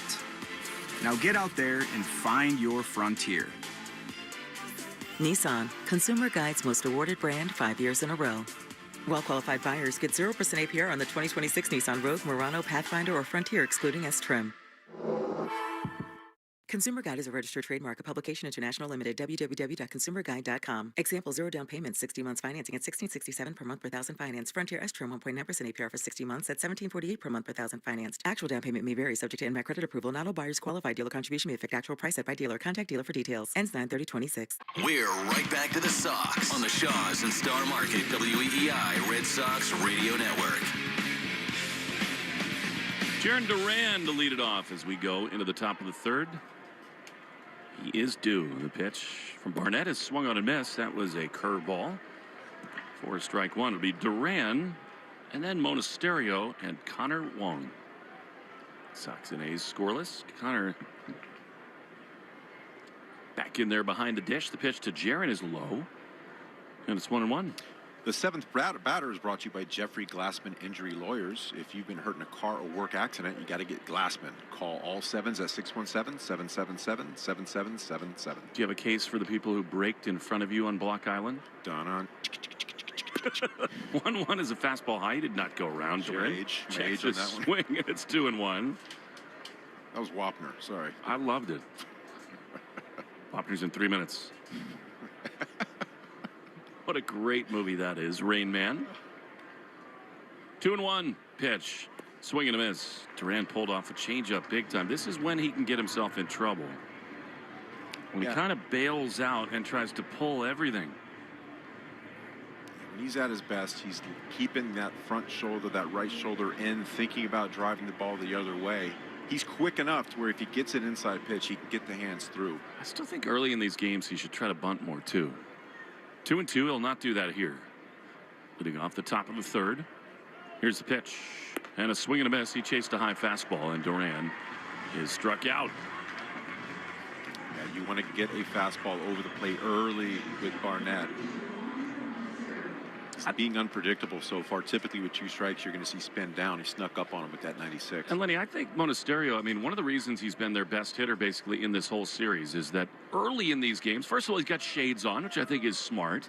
And he plays it the other way early in games. The pitch is a fastball that's on the outside corner for a strike. And then later, when he can see it, he's obviously trying to pull the ball out of the ballpark. Yeah, he can hurt you. Foul pole to foul pole. We've seen all these different doubles, you know, sometimes over the first base and sometimes the third base pad. 0-1 is outside. One of the sort of subplots here tonight, if the Red Sox can take 3 of 4, who's going to be the series MVP? There's ketchup on the line tonight. That's right. And I mean, right now, it's Cedon and Mona. 1-1 is a little line drive into right field. Hit well, but back on it, Cortez is there to make the play. It's an out, but Lenny, that's the right approach right now. Absolutely. Get the ball in the air. He saw that deep in the zone right there. It's about getting a good pitch to hit first and foremost. You heard him say that in the post game last night, among other things. Like, they love me. That's why they throw water on me. He said that. He's the best. They love me. They love me. Instead, I got a home run. And they do. I do too. All right, here's Connor Wong. The pitch is a ball. They want to challenge the A's too. That looked very close. The pitch is called a ball. The catcher's challenging. I think this is one of those that might get it by a seam on the inside corner. Yeah. And it does. The call is overturned. Count 0-1. Nate Tomlinson is the tallest umpire in the game. He's a monster behind the plate. And yet you still look down upon him. I do. I had somebody tell me in the hotel lobby that I sound shorter than I am. Here's the 0-1. Connor swings and fouls it back. I really didn't know how to take that. I was going to say, how do you take that? I'm not going to say it. You can say it if you want to. What does that mean? I sound short on the radio? And what did they say to Mike Monaco? Yeah, you sound taller than you are. Oh, man. 0-2 pitch is a chopper foul on the third base side. How does one sound like a certain height? I don't get that. I don't get it. Now at Shaw's and Star Market, it's a 10 for $10 sale. Save on items like Fage Greek yogurt and vitamin water, pantry favorites like Prince Pasta and Star-Kissed chunk white tuna, and cool treats like Haagen-Dazs cups. Unless you're Andre the Giant. That guy just sounds his size, right? See, maybe you'll do Andre the Giant when we hit a home run. Here's Wong. The pitch is up and away, a fastball, and it's 1-2. I'll consider it. What a uni he had. Wasn't it just like basically like the Speedo and the huge black boots? Sometimes he had the one with the little strap over one shoulder. Yeah, the singlet. Yes. 1-2 is swung on and fouled on. Like a typical beer can, looked like one of those miniature V8 cans in his gigantic mitts. You are a very good impressionist. Do you have any ability to do Andre the Giant's voice? Maybe a little bit. I can do an impression of somebody doing an impression of Andre. I believe it. 1-2 to Wong with Siegler on deck. The pitch is outside. Good take. He did not go. They appeal to first, but no way that's a swing. And it is 2-2. You know who's good at impressions? Jemai. Amazing, isn't he? Right. As Mike Singletary is the best. 2-2. Here's the pitch. And a breaking ball on the outside corner. Cannot do it. Took strike 3, and the inning is over. We go to the bottom of the third scoreless on the Shaws and Star Market, WEI Red Sox Radio Network. If you have a podcast and want to monetize it stress-free, you need the Odyssey Creator Lab. We'll host your podcast for free, and our experienced sales team brings in the advertisers and the revenue. Easy. Apply now at creators.odyssey.com and let us show you the money. Tonight in your city, someone is walking their dog. Someone is crossing the street to their car.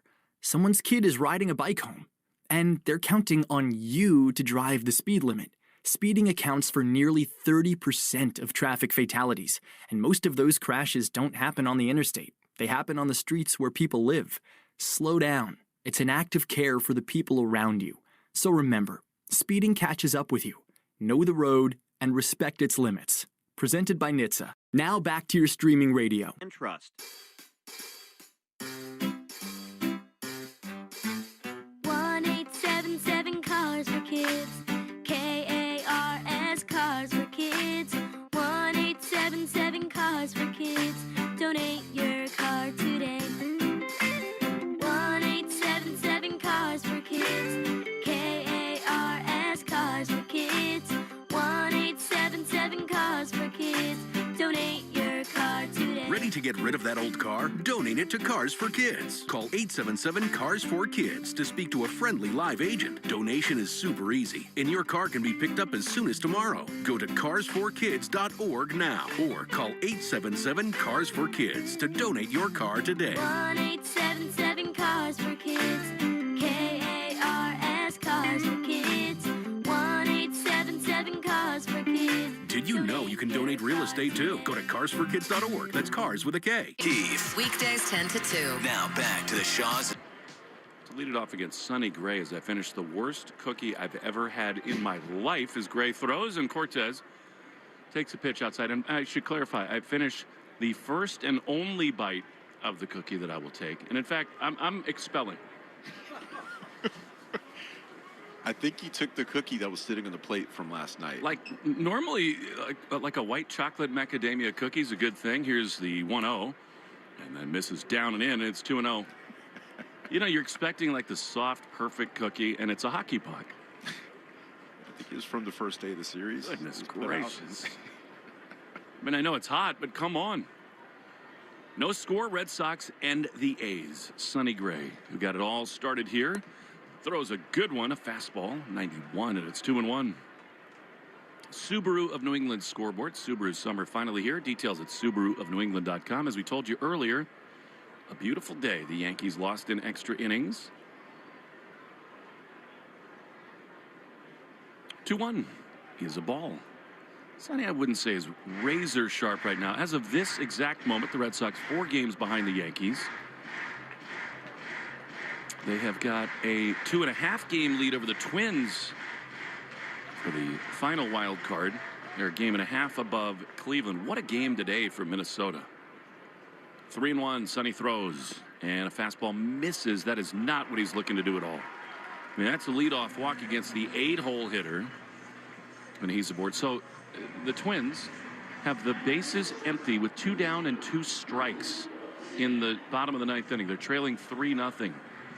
And from that, they get the next 3 hitters aboard. Jeffers and Bell really battled. And Cody Clemens hit a walk-off grand slam in a 2-strike count.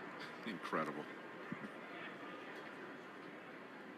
Here's Donovan Walton. He hits a soft ground ball on the first base side. Sonny way over to glove. He flips out of the glove to first. That was slick. Contreras is there, and there's 1 down on the play. Cortez up to second. Sonny's a freak. He is. I mean, he's just a great athlete. Just helping Wilson's fielding metrics right there. Yeah. On the bone. Give him a little put out. Cody and Roger, probably the best pitching tandem if you look at the stats. Most strikeouts as far as father-son, right? It's like the Aaron brothers, yeah. Henry and Tommy. No score. Here's a big-time hitter, Nick Kurtz. Pitch is a beauty. A curveball in there, strike one. We had a great time here in Sacramento. And Sonny Gray, who knows this town so well, went out and played golf and did what he always does, which is shoot under par. Here's a ground ball to the left side. Monasterio bobbles it again. Now, the runner Cortez was right in his line, but that's the third time in this series. And Monasterio doesn't make a play that needs to be made, and now the A's have him at first and third with one down. Yeah, that's been happening just far too often. I can definitely tell it's taking a toll on the confidence. That ball ate him up right there. You got to know that you're going to catch this ball, but it starts to get in your head as a young player when you feel like, okay, I'm hitting the ball really well, but my defense is really deficient at the moment. You got to shake that off. Go out there, make the simple plays. Lenny, I think it's pretty obvious. The Red Sox need help at that position. Yeah. I mean, Monasterio's been great in a lot of ways, but they need a shortstop. They really do. All right, here's Jacob Wilson, right-handed hitter. Pitch is skied down the right field side and out of play. It's a spot where you'd love to get a strikeout. Third inning brought to you by Citgo, a club you'll want to get into. Yeah, he doesn't have a strikeout on the day. He put himself in a position right there. Monasterio did, but now you got one out, runner on third base. Now they all have to do is get a ball in the air instead of having two outs. Down to the club Citgo up now. Instantly save 23 cents a gallon on your first fill up. The 0-1 is way outside. This is a point Chad Tracy made to us before the game, Lenny, that not only is Chapman so dependable, reliable in big spots, but Wilson last night and then Soderstrom, these are two great contact hitters, so you figure Wilson's got a good chance to put it in play and give the A's a lead right here. The 1-1 is a line drive up the middle into center field, a base hit. There it is. The error really burns the Red Sox, and the A's lead 1-0. Puts yourself in a bad situation right there. And Sonny Gray, he's been really great as far as putting the ball on the ground. That ball was hit pretty hard. To your point, great bat-to-ball skills right there for Wilson. This is not exactly some revelation, Lenny. To win in baseball, you have to have a good defensive shortstop, period. Yeah, and that's been a huge part of the success of this Red Sox club. They've been pitching, but with good pitching comes good defense. Throughout this season, it's kind of they turned the page as far as the past few seasons where they've been really bad defensively. They've been hadn't but as of late, it hadn't been the case. Well, you've got to stem the tide right here. Soderstrom, left-handed hitter, takes a fastball up and away for ball one. This A's offense is not very good right now. But Soderstrom's a guy with 17 home runs. He's got a chance with 2 on and still only 1 out. Pitch is just outside. Sonny tried the curveball and missed with it.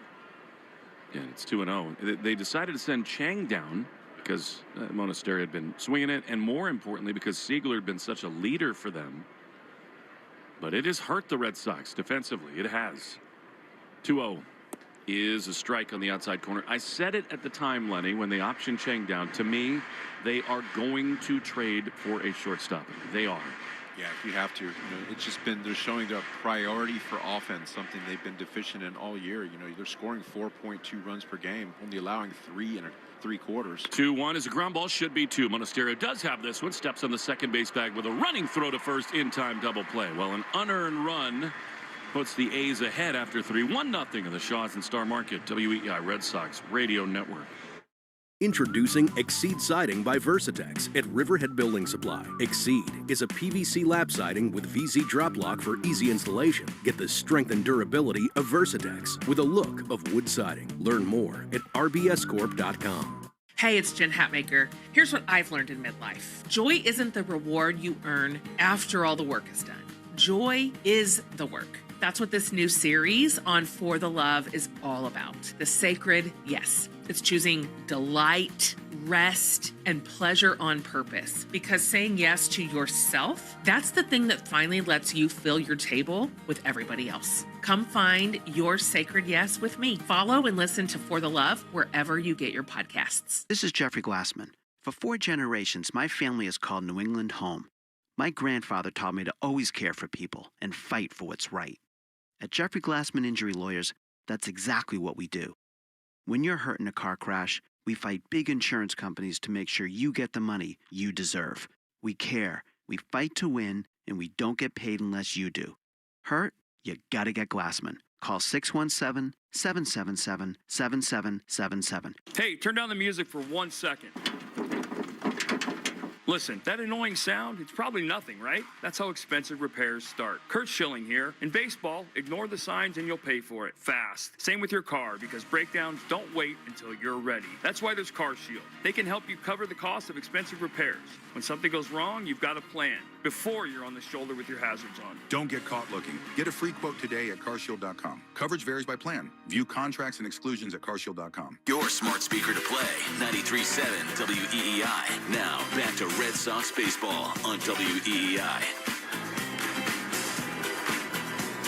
Anthony Stiegler is going to lead it off for the second time as we go to the top of the fourth. An unearned run has put the A's ahead. It is 1-0. Stiegler grounded out his first time. The pitch outside from Barnett, and it's 1-0. Fourth inning brought to you by Cars for Kids. Easiest way to get rid of your old car. Donate today and your car can be picked up tomorrow. Donate now at carsforkids.com. 1-0 is skied down the left field line, slicing toward the corner. Back goes Soderstrom on the warning track. He makes a running grab. Are you kidding me? I mean, hit the ball in the air to left. It's going to leave. That was a pop-up, and it almost got out. Off the bat, I thought the third baseman was going to have a beat on that ball. That just kept going. Taylor Barnett's at 37 pitches right now. He's gone as high as 64 this season early on. It's his first start. Last time out 54, but don't do him any favors. One thing is you don't want Cedon to get pull happy. Pitch is down and away. Let me clarify that. Excuse me. He can pull the ball in the air and get anything out, but he's in a little bit, just a little bit of one of those stretches where he's a little more aggressive, swinging at more pitches. The other way is always the answer for him. Yeah, when you have the mentality of keeping your hands on the inside of the ball and you're still quick, you still pull balls. 1-0 is fouled on the first base side. Slider. That looked like a pretty good pitch to hit right there, and it's 1-1. Yeah, it just allows you to stay gap to gap and stay on those breaking balls as well. You're not going to get beat on any particular pitch.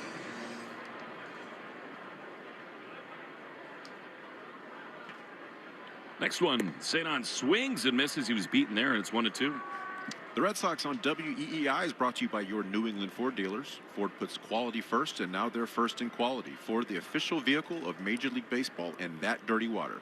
1-2 to Cedon. 1-0 A's. The pitch is high with a fastball. That was a better take, don't you think? Good take. We've seen him this series swing above that fastball. You want to stay away from that. That's where Barnett's really effective. It's a good fastball. You saw him get up to 97 so far today. 2-2. Swinging a little looper in a shallow left center field. That is going to get down for a hit. Butler plays it on a hop. Cedon. Another two-strike hit off the end of the bat. Beautiful shortened up swing, and the Sox are aboard with 1 out. That's a great piece of hitting right there. He got the foot down. He's ready for the fastball. Off of that upper echelon fastball, 97 at the top of the zone. He was able to hit that because he kept his hands back and barrel through the zone longer. I sort of love that he's got all these different clubs in his bag now, Lenny. I mean, he can absolutely launch. He does a lot, but he will, with 2 strikes, do that. Here's Willier.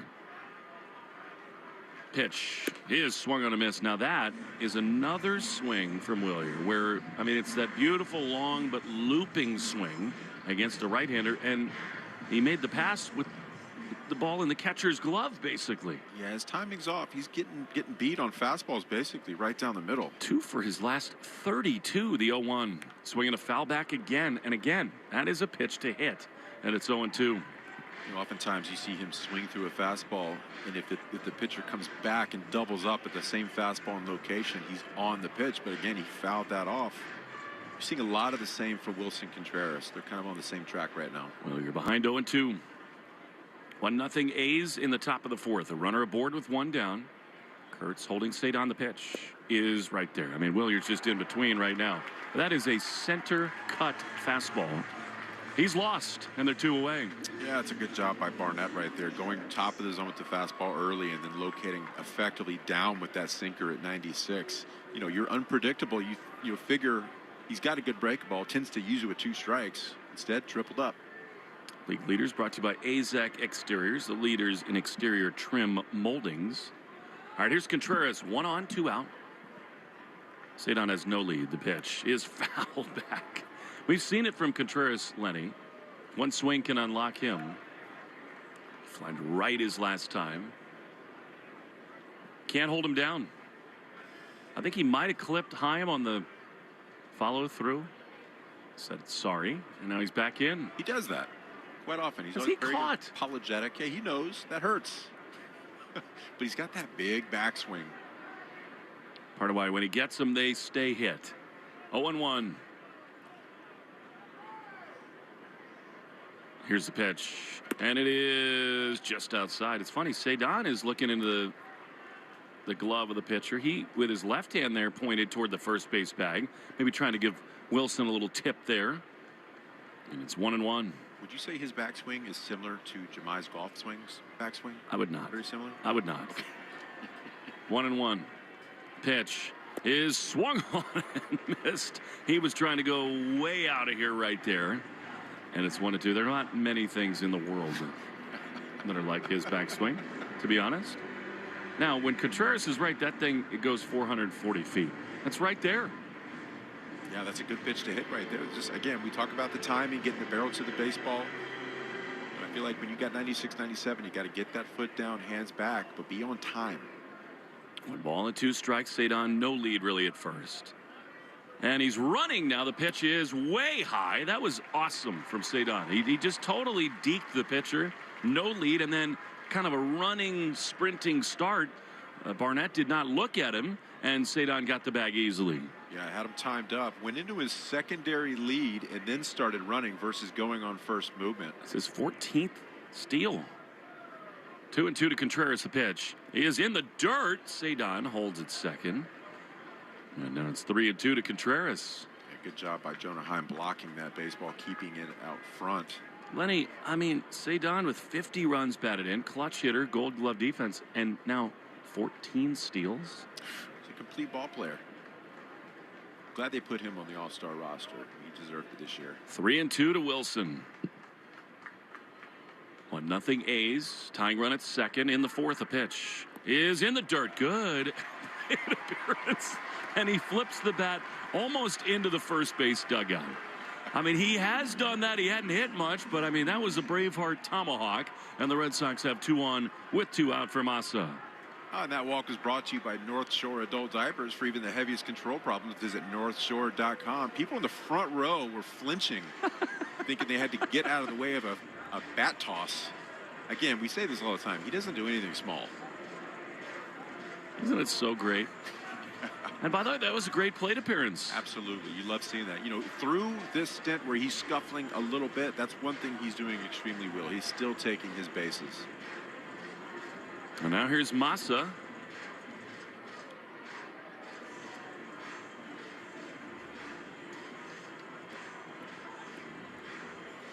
First responders are 9% more likely to develop cancer. Early detection saves lives. Visit Direct Connect program at Dana-Farber for more information. Sponsored by First Responders Credit Union.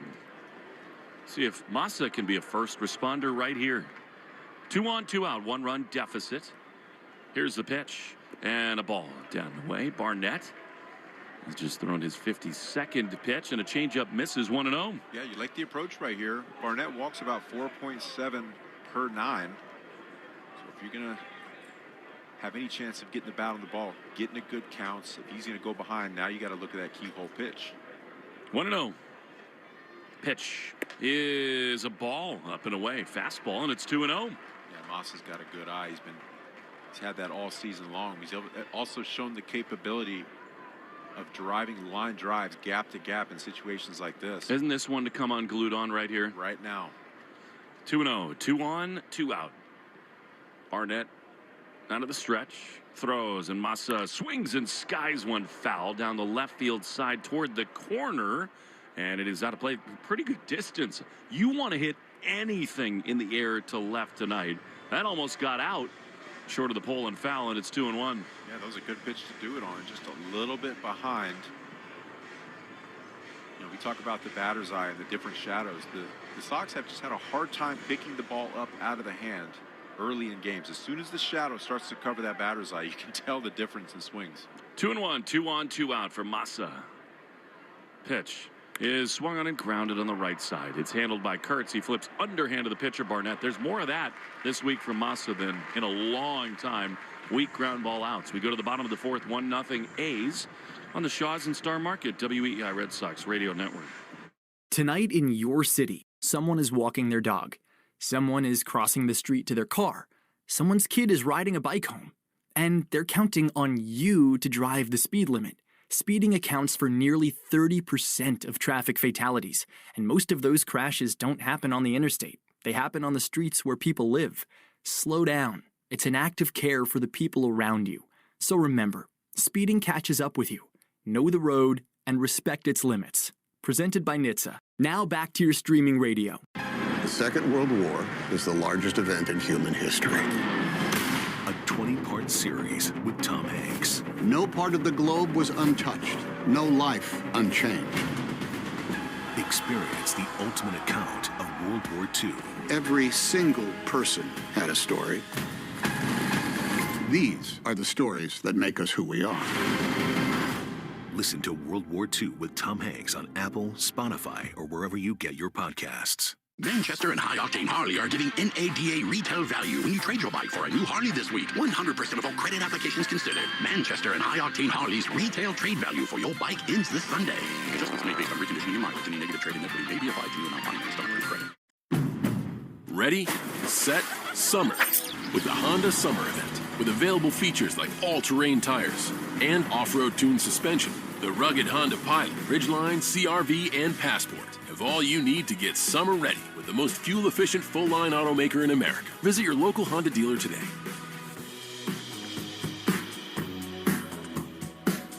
See dealer for financing details. Based on EPA estimate of 2024 large full-line automaker fleet-wide fuel economy. EPA Automotive Trends Report 2025. The Christian Arcan Show, weekday afternoons starting at 6. Now back to the Shaws and Star Market, WEI Red Sox Radio Network. Anybody want to feel it? Andre the Giant brings us back with Benson Boone to Sacramento. 1-0 A's over the Red Sox. Sonny Gray has not been razor sharp so far, just one run allowed. And here now, Jonah Heim, left-handed hitter, has had a huge series at the plate. Couple home runs. Sonny throws. Heim takes a curveball in there, strike one.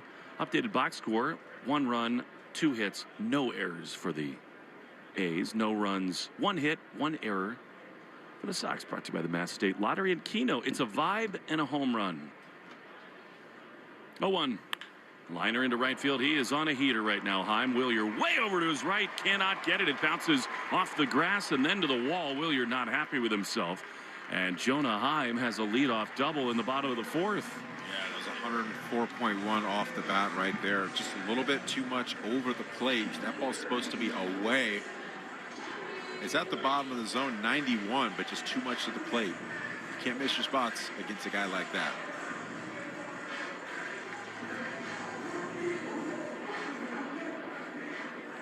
Sonny really, the last few starts, has not had his pinpoint command. Here now, the right-handed hitting Tommy White. And he takes a ball and a cutter outside 1-0. Yeah, when you're a guy that only throws about 92, you got to make guys uncomfortable in different ways. Locate in to set up that breaking ball, get to 2 strikes quickly. You don't have that margin for error when you don't blow cheese like 98, like some of these younger guys. 1-0 the pitch. High. Cutter. And it's 2-0. A guy like Tolley, for instance, he can miss a spot and get away with oftentimes at 98, where 91, they're going to catch up to that. No doubt about it. 2 balls, no strikes. Bottom 4. Under at second, the pitch. It's ground ball to short. Mona does have this one. He gloves, he stands, he throws to first in time. Big pitch for Sonny, 1 down. Yeah, he's been pitching to contact, still looking for his first strikeout. He's been efficient, if anything. That was only his 41st pitch. With your 1 out in the 4th inning. Today's Red Sox code word of the game is right fielder. Make sure to enter your code word in the member portal today to claim your points. Here's another scary hitter. Lawrence Butler has looked very good the last couple days. The pitch is ripped down the right field line and get another run in for the A's. That was a looper in the middle of the zone, and Butler doubles to score high, and it's 2-0 Athletics. Yeah, he missed his location again right there. That was a cutter, basically right down the middle. You know, these guys are big leaguers. Butler's seeing the ball really well right now. You miss your spot right down the middle, he's going to do some damage. That ball actually was inside, but you know, he's looking for that pitch. Being a left-hander, that's typically their hot zone. Kept the hands inside, got the barrel to it. It's funny. You just come here, you're thinking, we're worried about Kurtz and Soderstrom. They're not hot, but Butler and Heim are, and they're delivering all the offense.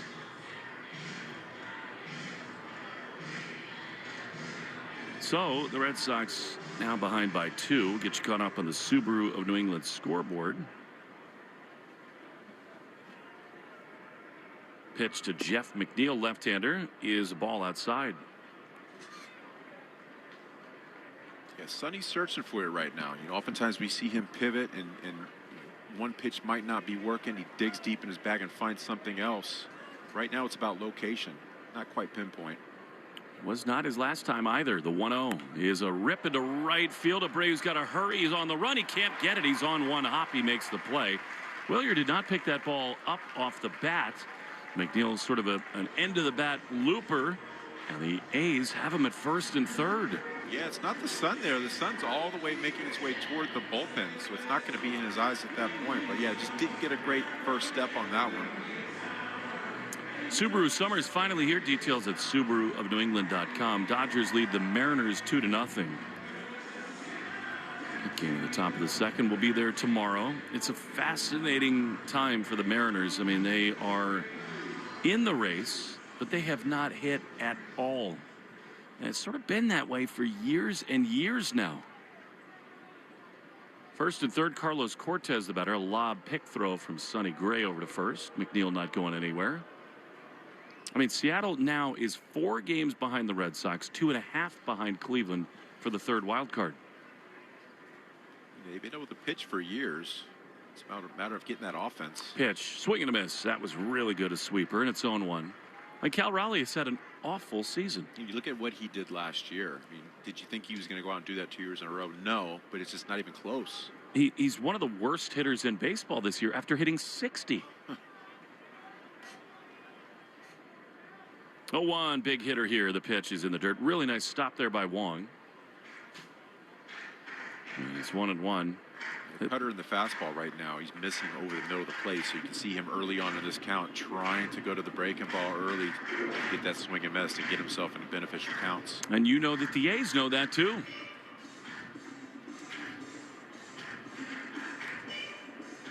1-1. Sonny says yes to Wong. Sets up inside. The pitch is loop foul, straight back. 4-seam fastball, 92. A little extra giddy up there. And it's 1-2. Yeah, so he's got the option of going down below the zone with that spin now. He could also go up, climb the ladder just a little bit. But like that's a dangerous pitch though after fouling that fastball straight back the previous. You better land it. 1-2. Pitch. Swing and a miss. Great sweeper on the outside corner. Now, Lenny, that is why Sonny's been able to hang around in all these starts. That was beautiful on the corner, 2 down. That's a nice sequence there. That fastball that he fouled off we're talking about, that was about 92 miles an hour, and then he backdoors that sweeper. Looks like it's outside, but it comes back. Kind of a half swing. And the last minute wanted to stop. That was his first strikeout, and a big time for it. And here now Donovan Walton. This is a huge hitter. You got Kurtz on deck. Pitch is a strike on the outside corner.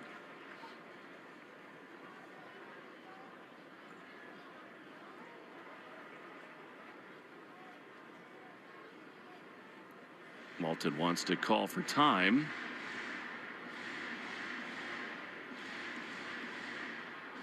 We've seen the past 2 innings getting the leadoff runner on. 0-1 is a little bit low with a breaking ball. Who's on deck? Presented by TimberTech Decking and Railing. Everything wood should be. Visit timbertech.com. 2-0 A's, bottom 4. 1 ball, 1 strike with 2 down. Runners at first and third. Big spot here for Gray. The pitch to Walton.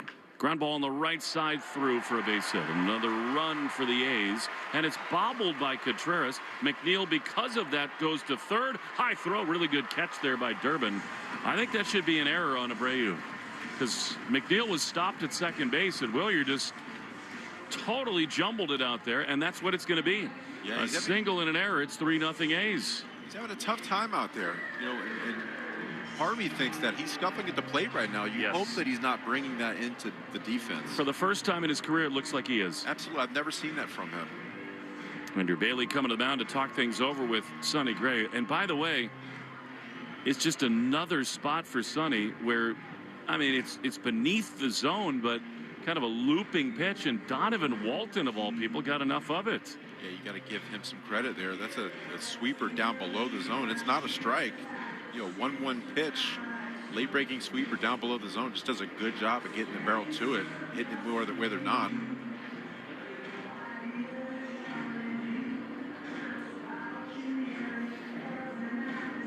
So unlike Abreu. I mean, it's late in the year. We get it. He plays all the time. He's been such a star for the Red Sox. He looks totally between his own ears right now.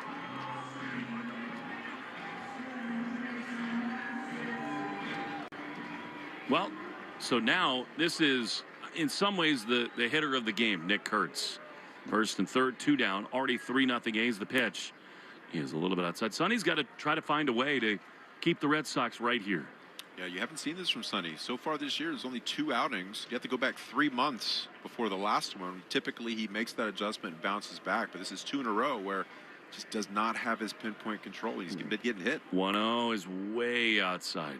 It's interesting to think about what the Red Sox might do here. I think it's going to be Brian Bayo in a minute. If Sonny continues to do this, obviously, you'd love to get into the higher leverage, longer relievers. But, I mean, we're now entering Ryan Watson, Brian Bayo territory. 2-0, the pitch is a strike on the outside corner. You need the offense to respond, because if they get a run or 2 or 3, then I think you do consider Bayo and some other pieces. If not, I think we're looking at Watson all the way. Yeah, you got to keep yourself in this game right here, because we're also entering that territory where the backdrop is going to be under shadows. 2-1 is high from Sonny. He does not have it tonight, and it's 3-1. Yeah, he's definitely battling. You can tell because the strikeout stuff isn't quite there. He hasn't striken out quite as many in the past few, compared to the past few seasons, but 1 strikeout right now with 2 outs in the 4th inning. I think it speaks to his stuff. 3-1 to Kurtz. This is a very dangerous pitch, and it is way outside. You'll take that in a lot of ways, I think. I mean, you can't lay one in there to Kurtz. Bases loaded now with 2 down. You know, Lenny, the thing you would worry about is that this is a lot like Sonny's season a year ago, where for the first half plus, he was unbelievable. And then down the stretch, things really fell off for him. Yeah, you just can't get predictable. You got to be able to hit your spots. What makes him effective? Getting to 2 strikes quickly. You start getting behind in counts. You get predictable. Guys are aggressive. Here's Jacob Wilson, who skies it on the infield on the right side. Siegler behind the second base bag. He is there. He makes the play. 110th pitch brought to you by 110 Grill, gluten-free dining done right. 33 locations throughout New England. That was great location and a huge pitch for Sonny Gray. Yeah, that was keeps the Sox in it. Outstanding work. 3-0 A's after 4 on the Shaws and Star Market, WEI Red Sox Radio Network. Ready, set, summer with the Honda Summer Event. With available features like all-terrain tires and off-road tuned suspension, the rugged Honda Pilot, Ridgeline, CR-V, and Passport have all you need to get summer ready with the most fuel-efficient full-line automaker in America. Visit your local Honda dealer today.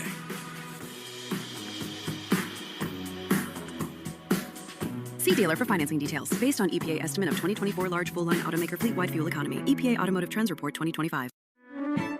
I'm Susie Welch, the host of Becoming You, a podcast where I help you stop living by default and start living by design. Listen to Becoming You wherever you get your podcasts.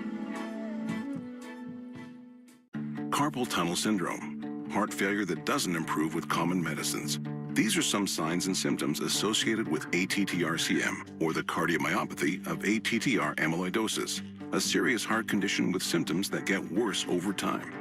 Amvuttra vutrisiran is a prescription medicine given by a healthcare provider that treats ATTR-CM in adults to reduce heart-related death, hospital stays, and urgent visits. In a clinical study, Amvuttra was proven to help people live longer and have fewer heart-related hospital stays and urgent visits over 3 years compared to placebo. Amvuttra lowers the amount of vitamin A in your blood, which can affect vision. Other side effects include pain in the arms or legs, pain in the joints, and shortness of breath.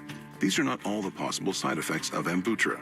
For prescribing information, call 1-833-256-2748 or learn more at amvuttra.com. Ask your doctor about Amvuttra for ATTR-CM. Hey, it's Caleb Durbin. This is the home of the Sox, WEEI. Caleb Durbin leads it off, a high fastball. This is for ball one, and we're underway in the top of the fifth. Feels like a very important couple of innings, Lenny, for the Red Sox to try to make some things happen offensively. 1-0 to Caleb. Pitch is outside, 2-0. This is where they tend to start getting it going. Fifth, sixth inning, you can tell they start seeing the ball more, start taking pitches, getting into better counts, getting the ball up in the air a little bit more. It's a good count for it right here. 2-0, 3-0 A's. The pitch is a strike. Love the take, though. It's not one he wanted to do damage with. Check out the game score brought to you by Veg ER for Pets, official emergency vet group of the Red Sox radio network. 2-1 to Durbin.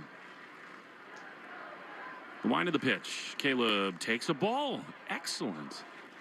Got a little Jacob Wilson going right there. Moving feet in the box. And it's 3-1. The old ants in your pants stance.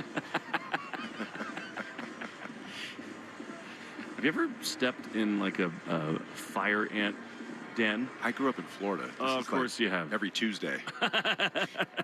3-1 to Caleb. Here's the pitch, and it is inside. It hit him, I think, on the left shoulder. Caleb, the wrestler, is not bothered by that. Did it hit the bat, too? What is going on? No. I mean, it smoked him on the back. He was kind of waiting for the bat to come back to him. But, yeah, he's aboard to lead things off for Duran. My goodness. I was wondering, did I get him in the face? Oy, right like off the left shoulder.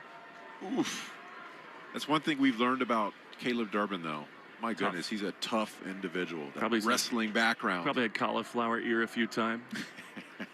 Wouldn't you love to see Duran play a little small ball right here? Yeah, with the way he's swinging it right now. Put the ball on the ground, do a job, move him over. Get something going. You can either bunt for a hit, too. Durbin at first. The pitch is swung on and grounded at second. It's going to be bobbled over there by McNeil. He throws to first in time. That's a huge break. That's a tailor-made double play.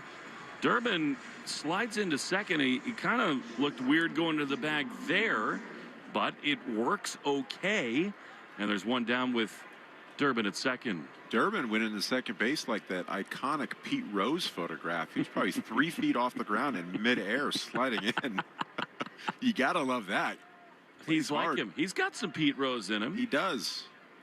We got to take advantage right here. Caleb Hustle. All right, here's Monasterio. Really the guy you want up in this spot.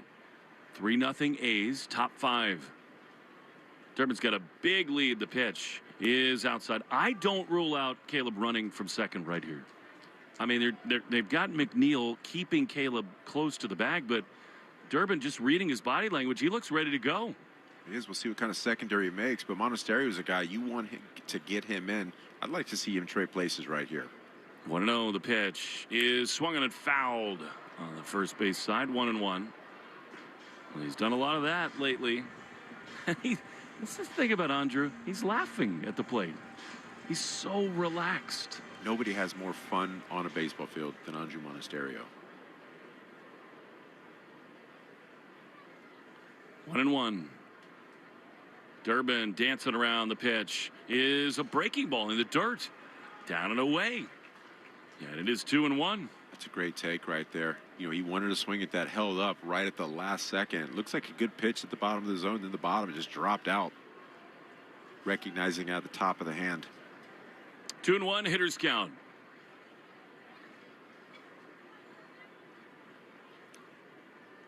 Here's the pitch. Mona swings and grounds one up the middle into center field. Base hit. Durbin will score. Mona.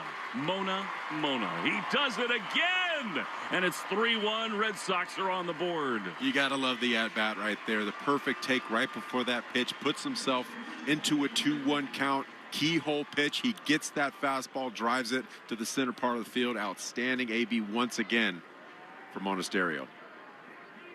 He is on fire, Lenny. On fire.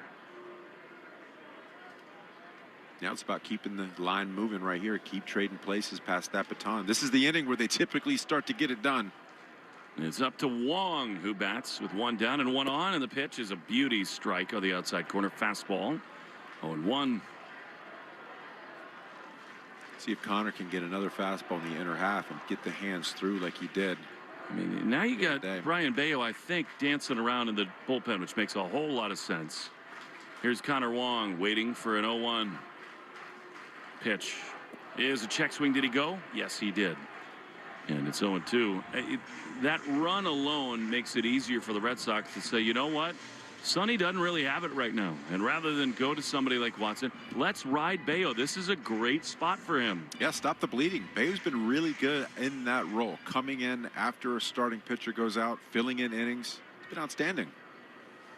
0-2 to Wong. Siegler out on deck. Pitch is swung on a miss. He got him with a slider. And they're 2 down. You know, as we get close to the trade deadline, Lenny, there's a reason that every report says that the Red Sox need help at catcher and shortstop. I mean, that's a hanging breaking ball. Swung on and missed. And yes, Wong has had big hits. He hit the home run a couple days ago. They need more dependable pieces at those positions. Yeah, you look at the catching production this year, 229 average, only 4 home runs. That's last in the bigs. Here's Siegler, who takes a strike on the outside corner. See if Tony Seagulls can get it done right here. Will you caw like a seagull if he hits a homer? I'm going to knock him in right here. The old Goodfellas scene. Oh, and go get the papers. 0-1. 1 on, 2 out. Throw to first. It's not impossible that Monasterio would think about it. Worst case, leadoff man begins things in the 6th. Siegler has had the knack, Lenny. He really has for the big moment. It's still the middle of this game, but gosh, has he been an infusion of energy. 0-1 to Siegler. The pitch is a chopper up the middle, and it is off the glove of the second baseman, McNeil. A base hit. It wasn't hit all that hard, but a perfect position. And the Red Sox have the tying runs aboard with 2 down in the 5th. Just put the ball in play. That's the important thing. You go out there and put the ball in play, good things will happen. Don't strike out in these situations. Keep the line moving. Again, not the hardest hit ball right there, but again, you're using the center part of the field, trying to drive it right up to middle. And now here's Cedon as the A's will have the pitching coach come to the mound. Check of the score brought to you by Veg ER for Pets, the official emergency vet group of the Red Sox radio network. To answer your question, I've never done a seagull impersonation. I'm going to have to work on that. You don't have to. I'm not trying to put undue pressure on you. I'm trying to think what a seagull sounds like, to be honest. I'm down at the coast. Do you think I'd know? Well, no kidding. You live by the beach. Right? Scott Blewett, which is the worst name in the history of bullpen arms, is up for the Athletics. You're not kidding. Scott Blown Save is throwing. I mean, what? And yet here he is in the big leagues. All right, Cedon with a chance to author a real magical moment. It's about overcoming. And he has. Cedon is 1 for 2 with a strikeout and a single. 2 on, 2 out. 3-1 A's. Here's the pitch, and it is swung and grounded toward third. Fair ball! Inside the line over the bag. Monasterio's going to score. Siegler's coming to third. He's being waved home. And the relay throw is not in time. It bounces over him. 2-run double. Rafaela. Cedon. Say we're tied. 3-3 in the top of the 5th. Outstanding job. Again, once again, that ball was not hit hard, but perfectly placed right over the third base bag. Aggressive send right there. I would say. You're forcing them to make a perfect throw, and it worked out in their favor. All right, here now, Willier. Go ahead, run at third. Here's the pitch, and it is outside. Good balance take by Abreu, 1-0. Yeah, keep it going right here. Tough with 2 outs. Keep the line moving. Again, Cedon comes up big in a key situation. Talk about ice in his veins. He's been doing that continually throughout this season. No kidding. 52 driven in. 1-0. Willier swings and skies one into left field, but shallow coming on his Soderstrom. He's there to make the play. And the inning is over. However, Seti, let's go. 5th inning, right on time. Amazing. The 5th in Sacktown has been good to the Red Sox. 3-3 in the Shaws and Star Market, WEEI Red Sox Radio Network. Tonight in your city, someone is walking their dog. Someone is crossing the street to their car. Someone's kid is riding a bike home. And they're counting on you to drive the speed limit. Speeding accounts for nearly 30% of traffic fatalities, and most of those crashes don't happen on the interstate. They happen on the streets where people live. Slow down. It's an act of care for the people around you. So remember, speeding catches up with you.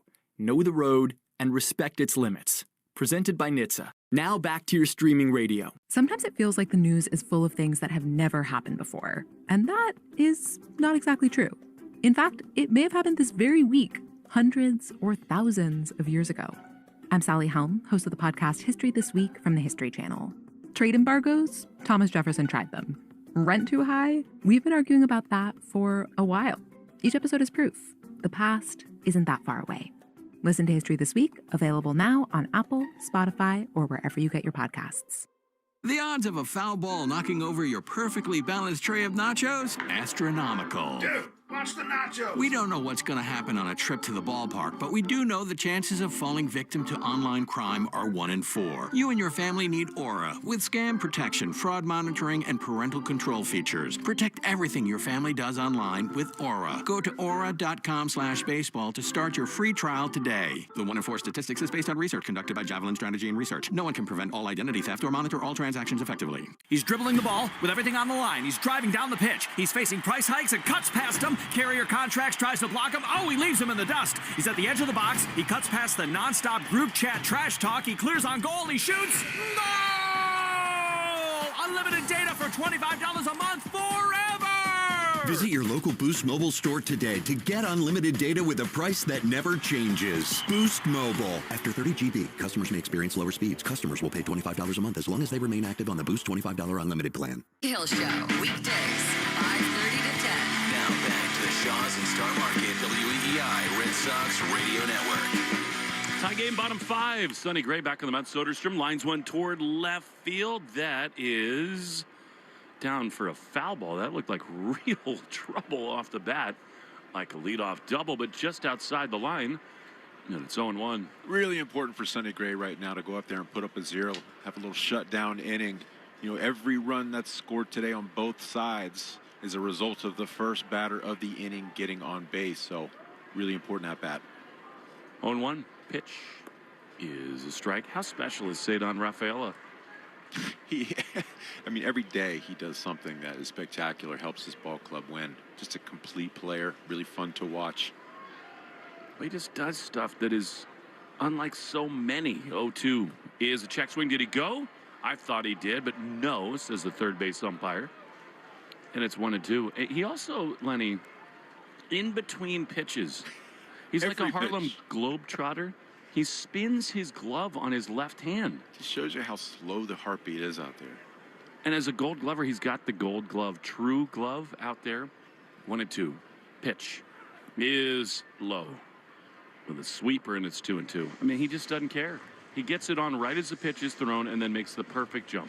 If you listen to his post-game interviews, that's his level at all times. It's very just kind of, this is what I do. This is what I'm doing today. This is what I'm going to do tomorrow. No excitement. This is part of his personality.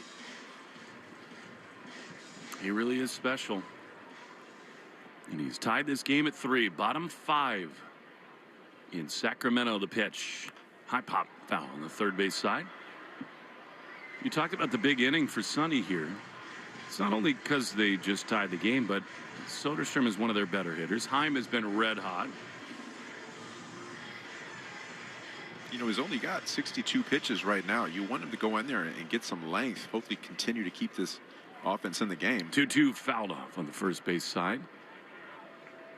And we've seen him make an adjustment. There's a lot of times, you know, a pitcher doesn't have his best stuff. You know what? It's time to get him out of there. But Sonny's shown the capability. He's a veteran guy. He can go out there and pivot and turn this into a decent game. No doubt. He's earned that right.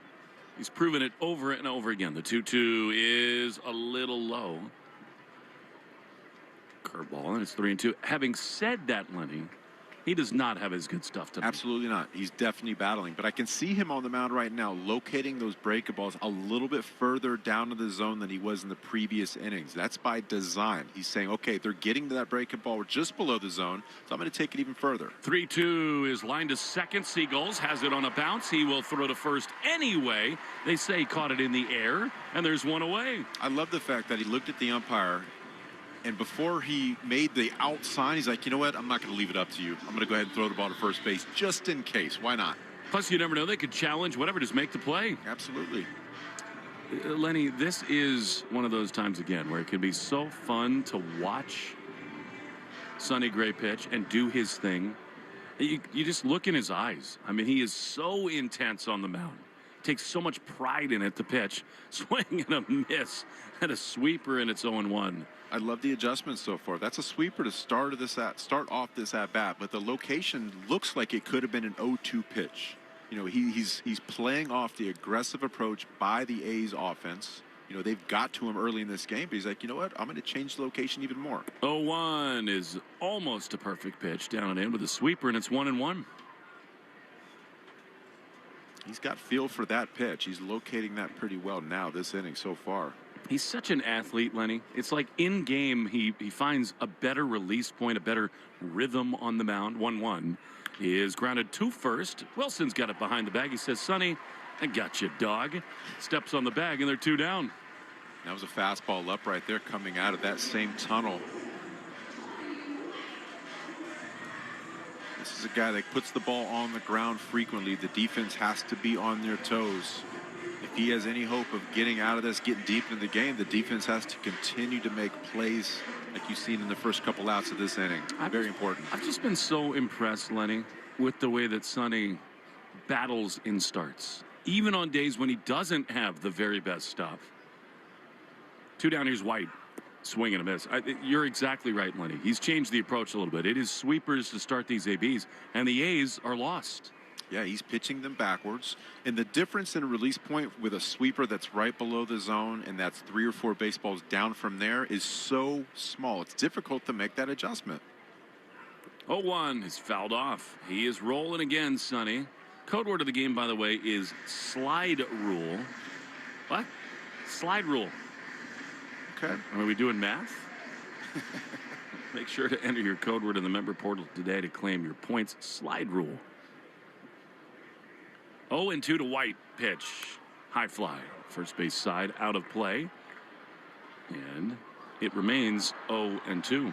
Yeah, the first 2 sweepers of this at-bat were basically caught right off the top of the dirt. So you can see him trying to get the ball farther down in the zone. They really can't do much with the location of that pitch. I mean, it must be about like the Pedroia slide rule. Here's the 0-2. Little line drive into center field. Cedon doesn't have to spin his glove here. He is unbelievable. On the glide, he makes the play. Hitting over. There's a reason his gold is so glove. Rather gold. Glove. His glove is so gold. Whatever it is. Picking up what you're putting down. Gold is so glove. His glove is so gold. Whatever it is, he's a gold glover. We go to the 6th inning, tied at 3 on the Shaw's and Star Market WEI Red Sox Radio Network. Amy Cox did something smart. She saved hundreds on auto insurance switching to Progressive. And with that money, she decided to treat herself to an anti-aging red light mask. Will she look like a horror movie villain every night? Yes. Will her boyfriend Kevin be scarred for life? That's certainly a risk. But it's Amy's savings, and if she's willing to risk her relationship for smooth, wrinkle-free skin, well, bye-bye, Kevin. Switch and see if you could save with Progressive and treat yourself. Progressive Casualty Insurance Company and Affiliates. Are you looking for a pro football podcast that doesn't put you to sleep with spreadsheets or insult you with mindless hot takes? Football is fun. Why shouldn't your football podcast be the same? Follow and listen to Heed the Call NFL podcast with Dan Hansis and Mark Sessler wherever you get your podcasts. Rev up your rewards at the pump with the Club Citgo app. Join today and enter for the chance to win big with members-only sweepstakes, plus everyday savings that stack automatically. Start with 20 cents off per gallon on your first fill-up and save 25 cents per gallon on your first 4 purchases with Plus Pay. Hit Premier status and unlock even more. So what are you waiting for? Download the Club Citgo app today and you're good to go. Savings good up to 30 gallons only at participating locations. Data rates may apply. Jeffrey Glassman Injury Lawyers have been Boston's go-to injury attorney for over 30 years. If you've been hurt in a car or work accident, you gotta get Glassman. Call all sevens at 617-777-7777. That's 617-777-7777. You're listening to the Shaws and Star Market WEEI Red Sox Radio Network.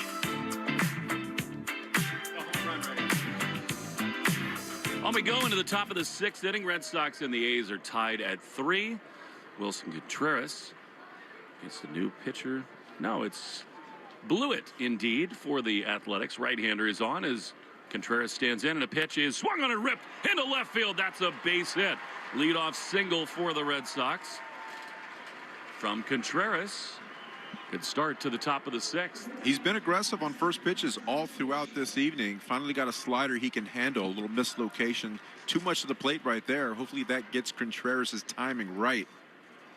You know, Lenny, we've seen it so many times. It's really one swing for him that gets it going. Here now, Masataka Yoshida.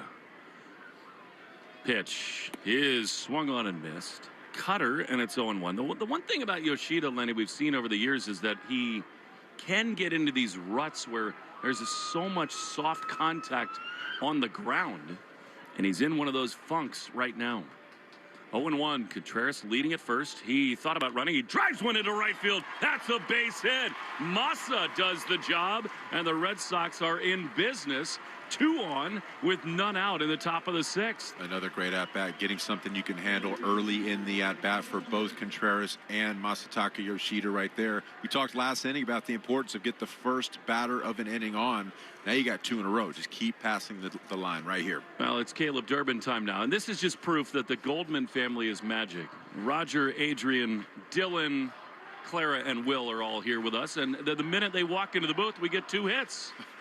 Pull up a seat. Time to do it right now for Durbin. Listen to these Red Sox fans in Sacramento. 2 on, none out. Here's the pitch, and Caleb butts it on the third base side. It's a beauty. It is grounded at third. Throw is in time. Very close. I mean, that is such a selfless play by Durbin. Bang, bang over at first. I think they got him, but the runners are up to second and third. Yeah, that was an outstanding sac bunt right there. The placement was absolutely perfect. He almost beat that out. It's not about getting on the base for Caleb Durbin right there. It's about moving those runners over in a scoring position now with just 1 out. And here is Jarren Duran, a huge, huge spot for him. He's got to find a way to produce. Get a run in some way, somehow. The infield is in for the A's with the Red Sox at second and third. Tie game in the 6th. Pitch is swung on and missed. A cutter, and it's 0-1. You know, the same approach that Masataka Yoshida needs to take as far as getting the ball in the air is driving it to the other way. Duran, same thing. See the ball deep, try to poke it in that right or center field, left field gap, right between them. 0-1 to Duran. Infield all the way in. Blewett throws, and Duran skies one into shallow left field. This is not going to get the job done. Contreras tags, but he's not going to come home. But a fly ball to left, and they're 2 down. He deked him right there. Contreras went back to tag, made him force a throw home. If that would have caromed off, then he would have had an opportunity to go score. But now you got the man of the evening up right now. This is the guy you want at the plate. You want him to continue to drive the baseball. Monasterio, who drove in the Red Sox first run, is up now. The man who put him ahead in the 10th inning last night bats with second and third and 2 down. 3-3, top 6. Sun setting. You can see the baseball finally in Sacramento. The pitch is a cue shot foul off the end of the bat on the first base side.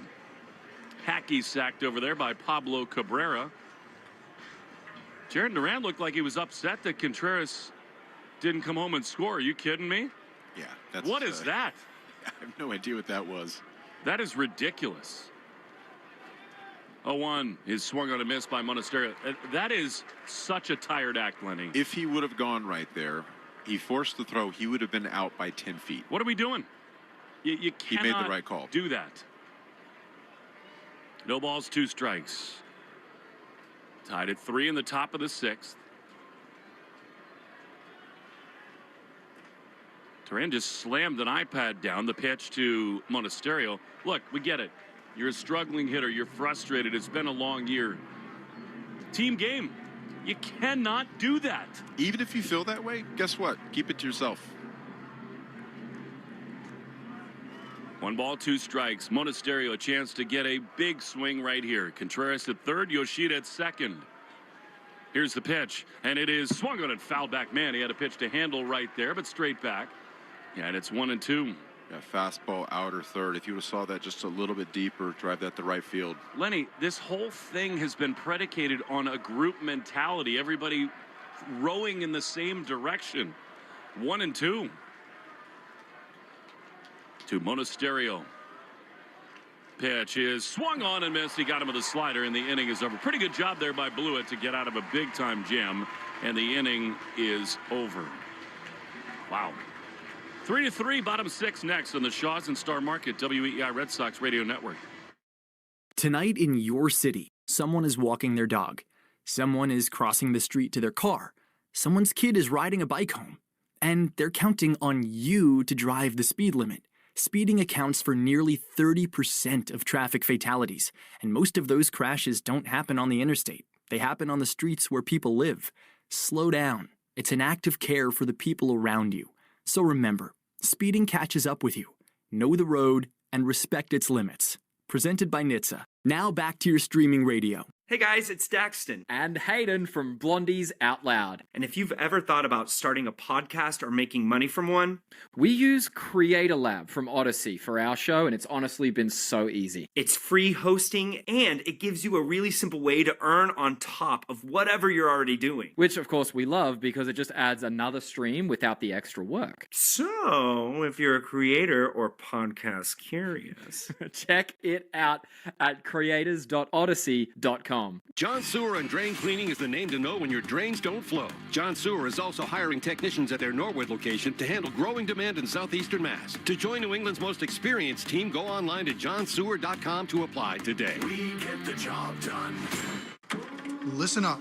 Partner with one of the most trusted, independently owned lumberyards and showrooms around, Cape Cod Lumber and CCL Homescapes. Shop at CCL Homescapes for your Anderson 400 Series windows and doors for your next project. Anderson is the #1 trusted window and door brand. CCL, your go-to supplier for Anderson 400 Series windows and doors. Visit us online or come see us in person in Abington. CCL, 100% employee-owned and operated.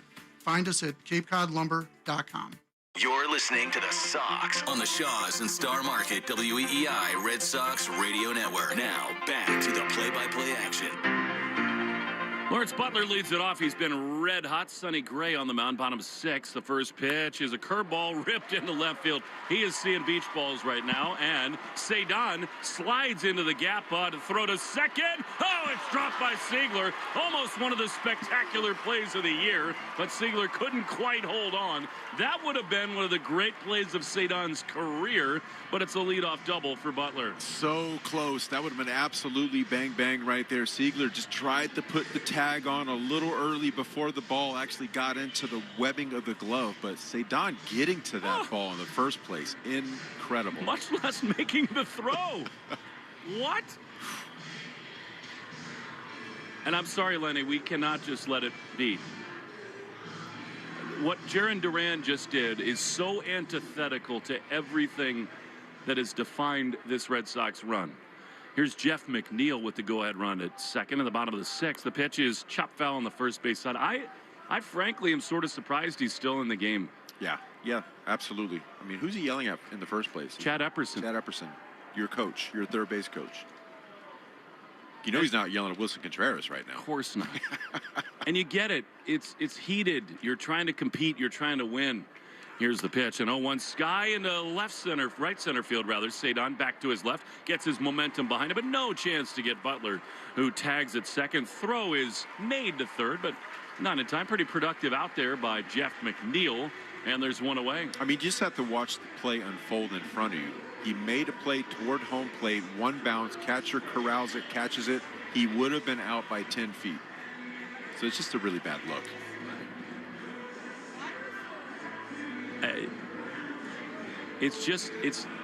It can't happen. No. And it's not the first time. It's not the fifth time. And this team has done so much to band together, to pull the rope in the same direction.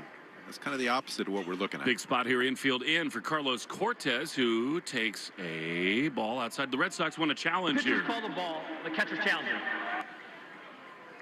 Connor Wong thought it was a strike, and he's wrong. It is low of the zone. Challenge brought to you by Dana Farber. And the challenge is cancer. Dana Farber hits it out of the park. I'm stunned by that, Lenny. That becomes, in some ways, kind of a defining moment for culture in this moment, as the Red Sox are trying to think about the trade deadline. 1-0. Infield in, the pitch is skied in a shallow left field. Duran's got a chance here. Butler runs so well. He tags at third. Jaron makes the grab. He throws home. Good throw, but not in time. Head first slide. Butler does it, and the Athletics lead it 4-3. Yeah, I mean, that was deep enough right there. Butler runs extremely well to be able to go out there and tag in that location in the outfield. But I tell you, I said this a couple weeks ago when they were at home. This team, the reason why they were able to bounce back and do what they've been doing on the field, home and away, is because they don't have a Roger Dorn on their squad. They don't. There's just nobody in the clubhouse like that. I'm sorry, Lenny. There's no other way to say it. That was utterly ridiculous what he did. You cannot justify the behavior of pointing to your third base coach when you hit a shallow fly to left field. As a fastball misses outside, that's ball one. And then he's slamming an iPad in the dugout. It's not what this team has been. It's not what they want to be. Enough is enough. 1-0 to Walton. Sonny Gray throws, and a pitch. Called a ball, a little bit low maybe, and it's 2-0. Well, Sonny's been battling throughout this game. This is the count that you don't want him to be in. Last inning, you saw him make a pretty good adjustment as far as that breaking ball down below the zone, getting a lot of swing and miss. Hasn't been there so far this inning. 2-0 the pitch, swing and a chop foul. And of course, it's the context matters, Lenny. It's an inning where you're battling. The Red Sox have momentum going. They've tied the game. I mean, all things are trending in a good way. It's not 8-0 A's. This is not the kind of night where you can understand somebody losing their mind like that. It can absolutely be a momentum killer right there for a club. 2-1 the pitch is skied foul on the third base side, and it's 2-2. I think there are enough guys, including the manager and everybody in that dugout, they can overcome it. But why insert yourself in such a negative way? Sonny is not happy, by the way. No. He thinks he's missed a ton of spots tonight. His hat askance over toward his left ear. 2 balls, 2 strikes, 4-3 A's. The pitch is high with a fastball. Yeah, the count is full. Yeah, he's battling, trying to make that adjustment. Again, we talk about what he did last inning. Pitching backwards, using the spin early, locating extremely well below the zone, inducing soft contact, swing and miss. You know, the first double this inning was a curveball right down the middle. 3-2, strike 3 called on the outside corner. He spun a really good one there on the outside half, and the inning is over. Great job bouncing back right there. No doubt. A veteran presence on the mound. That's how you pitch for 13 years in the major leagues. 4-3 Athletics, 7th inning. The Red Sox, they got some big hitters coming up when we return. It will be Wong, Siegler, and Cedon after this in the Shaws and Star Market, WEEI Red Sox Radio Network. Every week on the Moth Podcast, real people tell their stories live on stage. I burst into tears. And I wasn't sure if I was crying because I hadn't been kissed in a really long time, or if I had just never been kissed like that before. To hear fascinating, heartbreaking, and sometimes hilarious stories from astronauts, teachers, farmers, and people just like you, follow and listen to The Moth wherever you get your podcasts. This just in from Shaw's and Star Market. It's another 10 for $10 sale. Hey, it's Lou. Now through Thursday, you can save big on items like Faye Greek yogurt and Green Giant Simply Steamed vegetables. Pantry favorites like Prince Pasta, Kraft Mac and Cheese, and Star-Kissed Chunk White Tuna. And cool off with drinks and treats like Powerade and Haagen-Dazs cups. Save on these and more during a 10 for $10 sale. Now at Shaw's and Star Market, the official supermarket of the Red Sox Radio Network. Why wait, Massachusetts? Shop now and seize the summer. At Raymore and Flanigan, you can save up to 20% on your purchase. Shop today to save more than twice the Massachusetts sales tax on items for your living room, dining room, bedroom, outdoor space, and more. You can also shop all the top mattress brands and experience the benefits of better sleep. Get in-stock items delivered in 3 days or less. Hurry in, save double the tax now at Raymore and Flanigan. Exclusions apply. See store for details.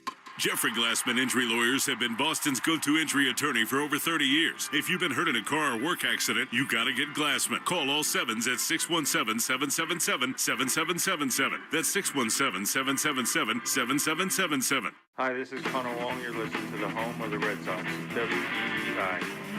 Connor Wong leads it off. First pitch, swing and a miss and a big slider from Blewett. It's 0-1.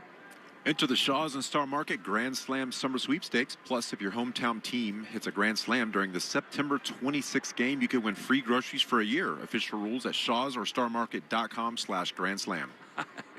I'll never cheer for anything more that day. The 0-1 is inside. The Red Sox have a Grand Slam in this series from Cedon. I mean, that's a little bit, don't you think, tough? A Grand Slam on one game? One day. Yeah.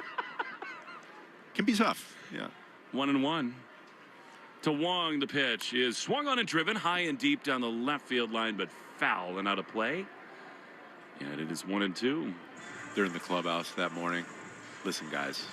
Hey, we got to hit a Grand Slam. Let's win somebody today. some produce, some proteins. Yes. Let's do this.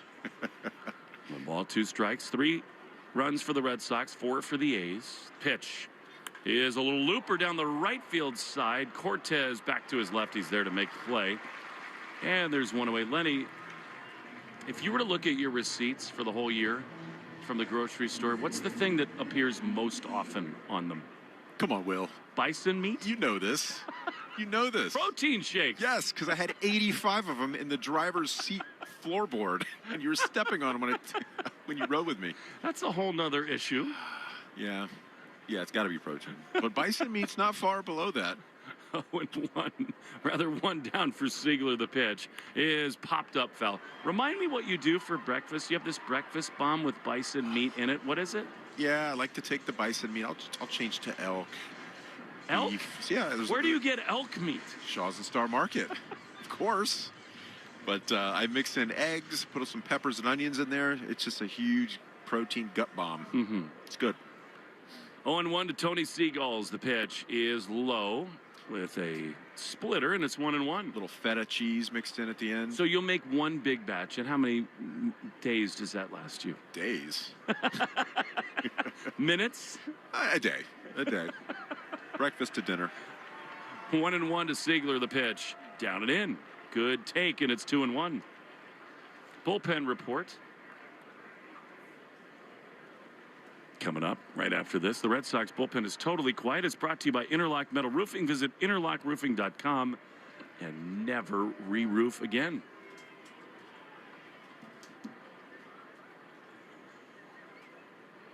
Two and one. The pitch and a soft ground ball on the right side. It is handled by McNeil. He throws to first in time, and they're 2 down. I should have a disclaimer that there's a reason why I'm on a statin right now at 46 years old. Probably too many bison gut bombs. Yeah.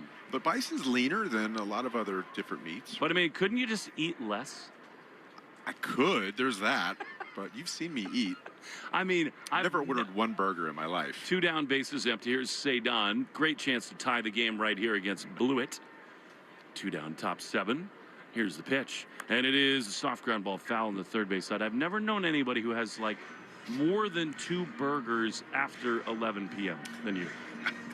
Hey, this is the life. Life of a broadcaster. Late meals, got to get it in when you can. But, you know, you do mix in a fillet of fish, so. Yes, absolutely. I do when I can. 0-1 to Cedon. A little bit outside. Fastball 1-1. This guy is so nails, Cedon is. He's got that look again, too, doesn't he, Lenny? He's seeing the ball well right now. You see him tough with 2 outs. Go out there and start it. 1 ball, 1 strike. The pitch is swung and grounded to third, handled easily by White. Throws across to first in time. And the inning is over. 4-3 A's. Cedon not happy with himself there on the Shaws and Star Market, WEI, Red Sox Radio Network. Tonight in your city, someone is walking their dog. Someone is crossing the street to their car. Someone's kid is riding a bike home. And they're counting on you to drive the speed limit. Speeding accounts for nearly 30% of traffic fatalities, and most of those crashes don't happen on the interstate. They happen on the streets where people live. Slow down. It's an act of care for the people around you. So remember, speeding catches up with you. Know the road and respect its limits. Presented by NHTSA. Now back to your streaming radio. The Second World War is the largest event in human history. A 20-part series with Tom Hanks. No part of the globe was untouched. No life unchanged. Experience the ultimate account of World War II. Every single person had a story. These are the stories that make us who we are. Listen to World War II with Tom Hanks on Apple, Spotify, or wherever you get your podcasts. Near you. Summer is finally here, and there's nothing like going to a game and treating someone special to a day at Fenway Park. Ace Ticket is the official ticket partner of the Boston Red Sox, which means you always get the best seats at the lowest prices, all backed by Ace Ticket's helpful customer service. Ace also has tickets to this summer's hottest concerts and all the World Cup matches. The New England Patriots schedule is out now, and Ace Ticket has seats for all home and away games. Call 1-800-MY-SEATS or visit aceticket.com right now. Boston's got more ways to hit it out of the park this summer with daily flights from Boston to Amsterdam, Barcelona, Dublin, Edinburgh, London, Madrid, Milan, and Paris. Plus, only JetBlue gives you free high-speed Wi-Fi and large seatback touchscreen TVs with tons of entertainment and farm-fresh meals, all included for a low fare. Plus, beer, wine, and liquor included for 21+. Ready for a real game changer? Book your own suite in Mint, JetBlue's award-winning take on premium travel. If Europe is in your playbook, JetBlue has more destinations for Red Sox Nation. Let's go. Book now at JetBlue.com. Want to listen to WEEI on the go? Just download the Odyssey app. Now, back to Red Sox baseball on WEEI. Here we go to the bottom of the 7th. The Red Sox are riding with Sonny Gray, Lenny. I mean, this is the value of having a veteran starter who can just kind of navigate his way through. Nick Kurtz sees him again as he swings and misses. That was a great changeup.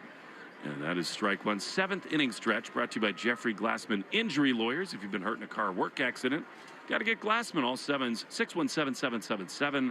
617-777-7777. The pitch to Kurtz. Check swing on a breaking ball. Down and in, and it's 1-1. Well, they've seen him throw throughout this year, right? They know the capability he brings to every outing as far as making those adjustments in and out of the game. And he's gotten better throughout. I mean, not a ton of hard contact, to be honest with you. The stuff isn't terrible. He needs to get into those good counts. 1-1. Swing and a miss. Now, that was a great sweeper. He does have this ability, Lenny, to find it as you go deep into games. 1-2.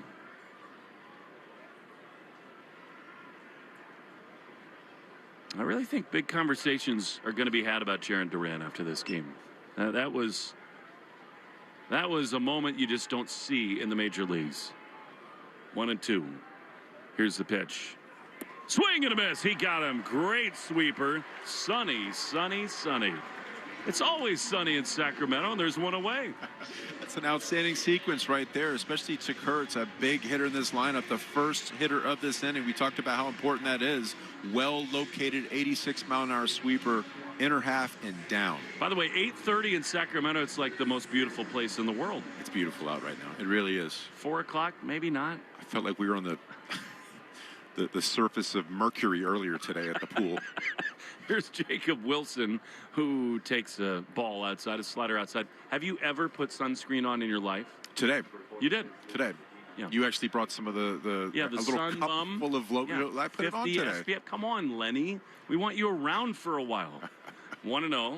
Here's the pitch, and it is a little bit outside with a fastball, 2-0. Got a couple doctors behind us. I'm giving all my bad habits, my bad diet, my lack of suntan lotion. They don't want bison bombs. They don't want melanoma, for goodness sake. Yes, I get it. 2-0.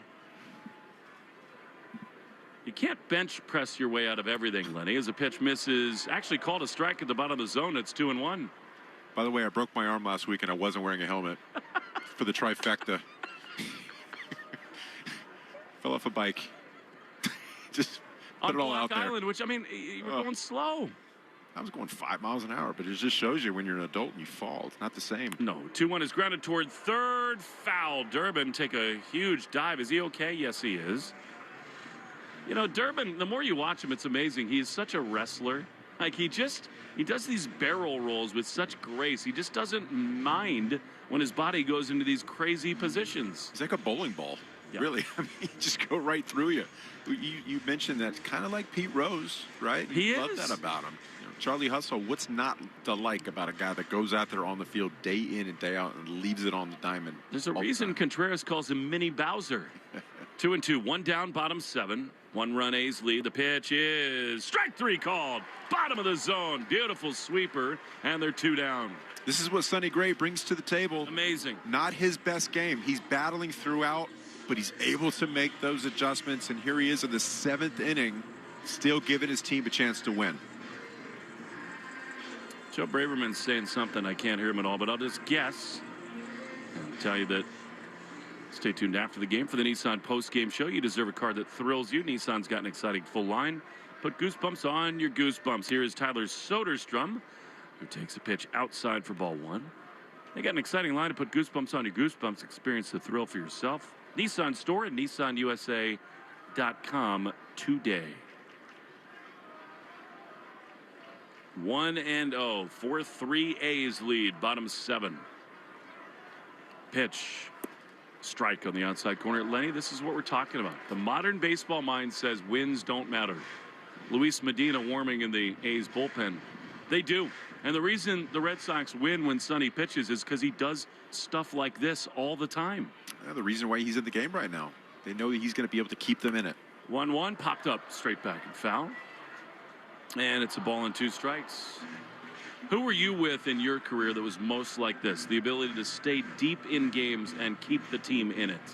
Oh, man, I played with some really good pitchers, whether it was with the Red Sox or the A's. You know, you think about the guys like Pedro and Schill and Wake and Derek Lowe. 1-2, check swing. Did he go? No. Breaking ball missed low, and it's 2-2. When I was with Oakland, a guy like Dan Herron was really good. Guys like Joe Blanton, these professionals that go out there and get it done. They get deep into games, and they're able to pivot similar to Sonny Gray. It is just impressive to watch. Not many people are able to do this, even when you don't have your great stuff.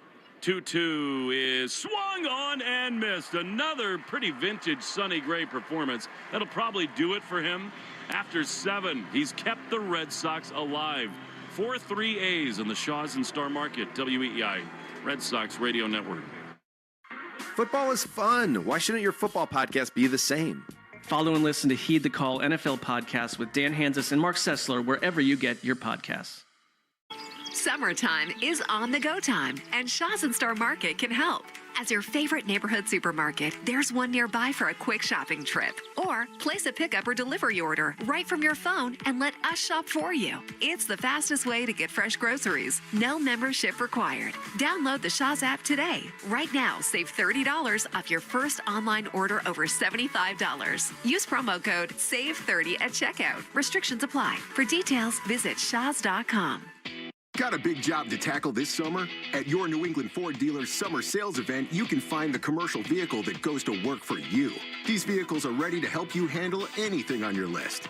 And now for a limited time, you can get the best deal on the #1 selling commercial vehicles for 41 years running. So let's get the job done together. Visit your New England Ford dealers today and get to work. Based on S&P Global Mobility CY 1985 to 2025 U.S. TipNet registrations, excluding registrations to individuals. You're out of there, leaky store brands. When all else fails, switch to North Shore Adult Diapers. That's total lockdown protection for even the heaviest control problems. Try North Shore Adult Diapers at northshore.com today and focus on life, not leaks. We're right back to the Sox on the Shaws and Star Market WEEI Red Sox Radio Network.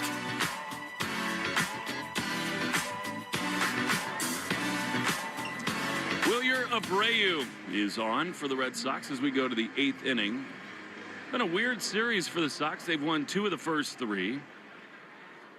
But the offense has really not clicked in until this time of night. Sort of chalky skies overhead. Wilyer takes a changeup off the outside part of the plate for ball 1 from the new A's pitcher, Medina. We've seen him in this series. He's got a huge arm.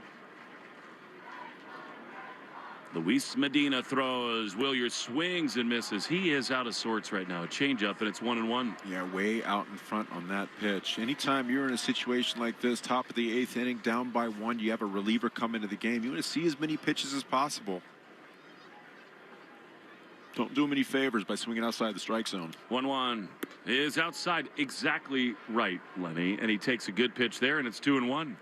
He's going to try to get back in the count here, 2-1 count. You have to see something you can drive. And if you're Wilyer, really think about the same approach when you're facing a lefty. Front shoulder in, quick to the ball.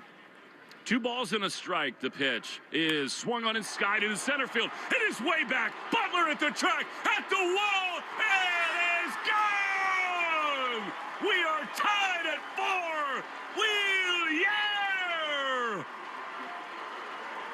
What a swing! And the Red Sox more late inning magic in Sacramento. We talk about count leverage, 2-1 count. Put himself in that situation with a great take. Talk about keyhole pitch. That's exactly where he wanted it. Kept that front shoulder in, drove that to dead center field. Awesome job. Great swing by Wilyer Abreu. What is it about this team in the 8th inning and beyond here? Well, they can see for one. That helps. It does. All right, here's Contreras. Would you be surprised at all if they went back-to-back? Nope. Pitch is swung on and driven high and deep into left field. It is gone!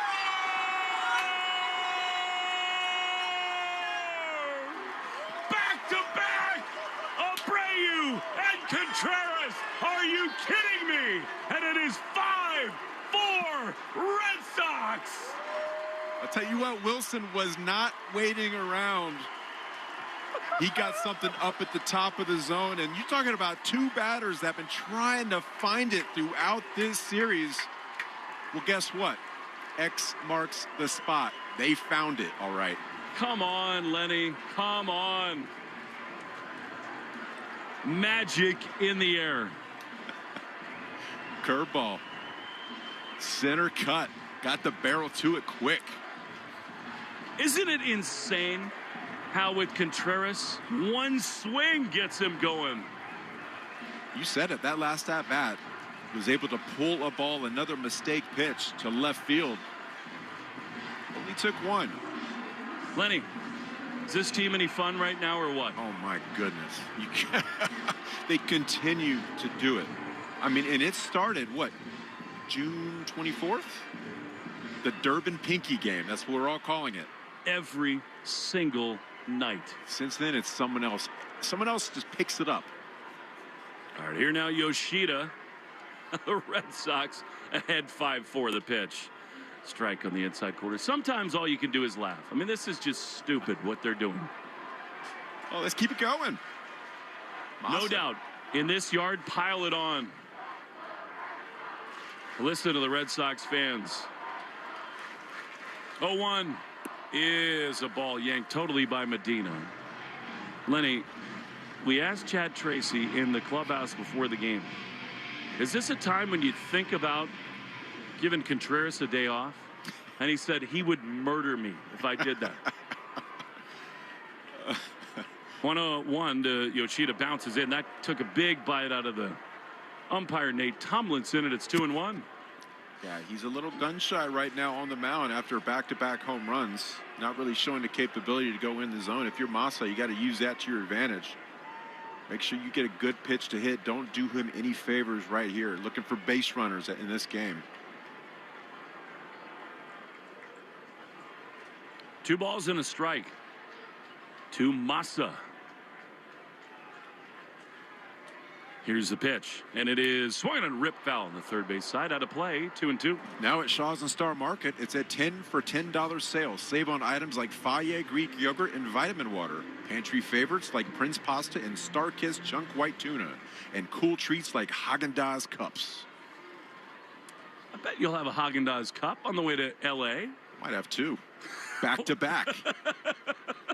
Belly to belly. The 2-2 is a soft ground ball, foul off his foot on the first base side. I got to get him early, though. Top of the barrel Haagen-Dazs cups are way better than that bottom. They are. The dry ice. This guy, Wilson Contreras, man, in the biggest moments, you just almost have grown to expect it from him. Insane.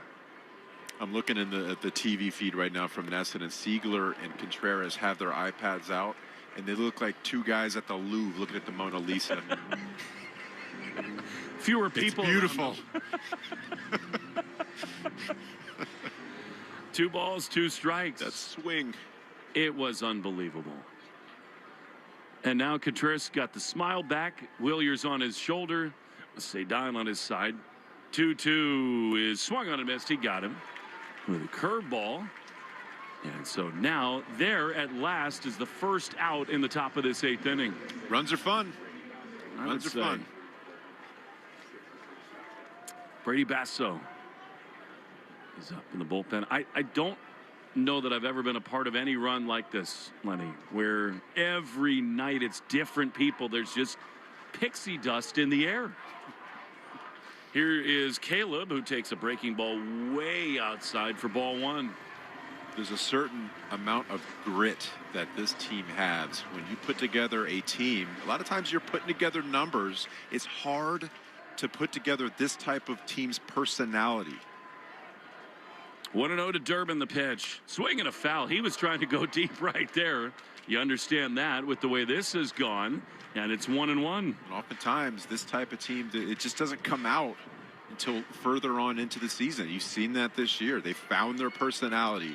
They found the way it gets done, and it's different every night. It's dropping a sacrifice bunt down. It's hitting the long ball.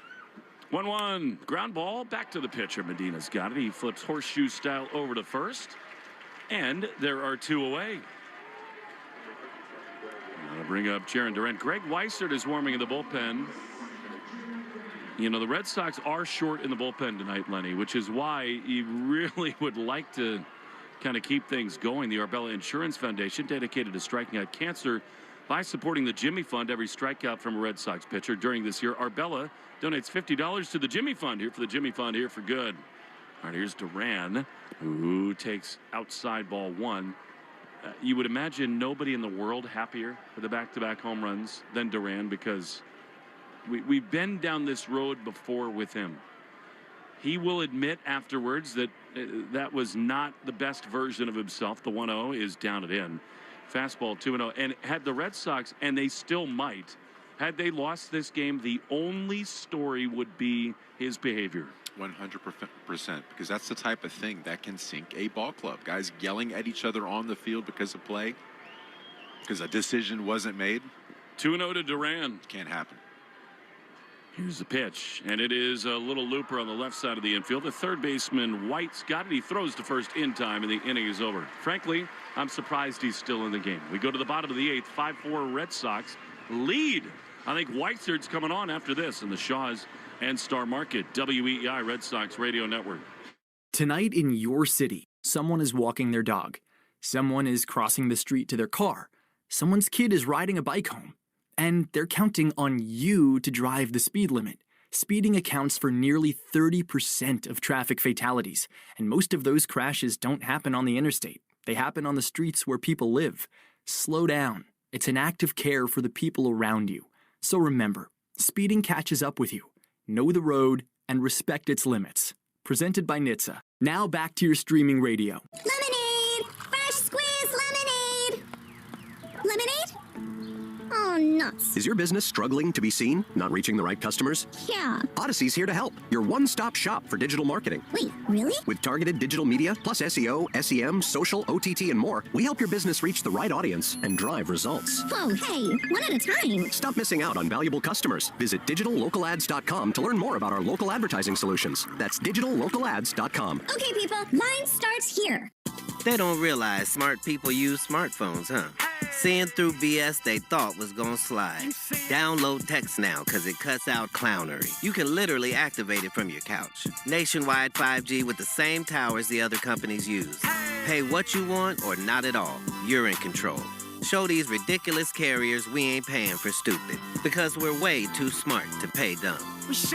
Free app-based talk and text via the Text Now app requires Wi-Fi or data connection. Data plans sold separately. 5G where available. Now at Shaw's and Star Market, it's a 10 for $10 sale. Save on items like Faye Greek yogurt and vitamin water. Pantry favorites like Prince Pasta and Starkist Chunk White Tuna. And cool treats like Haagen-Dazs cups. 10 for $10 today at Shaw's and Star Market. More Boston sports opinion, more often. Just download the Odyssey app. Now, back to Red Sox baseball on WEEI. A super important outing for Greg Weissert as the Red Sox lead 5-4 as we go to the bottom of the 8th inning. Jonah Heim, Tommy White, and Lawrence Butler, and two of these three guys are the hottest hitters for the A's, and both swinging it from the left side. So this is buckle up time, big time for Weissert. He's on for the 45th time. Greg throws, and Heim takes a pitch outside, ball one. Lenny, we've watched this whole series. Heim and Butler are totally locked in. Yeah, you got to be careful with this part of the lineup. You look at the splits versus left-handed batters. They're batting .315 off of Weissert's versus .204 righties are. 1-0. Pitch is a good one. Strike on the inside corner. Heim looking for something else right there. Subaru of New England scoreboard. Subaru summer finally here. Details at SubaruofNewEngland.com. 1 ball, 1 strike. Really gutsy performance by Weissert last night in the 10th inning. Really was. After the Mona home run, 1-1. Little looper into right field, coming on Abreu. He's on the run. He will slide. He can't make the play. It was on his glove and out, and Jonah Heim has yet another hit.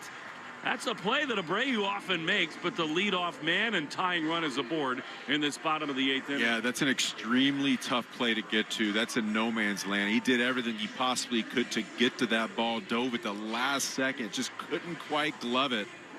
Just wasn't hit hard enough. We've been spoiled by him. I mean, it is a spectacular play, but it is one that he makes. We've seen it before, yeah. You know, Weissert's job right now, especially with a right-handed batter up, is to get the ball on the ground. Let your defense take care of it. Especially with the red-hot Butler on deck. Leadoff man and tying run aboard. White grounds one up the middle. Monasterio's got a chance. Steps on second for one. Over to first. 2 double play. Just what the doctor ordered. And they're 2 away. I guess you ask and you shall receive. That's a great pitch right there. Talked about the splits. That's what right-handed batters do against Greg Weissert. That late sinking action, uses all quadrants, puts the ball on the ground so effectively versus right-handed batters. I think you should just keep asking for things, Lenny. Where's my Haagen-Dazs cups? Here's Lawrence Butler. 2 doubles tonight. He's had an enormous series. And he takes a ball down from Weissert, 1-0.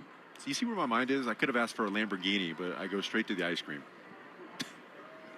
I was half surprised he didn't ask for a protein shake, to be honest. The 1-0. Swing and a miss. Really good changeup. And it's 1-1. The Yankees lost earlier today on a walk-off walk. Moran and Chapman are both up and throwing. You got McNeil on deck. I think Moran would come on to face him if Butler were to reach. The 1-1 is a little bit outside a fastball. And it's 2-1. I have to agree with you right there. Moran's been so good against lefties and righties. Righties bat 174, lefties 123. He's really pitched himself into that high leverage role this season.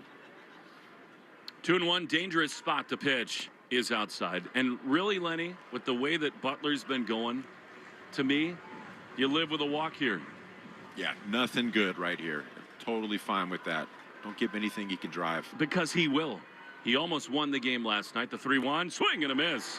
Now that's a great pitch. Sinker on the outside corner, and it's 3-2. Yeah, 94 late breaking action. Looks like it's coming down the middle, breaks off the plate. When you've got a sweeper that you can throw off, that makes it so difficult to keep the barrel in the zone and through. Strike away from getting to the ninth with Chapman warming in the bullpen. Infield over to Pohl, way back for this left-handed hitter. 3-2. Here's the pitch, and it is swung on and missed. He got him. Greg Weissert makes an enormous pitch, and the Red Sox go to the ninth inning, leading by a run. 5-4 on the Shaws and Star Market WEEI Red Sox Radio Network. Hey guys, Fly on the Wall is back for another season. That's right, on audio and video every Monday and Thursday. Follow and listen to Fly on the Wall everywhere you get your podcasts. He's in a jam, and the pitching coach is headed out to the mound. You okay, kid? Coach, you ever think about your financial future? Yeah, but not with the bases loaded in a full count. Fair point. Plus, there's Mass Mutual. So, I should look into Mass Mutual? Absolutely. Can I borrow your phone? I left mine in my locker. Yeah, but maybe after the game. Another fair point, Coach. Mass Mutual, official partner of the Red Sox. Learn more at massmutual.com. This call to the bullpen gives you a chance to check out all the great Ford SUV offers at Ford.com/local. You'll find special deals on the official vehicles of Major League Baseball that you won't see advertised anyplace else. Whatever new vehicle you plan to buy from your Ford dealer's inventory, visit Ford.com/local and see how much you can save. And then see your New England Ford dealers for your new SUV. After a tough winter combined with harsh coastal weather, home exteriors take a beating. That's why pros across the Northeast have trusted AZEK Exteriors for over 25 years. As the #1 brand for premium exterior trim and molding, AZEK keeps homes elevated with stunning details that endure beautifully no matter the conditions. And now, introducing AZEK Lap Siding, pairing the classic beauty of traditional wood siding with modern durability. Available in 18 different colors from AZEK Captivate Pre-Finishing. Start planning your remodel today with AZEK. Order free samples at AZEKexteriors.com. You're listening to live play-by-play action of the Boston Red Sox on the Shaws and Star Market WEEI Red Sox Radio Network. On we go to the top of the ninth inning. Andrew Monasterio to lead it off against Elvis Alvarado. Elvis is in the building for his 31st appearance. Red Sox, you feel like they would love a little insurance. Brian Serban is on to catch Alvarado. 5-4 Sox. Another dramatic night is Mona takes a strike on the inside corner, and it's 0-1. Yeah, I don't want to have to double up on my Ambutra tonight. 0-1. He's singled. He's 1 for 3. Pitch. Swing and a foul on the first base side, and it's 0-2. It's like every swing, even when he doesn't hit the ball hard, he just misses. Super level. He's totally timed up right now, isn't he, Lenny? Absolutely. 0-2, you got to protect right here. Get that front foot down, spread out, just put it in play. A cheer we all love, even in California. The 0-2 is swung on and missed at a slider. It is amazing the invasion of Red Sox Nation in Northern California. I experienced it as an Oakland A's player. Every time we played the Red Sox, just a sea of red in the stands. They travel extremely well. And they're not even traveling. Oftentimes they live in that part of the world as well. The last 2 days, that chant has proven true. The Yankees lost today in 11 innings to the Chicago White Sox. Here's Connor Wong. 1 down, top 9. The pitch is a little bit low. Stay tuned after the game for the Nissan post-game show. You deserve a car that thrills you. Nissan got an exciting full line to put goosebumps on your goosebumps. Experience the thrill for yourself. Shop your local Nissan store and NissanUSA.com today. 1-0. The pitch to Wong is just outside. Red Sox have 1 ABS challenge left. The A's have both theirs. I think right here, Lenny, Wong is trying to hit one to Tahoe. I mean, he is going to come unglued. And we saw that swing the other day. He's capable. 2-0 is inside. Now, not a pitch to hit at all. It's 3-0. You really would love a little insurance here. Although, you do have a Aroldis Chapman warming in the bullpen. 3-0. I want to see a take here. I'm looking for base runners. 3-0 is a strike. I agree completely. And here too, right? I mean, it has to be a good pitch to swing. Another keyhole shot right here. If it's right down the middle and you feel like you can get the barrel to it, use the center part of the field. But you get Siegler up with a man on base. I like those odds. 3 balls and a strike to Connor Wong. 5-4 Sox in the 9th. The pitch is exactly that, Lenny. I mean, he wants something on the inner half. He doesn't get it. He takes it, and it's 3-2. Yeah, making him throw pitches. Now at this point, you get that same pitch. Let's go.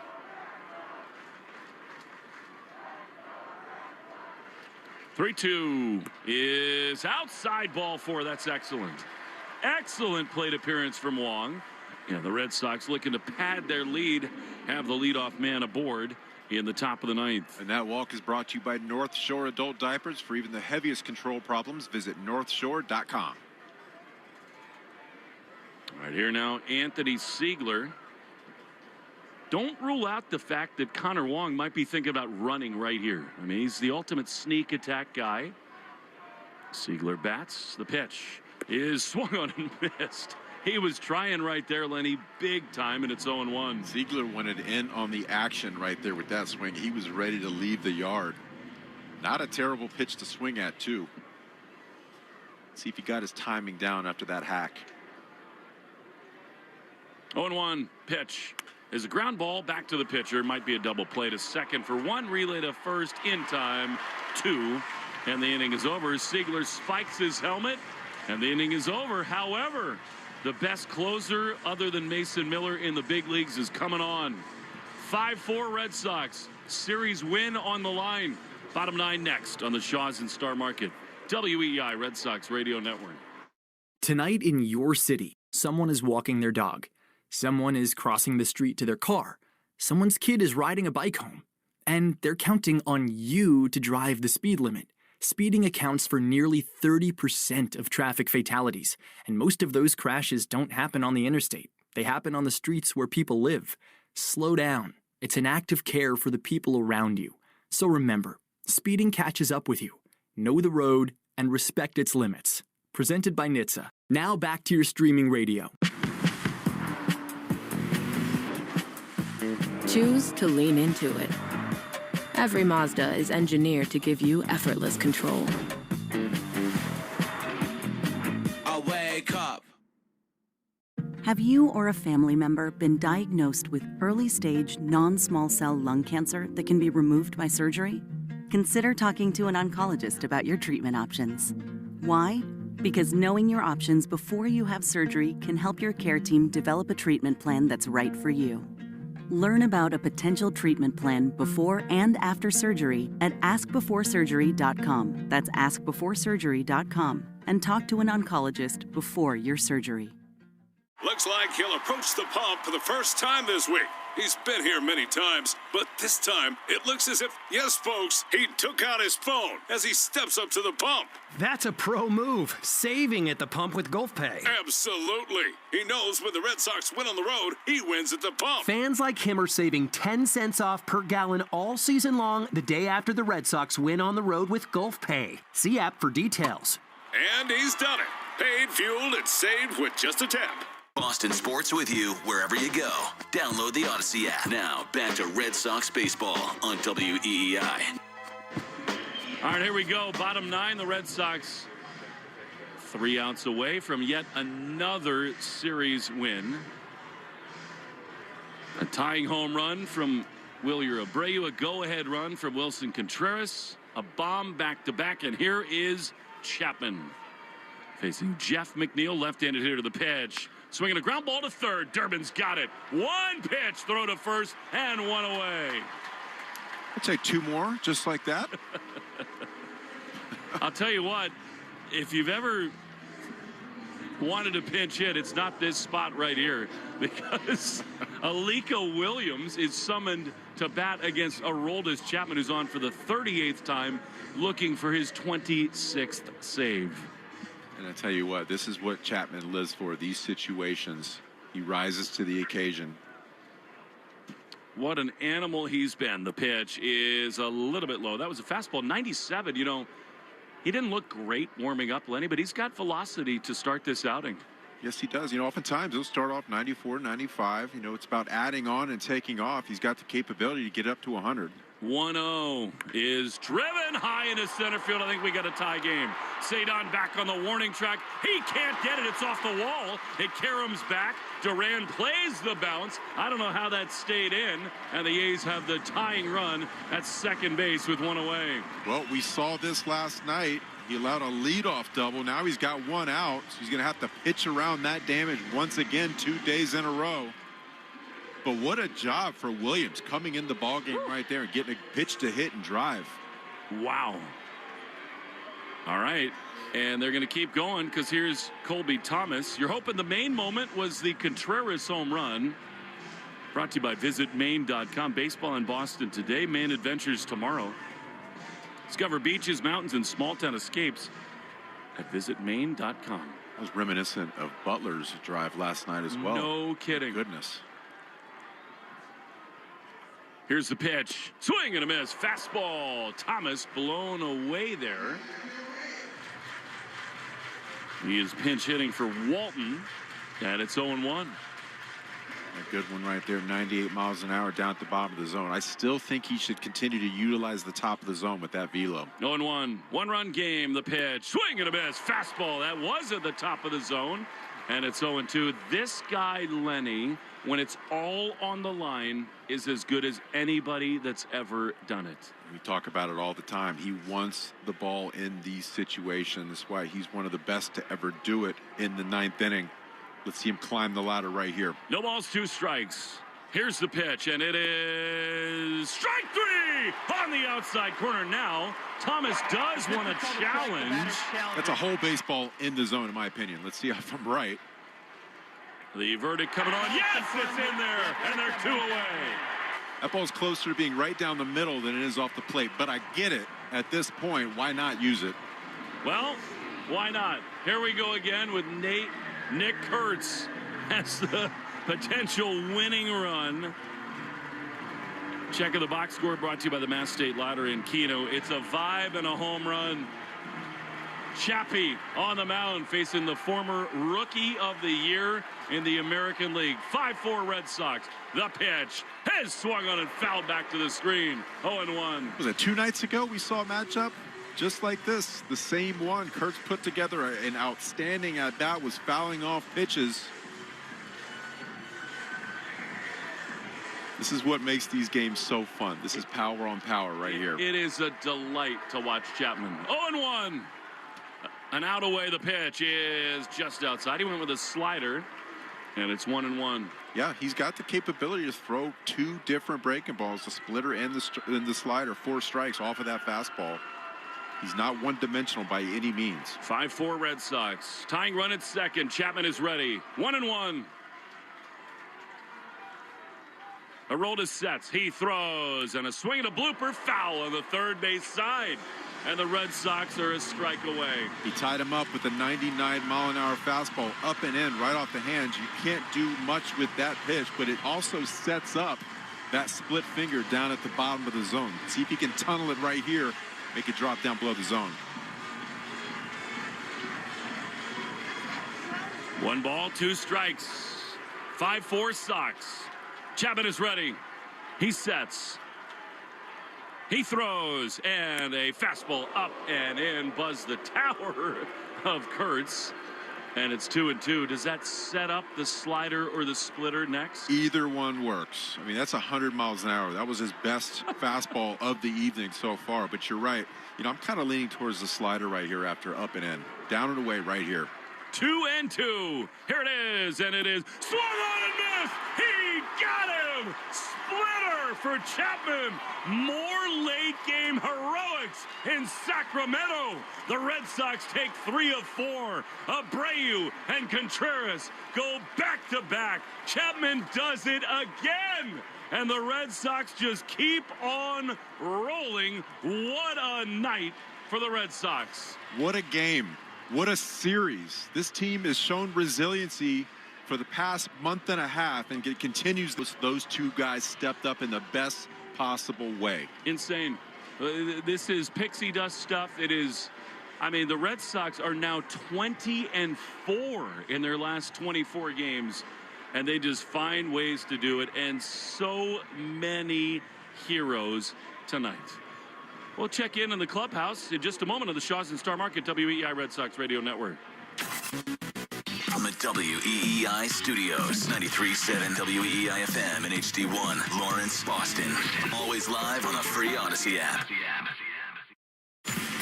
This is the Nissan post-game show. Nissan makes cars that thrill. Experience the thrill for yourself today. Shop NissanUSA.com.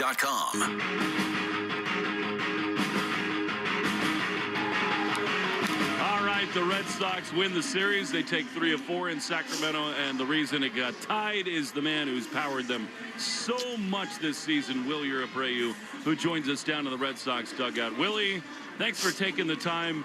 Take us through that at-bat. I mean, it's been a fight for you lately. You've been trying to find something at the plate. How did you find it within you to tie the game with that big swing? No, I mean, tie with my body and try to hit the ball and, try to see what happened. I got a really good pitch to hit and, I made a good contact and, the ball just go. Wilyer, can you talk about this group, how resilient you are as a team offensively? Anytime the opposition scores a run, you always feel good about this team bouncing back. Right, like the hotter the water, the better the moment. He is so good. What's it like? I mean, he's such a leader on this team. He's got this calming presence. What's it like to play behind him and know in the big spots he's just going to get the job done? Yeah, I mean, he's amazing. He's doing everything right. I mean, you can see he showed up every day, every game that he pitch. It's a show, it's a history. Every time he pitch, and it's amazing just watching him pitch, the way that he pitch, the way that he attacked the hitter, and he's always ahead. He put in a tough position to the hitters to hit. He's been consistently, and he's amazing. By the way, Wilyer, I just want to tell you before one last quick thing. Your English is awesome. Like the growth you've had, the courage to do it, your vocabulary is through the charts. You are so great at this right now. And I'm so proud of the work you've put. Even when he's not seeing the ball and his timing's off, you know what? That's okay, because you're playing the game hard all the time. Defense, offense, it doesn't matter. You're going out there and playing the game the right way, the fans are going to love you for that. I always said, even when he came up, there's a little Trot Nixon in this guy. He's not afraid to go into the stands and get a baseball. Always leaves the field with a dirty uniform. You love that and you respect it. Isn't it interesting, Lenny, because, Red Sox lore has been sort of defined by left fielders. I mean, there's so many all-time greats out there. For goodness sake, you go from Ted Williams to Carl Yastrzemski, and then you got, Jim Rice out there. Right field, though, I mean, we're talking about a spot that forever has been defined by Dwight Evans. Wilyer is creeping into that territory as a guy defensively and just in terms of a guy who fits the culture and brand of Boston. I think this guy really is on a path to have an all-time career. Well, he's already got 2, right? 2 Gold Gloves in that category. And this is a guy with a cannon for an arm. He's got great instincts in the outfield. It's about that front for that first step. But like I was saying before, he's not afraid to go through a wall to go get a baseball. And I feel like that's the type of player, if you're going to have success, specifically at Fenway Park, with the way the ball caroms, you got to be able to go out and get a baseball into the crowd if you have to. He's got so much humanity, too. I mean, it's so easy to root for Wilyer Abreu. Red Sox win it 5-4. They take 3 of 4 in Sacramento. It wasn't what we thought it would be. I thought the Red Sox would come out here and beat the A's 12-2. And in some ways, Lenny, it's more impressive that whatever, the batter's eye, the conditions here, they couldn't score early. So many times they found a way to win. Yeah, and they've come back so often. They're never out of it. The A's scored early. They scored earlier than the Red Sox. The Red Sox really didn't have anything before the 5th inning, but you knew that after the A's scored that the Red Sox were going to be right behind them, battling, putting together good at-bats, making adjustments at the plate. And we have to say something about Sonny Gray, because he went out there no doubt. 7 innings today without his best stuff. He was scuffling out there with his command control, getting behind the counts, but he made adjustments, was able to pivot throughout the game, and he got them to the victory, got them to the bullpen, the higher leverage arms. And I tell you what, outstanding job for him. Kudos to a guy that battled out there without necessarily having his A game. No doubt about it. We'll continue with the Nissan postgame show after a thrilling Red Sox win after this on the Shaws and Star Market WEEI Red Sox Radio Network.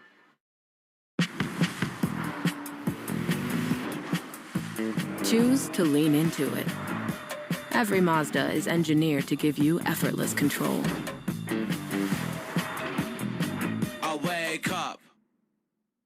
Have you or a family member been diagnosed with early-stage non-small cell lung cancer that can be removed by surgery? Per gallon all season long, the day after the Red Sox win on the road with Gulf Pay. See app for details.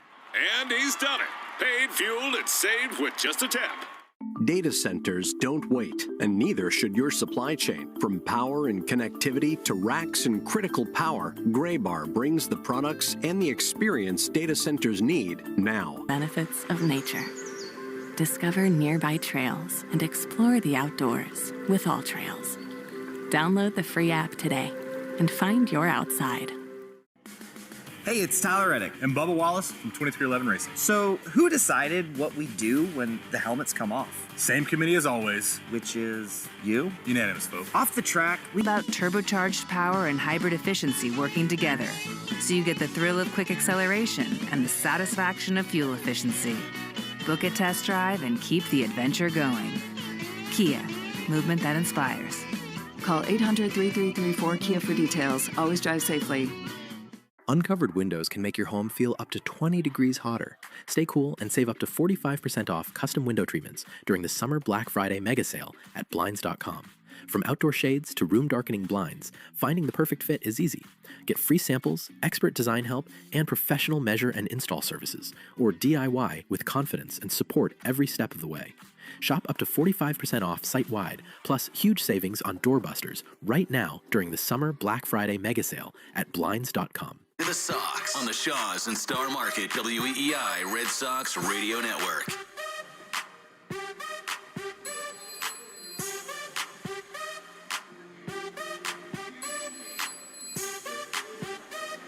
Red Sox win at 5-4. They take 3 of 4 in Sacramento, and they are just rolling along, Lenny. 20-4 over the last 24. And on to L.A. with yet another series win. You're listening to the Nissan postgame show. You deserve a car that thrills you. Nissan's got an exciting full line. Put goosebumps on your goosebumps. Experience the thrill for yourself. Shop your local Nissan store at nissanusa.com today. Arbella Insurance Foundation is dedicated to striking out cancer by supporting the Jimmy Fund. Tonight, Red Sox pitchers. Let's see. Chapman was awesome at the end. They together struck out 8. That means another $400 donated to the Jimmy Fund. Here for the Jimmy Fund, here for good, is the Arbella Insurance Foundation. Every double the Red Sox hit will hit $50 to the American Diabetes Association, brought to you in part by the Mass Health Connector. If you need health insurance, go to mahealthconnector.org and find the right plan for you and your family. Did Joe Braverman send it to me? I know that he did. He always does. Let's see. 1 double from Sadon, 185 total for $9,150. Gotta love Joe. He gives us Andre the Giant. He gives us Cable Guy.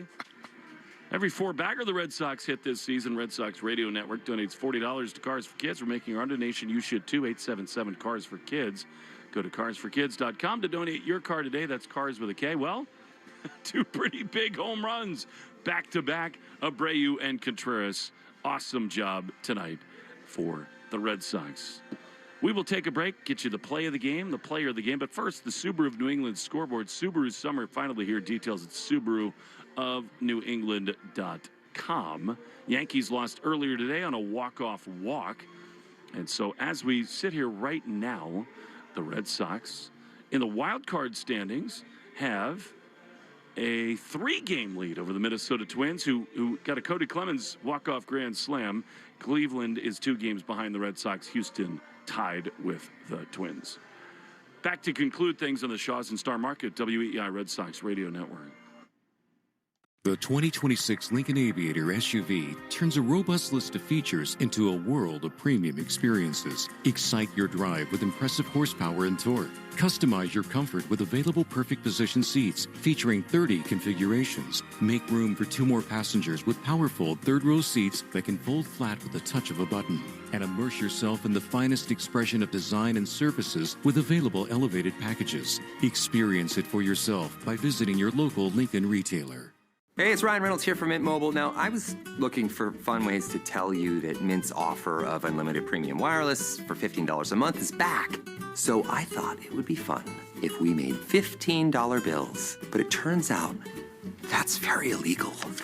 So there goes my big idea for the commercial. Give it a try at mintmobile.com/save. Upfront payment of $45 for 3 months, $90 for 6 months, or $180 for 12-month plan required. $15 per month equivalent. Taxes and fees extra. Initial plan term only. Greater than 50 gigabytes may slow when network is busy. See terms. If you're considering a private student loan, Earnest is a smart place to start. We offer low rates, 0 fees, and flexible repayment options while covering up to 100% of college costs. Maybe that's why U.S. News named us Best Private Student Loan Lender 4 years in a row.